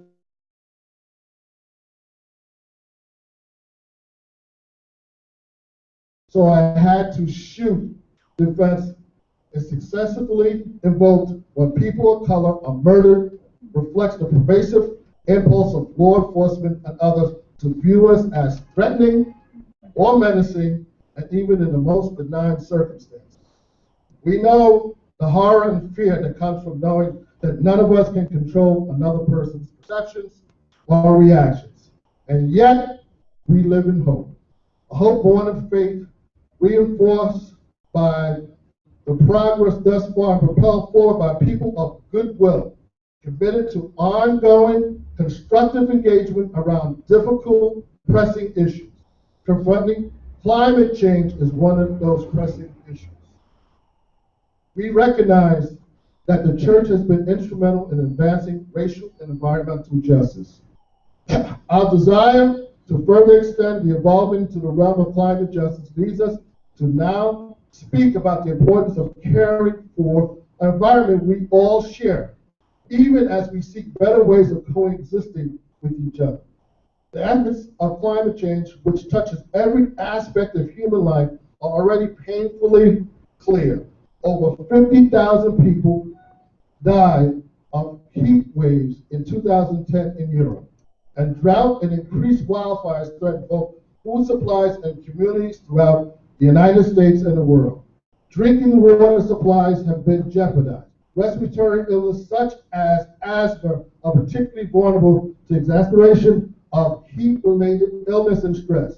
Devastating environmental health, social, and economical consequences develop our brothers and sisters around the world and in the United States. Today, as we contemplate the gravity of the global climate crisis, we think especially of communities of color and the poor. We are well aware of the disproportionate impact that the climate change has taken on these populations the world over. We know it is crucial that our faith communities join with government, the private sector, and nonprofits in mitigating and resiliency planning, as well as disruptions and damage caused by massive storms or tornadoes will continue to take place. This is a humanitarian emergency that requires resources to help vulnerable communities prepare for the danger ahead and to care for those in harm's way. We pledge to address the issue of climate change in the long-standing social justice tradition of the African American Church, with both spiritual and practical involvement. We especially encourage our civic leaders to help the marginalized and disenfranchised cope with realities of climate change, and we pledge to work with the college and the university systems to help develop solutions. We recognize the inescapable network of mutuality that Reverend Martin Luther King Jr. described when he wrote, "Injustice anywhere is a threat to justice everywhere." Whatever affects one directly affects all indirectly. The effects of climate change are significant. Our environment itself is an inescapable network of mutuality. We call for bold action from political leaders at home and abroad that will, one, assure resources for community resiliency and for the use of faith organizations in the face of immediate climate-related disasters. Two, create, promote, and enable energy and carbon emissions reduction targets. Three, develop viable local communication networks to explore interfaith and secular solutions for climate challenges. Four, continue support of grants and research to provide targeted assistance to underrepresented communities impacted by climate change around the world. The upcoming United Nations Framework Convention on Climate Change, the UNFCCC, negotiates must result in a binding international treaty that commits signatories to meet the IPCC agreed emissions reduction levels necessary to keep temperatures increased below 2 Celsius. Include financial commitments from wealthy countries to assist developing countries and communities in identifying and implementing adaptation and mitigation strategies. Includes a meaningful role in negotiation for those who are most severely impacted by climate change. We pray for wisdom. Encourage to attend our elected officials and all political leaders. It is vital that steps are taken now. The consequences of inaction are dire. The Lord took the man and put him in the Garden of Eden to work it and take care of it. Genesis 2:15. I thank you. I thank you. I've been hearing a lot today about voices. Here are blended voices here. The blended voices, you can reach out to those African American clergy or people that you know that this applies to. I beseech you to do your part, to have it really, truly a blended voice. Thank you.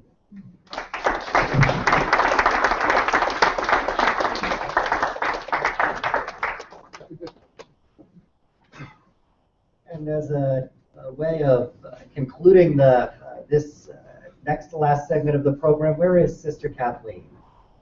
There she is. I don't know how I missed you. So we've had musical or artistic or spiritually oriented offerings to conclude each of the previous faith segments, and Sister Kathleen, who is a Catholic sister and a professor of religion at Iona College, will now sing for us.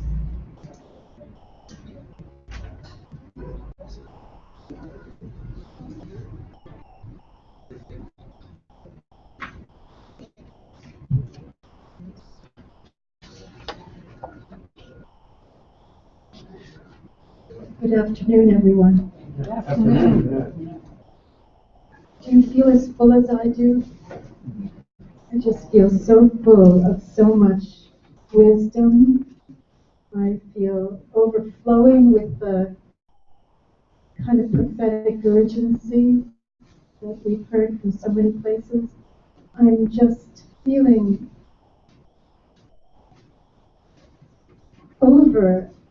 over gifted in some sense with the astonishing ways that wisdom is refracted among all of us and flowing out from one to the other. And how wonderful that we have this great variety of the manifestation of divine wisdom among us on this earth. I came into the world on a Christ ray, into the Catholic community, and inherited, received as a gift the faith of my family and my community, and it formed me and it awakened me, and faith in my experience is vision. It's a way of seeing, it's a way of perceiving, it's a way of knowing and understanding and doing. And Fletcher asked me to sing and to say something about what brought me and continues to keep me in the great work of earth healing is this profound sense that I have received that divinity is manifesting and incarnating the divine self everywhere, in every moment, continuously unfolding, all around. I think it's a Hindu mystic who says, "Everywhere I go, I see your face, O God."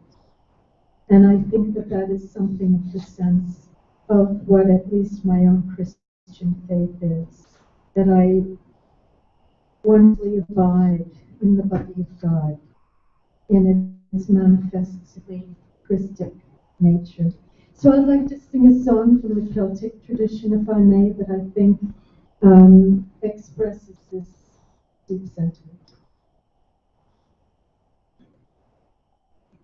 I arise today through the strength of heaven, light of sun, radiance of moon, splendor of fire, speed of lightning, swiftness of wind, depth of the sea, stability of earth, firmness of rock.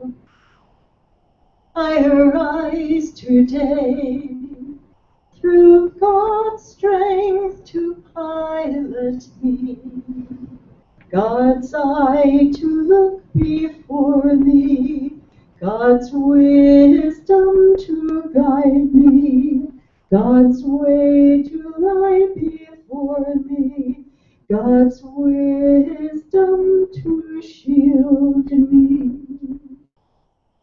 from all who would wish me ill, afar and near, alone and in a multitude, against every cruel, merciless power that may assail my body and soul.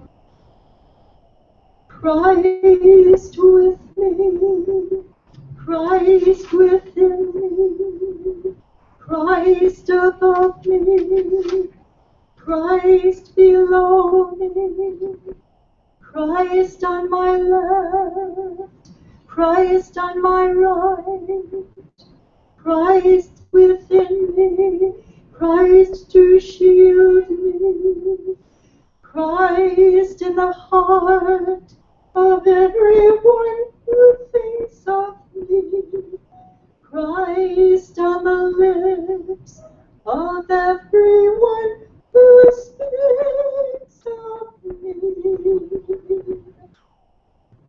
I arise today.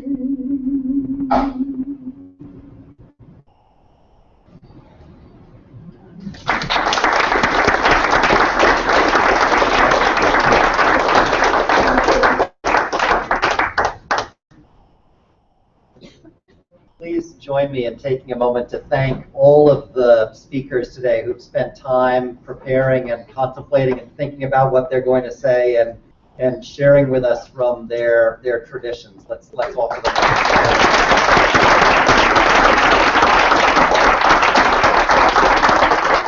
Let's recognize also that this in no way represents an exhaustive collection of the world's faith and wisdom traditions. There are many others whose voices we will be lifting up through this campaign, but you get a sense of the richness of wisdom and the witness that exists, and it's just absolutely wonderful. As a closing activity now, one of the things that we know about the world today is that a significant part of it is digital.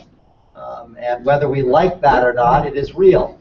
And some faith communities cotton to that quickly and others don't, but Our Voices is committed to having a strong and a transforming kind of presence online. And so one of the things that we will be doing is inviting you now to write a preet.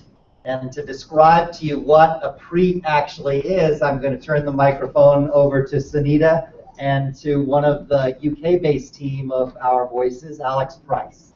Thank you. So this is the time for Our Voices. And this is a room where I think everyone walks the talk, but this is about the talk and words. And it was funny, we had a conference call to talk about this because I was catching up on what all was planned for the day, and I didn't know if Fletcher and Alex were talking about Pete, someone called Pete, or tweets, or a petite tweet, I thought. I didn't know. And then when I understood that they were prayer tweets and they were preets, it just felt so right, because in just about every Indian language, preet means love. And you didn't know that. So that's how things align. And so, yeah, let's bring that love and compassion that we've been talking about all day to this activity. Alex will tell you more about it. I can tell a little bit more. It's tremendously excited to be here, by the way. It's fantastic, the diversity and enthusiasm of everyone here. So that's very good stuff. Everyone else is organised today, so thanks.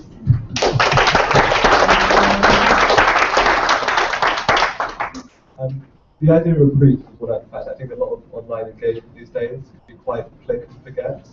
People are happy to do it, they'll move on to the next issue. So we want to make Our Voices a bit more personal, more spiritual. So we thought by encouraging everybody who signs on to Our Voices to also commit their hopes and aspirations for the climate process and for our future digitally and as part of a community through a tweet or a preet or love or however we like to express it.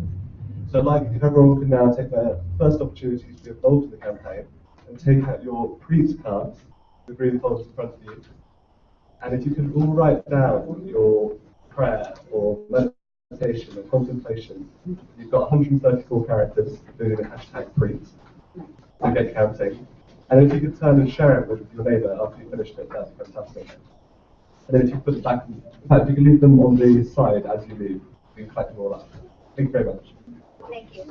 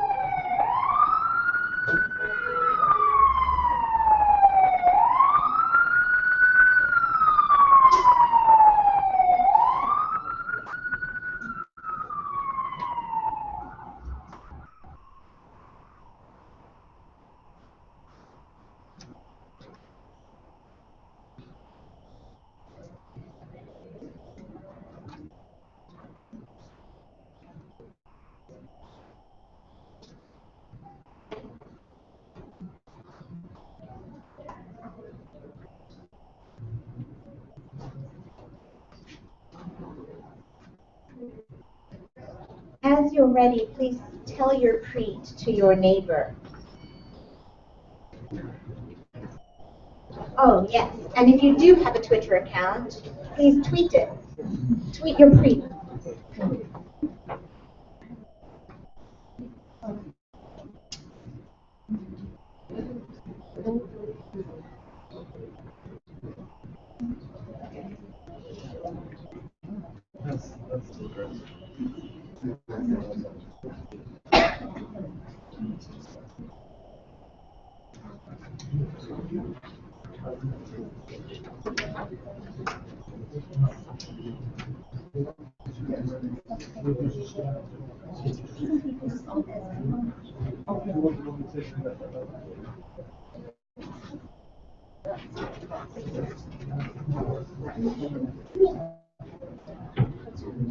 If anyone's feeling brave enough, if anyone would like to read theirs out loud as well, that's fantastic.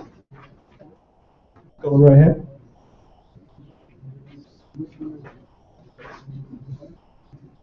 I pray that our faith's universal message for life or path or world change.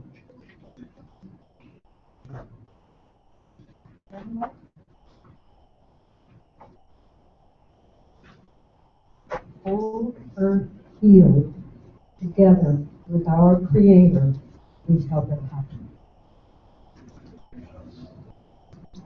Any more takers? Fletcher? I'm so pleased with myself about this one because it's not even 50 characters. Dear God, please no more climate deal delays.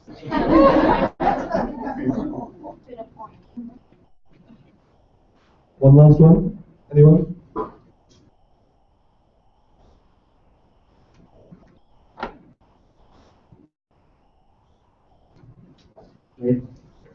May the hum of cricket wings spark serenades across rolling land and tossing sea, invoking God's presence in our endeavor for peace.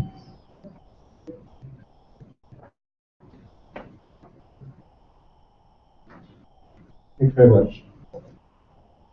Super. So as Alex and Sunita said, if you can leave your pre card on the back table, the registration table as you leave, we'll be sending these out, and we'll also compile a collection of sort of not the greatest hits, the greatest preets, and share that with folks. And we'll be in touch with you all. One of the ways in which your networks and religious and spiritual communities can become involved in our voices is to become a partner, which is very simple. It requires no money. It simply requires that you'll continue to share the word, to encourage people to sign on to the digital call for action, to help make that number as big as we know it can be from religious and spiritual communities around the world, and to make it an unignorable number.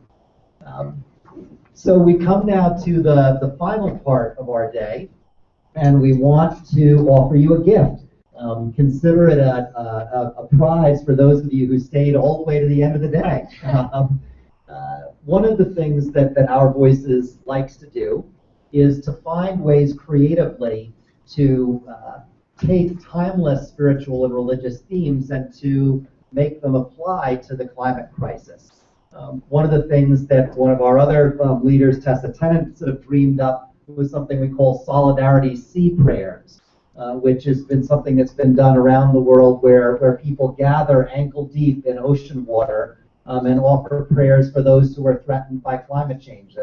Solidarity Sea Prayers were offered just this past week in Samoa at the UN Conference for Small Island Developing States, and obviously that reality resonates loudly there. Another theme that is common to every religious or spiritual tradition that I know of is the theme of enlightenment, or offering light in the midst of darkness. And we're really so pleased today to offer, to welcome Susie Wheeler, a friend from the UK-based group Solar Aid. She's going to talk about a way in which faith communities in Africa have brought light into darkness in a way that is highly relevant to what we're doing, and I'll let her announce the gift that you'll each receive. So Susie, and Susie just arrived by plane this morning also, so we've got everybody coming off planes here, so many thanks. I'll ignore the carbon footprint for a second. Thank you so much for having me here today. Thank you very much, Reverend Harper. It's wonderful to be with you. Actually, I'm because I was actually at St. Paul's. So it's absolutely wonderful to see so many faith organisations really engaging with climate at this time. It's obviously a hugely pivotal issue. But I'm here to tell you a story of hope, which we obviously need a lot more of in terms of climate, of light in darkness. So as Reverend Harper said, I work for a small charity in the UK called Solar Aid. And Solar Aid gets these solar lights into rural areas of Africa. And as many of you may know, in Africa there's 600 million people with no access to electricity. And to try and put that in some, it's more than the combined populations of the US, Canada and Mexico. So that's a lot of people. And when the sun goes down at 6 p.m, those people have a choice of either being plunged into darkness or lighting their homes with expensive lighting, candles. I'll show you one of these kerosene lights that people are forced to use. This is highly dangerous. The toxic fumes contribute to the air pollution that kills around 400,000 people every year in sub-Saharan Africa. It also acts a bit as a bomb, and I know this because at Heathrow Air Security they told me they thought it was a bomb and went through all of my bags earlier today. But these kerosene lights also emit a ton of carbon over their lifetime, as well as soot, black carbon, which is even more damaging for the atmosphere. But as I said, this is a story of hope. And so what Solar Aid does is it gives people access to solar lights. And when people have solar lights, they have a choice.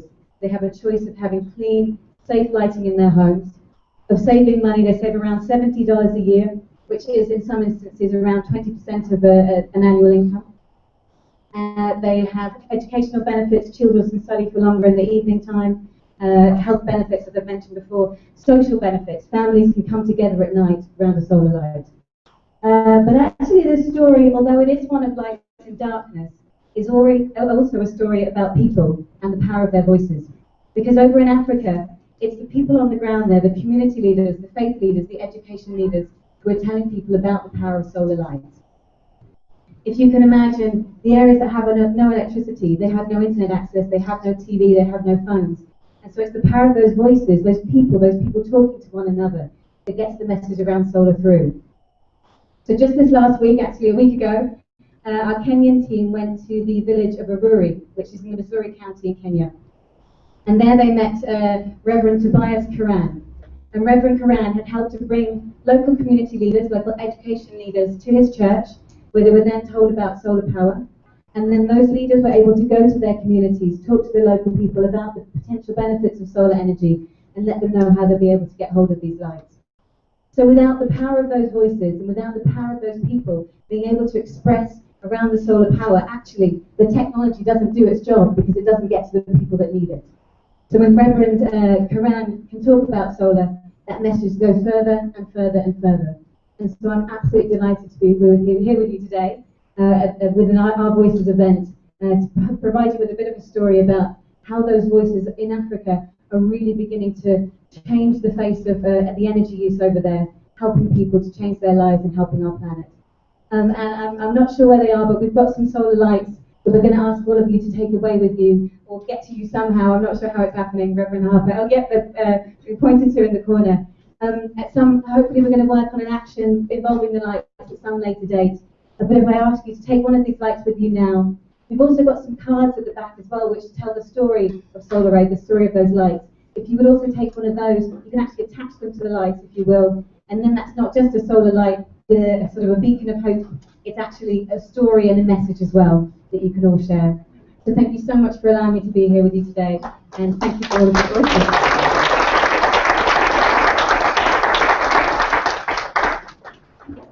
Thank you. We're going to come now to the closing part. And when we were, I had a wonderful group of people who helped design the service this morning. And also most of them participated, and we also had this great group of people who participated. And we were working under a kind of perspective on the service that in many traditions, you have a sacred text that's going to be read. And there are prayers before you read the text, and there are prayers that you say after you read the text. So we wanted to look at the service this morning as the prayers before the text. This day has been the text. And now we want to end with the blessings after the text. And the blessing is going to be one song that we're going to get anybody who's participated this morning who wants to come up and help out. We appreciate it. We're going to have some music with it too. And it's going to be a song that has been used in many things, and we've adapted it a bit for us. And it's very appropriate considering everything that's coming up in the next few days. But before we do it, there were three people I failed to mention when I was talking about people I felt were inspirations, but also pioneers in the religious environmental movement who really need to be mentioned. First of all, Reverend Skip Vilas, who was the founder of what is now Green Faith, and also the Interfaith Partnership for the Environment, which was an advisory group at the United Nations Environment Program. And there's one or two people here today who were on that, with that group, with me and Fletcher. And Reverend Vilas is an Episcopalian priest, now retired, but when he was in Chatham, New Jersey, he really founded, he was one of the pioneers of the religious environmental movement even before that, when he worked at St. John the Divine, and he really should be recognized here today. The other two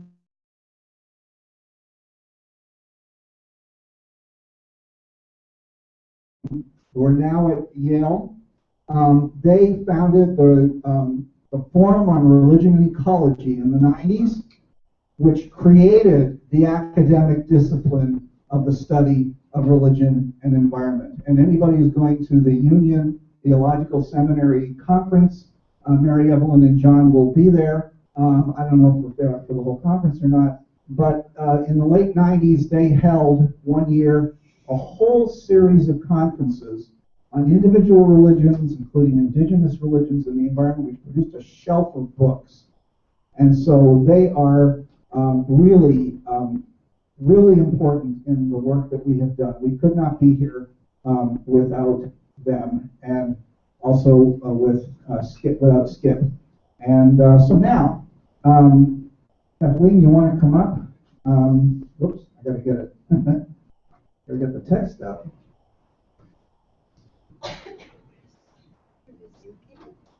Yeah, here we are. Hang on. Really? Oh, I know what happened. Forgot to plug it in.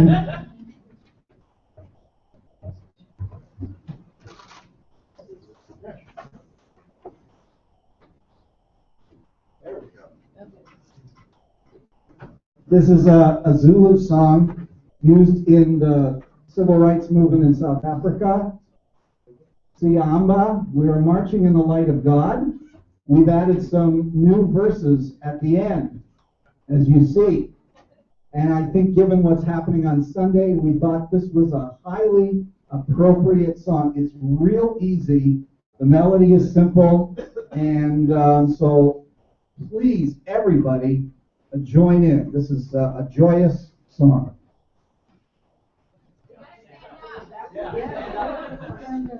Okay. Thank you. You started so.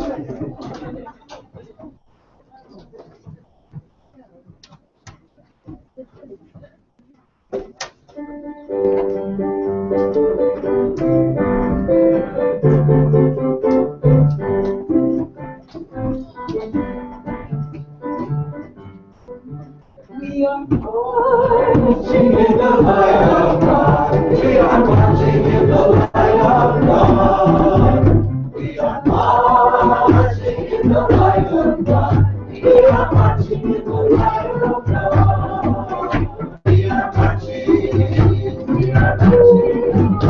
We are marching in the light of God. We are marching.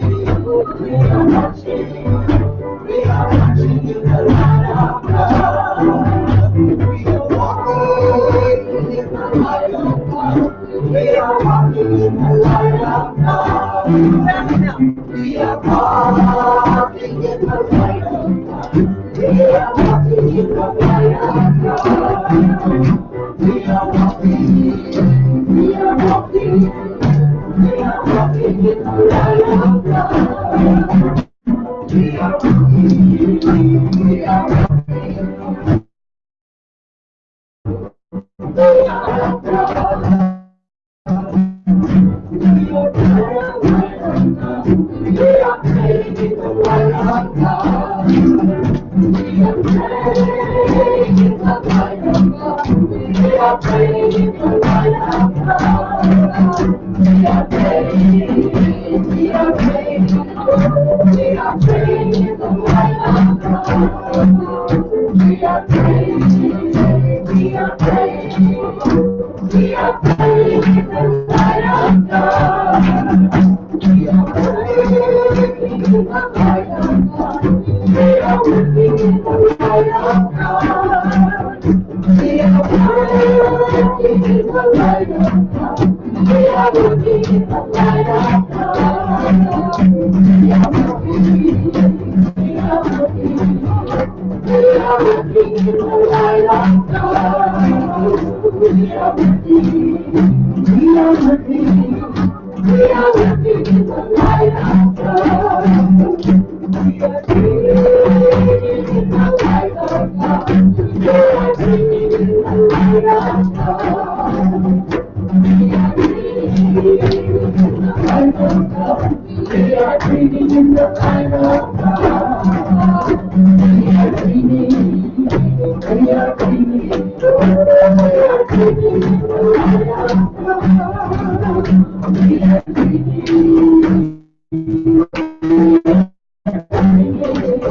the light of God.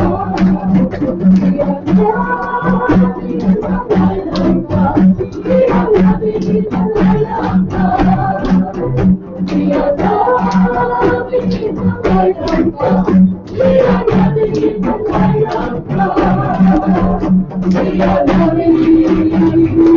God. We are creating in the light of God. We are creating in the light of God.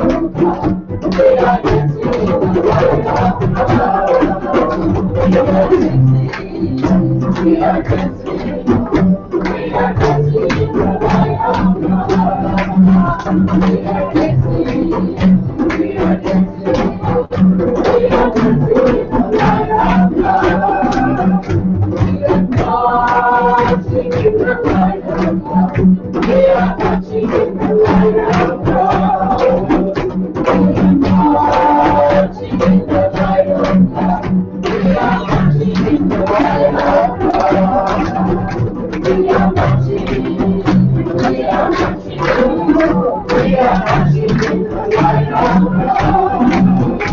We are creating. We are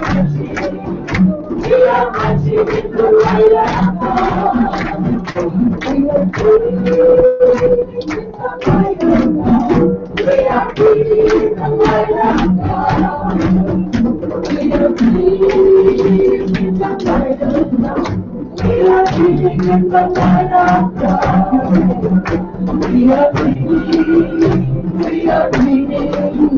We are breathing in the light of God. We are breathing. We are breathing. We are breathing in the light of God.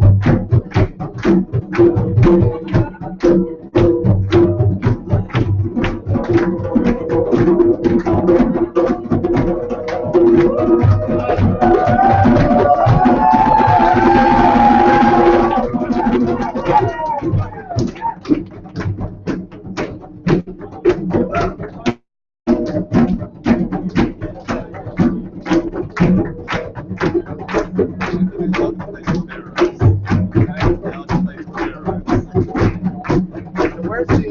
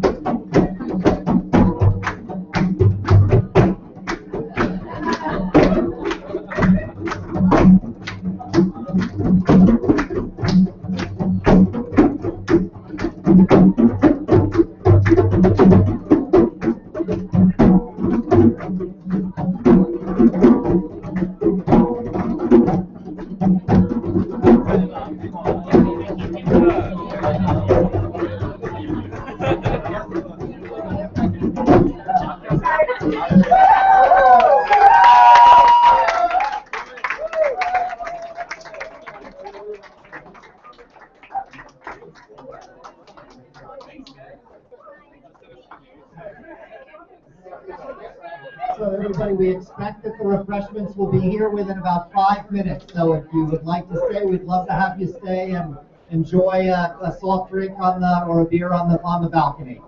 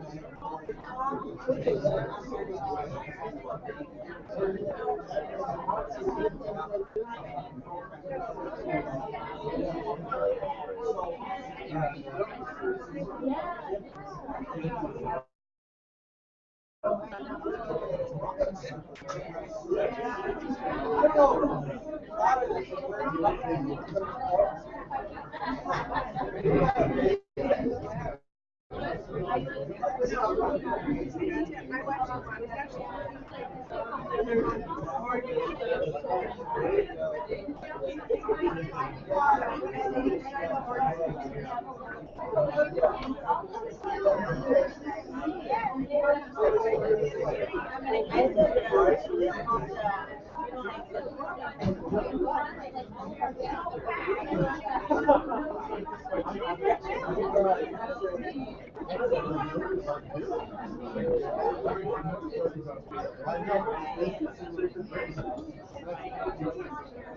he's not joking. He is not joking. I don't know why.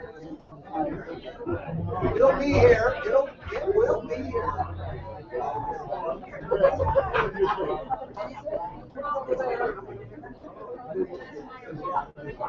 Then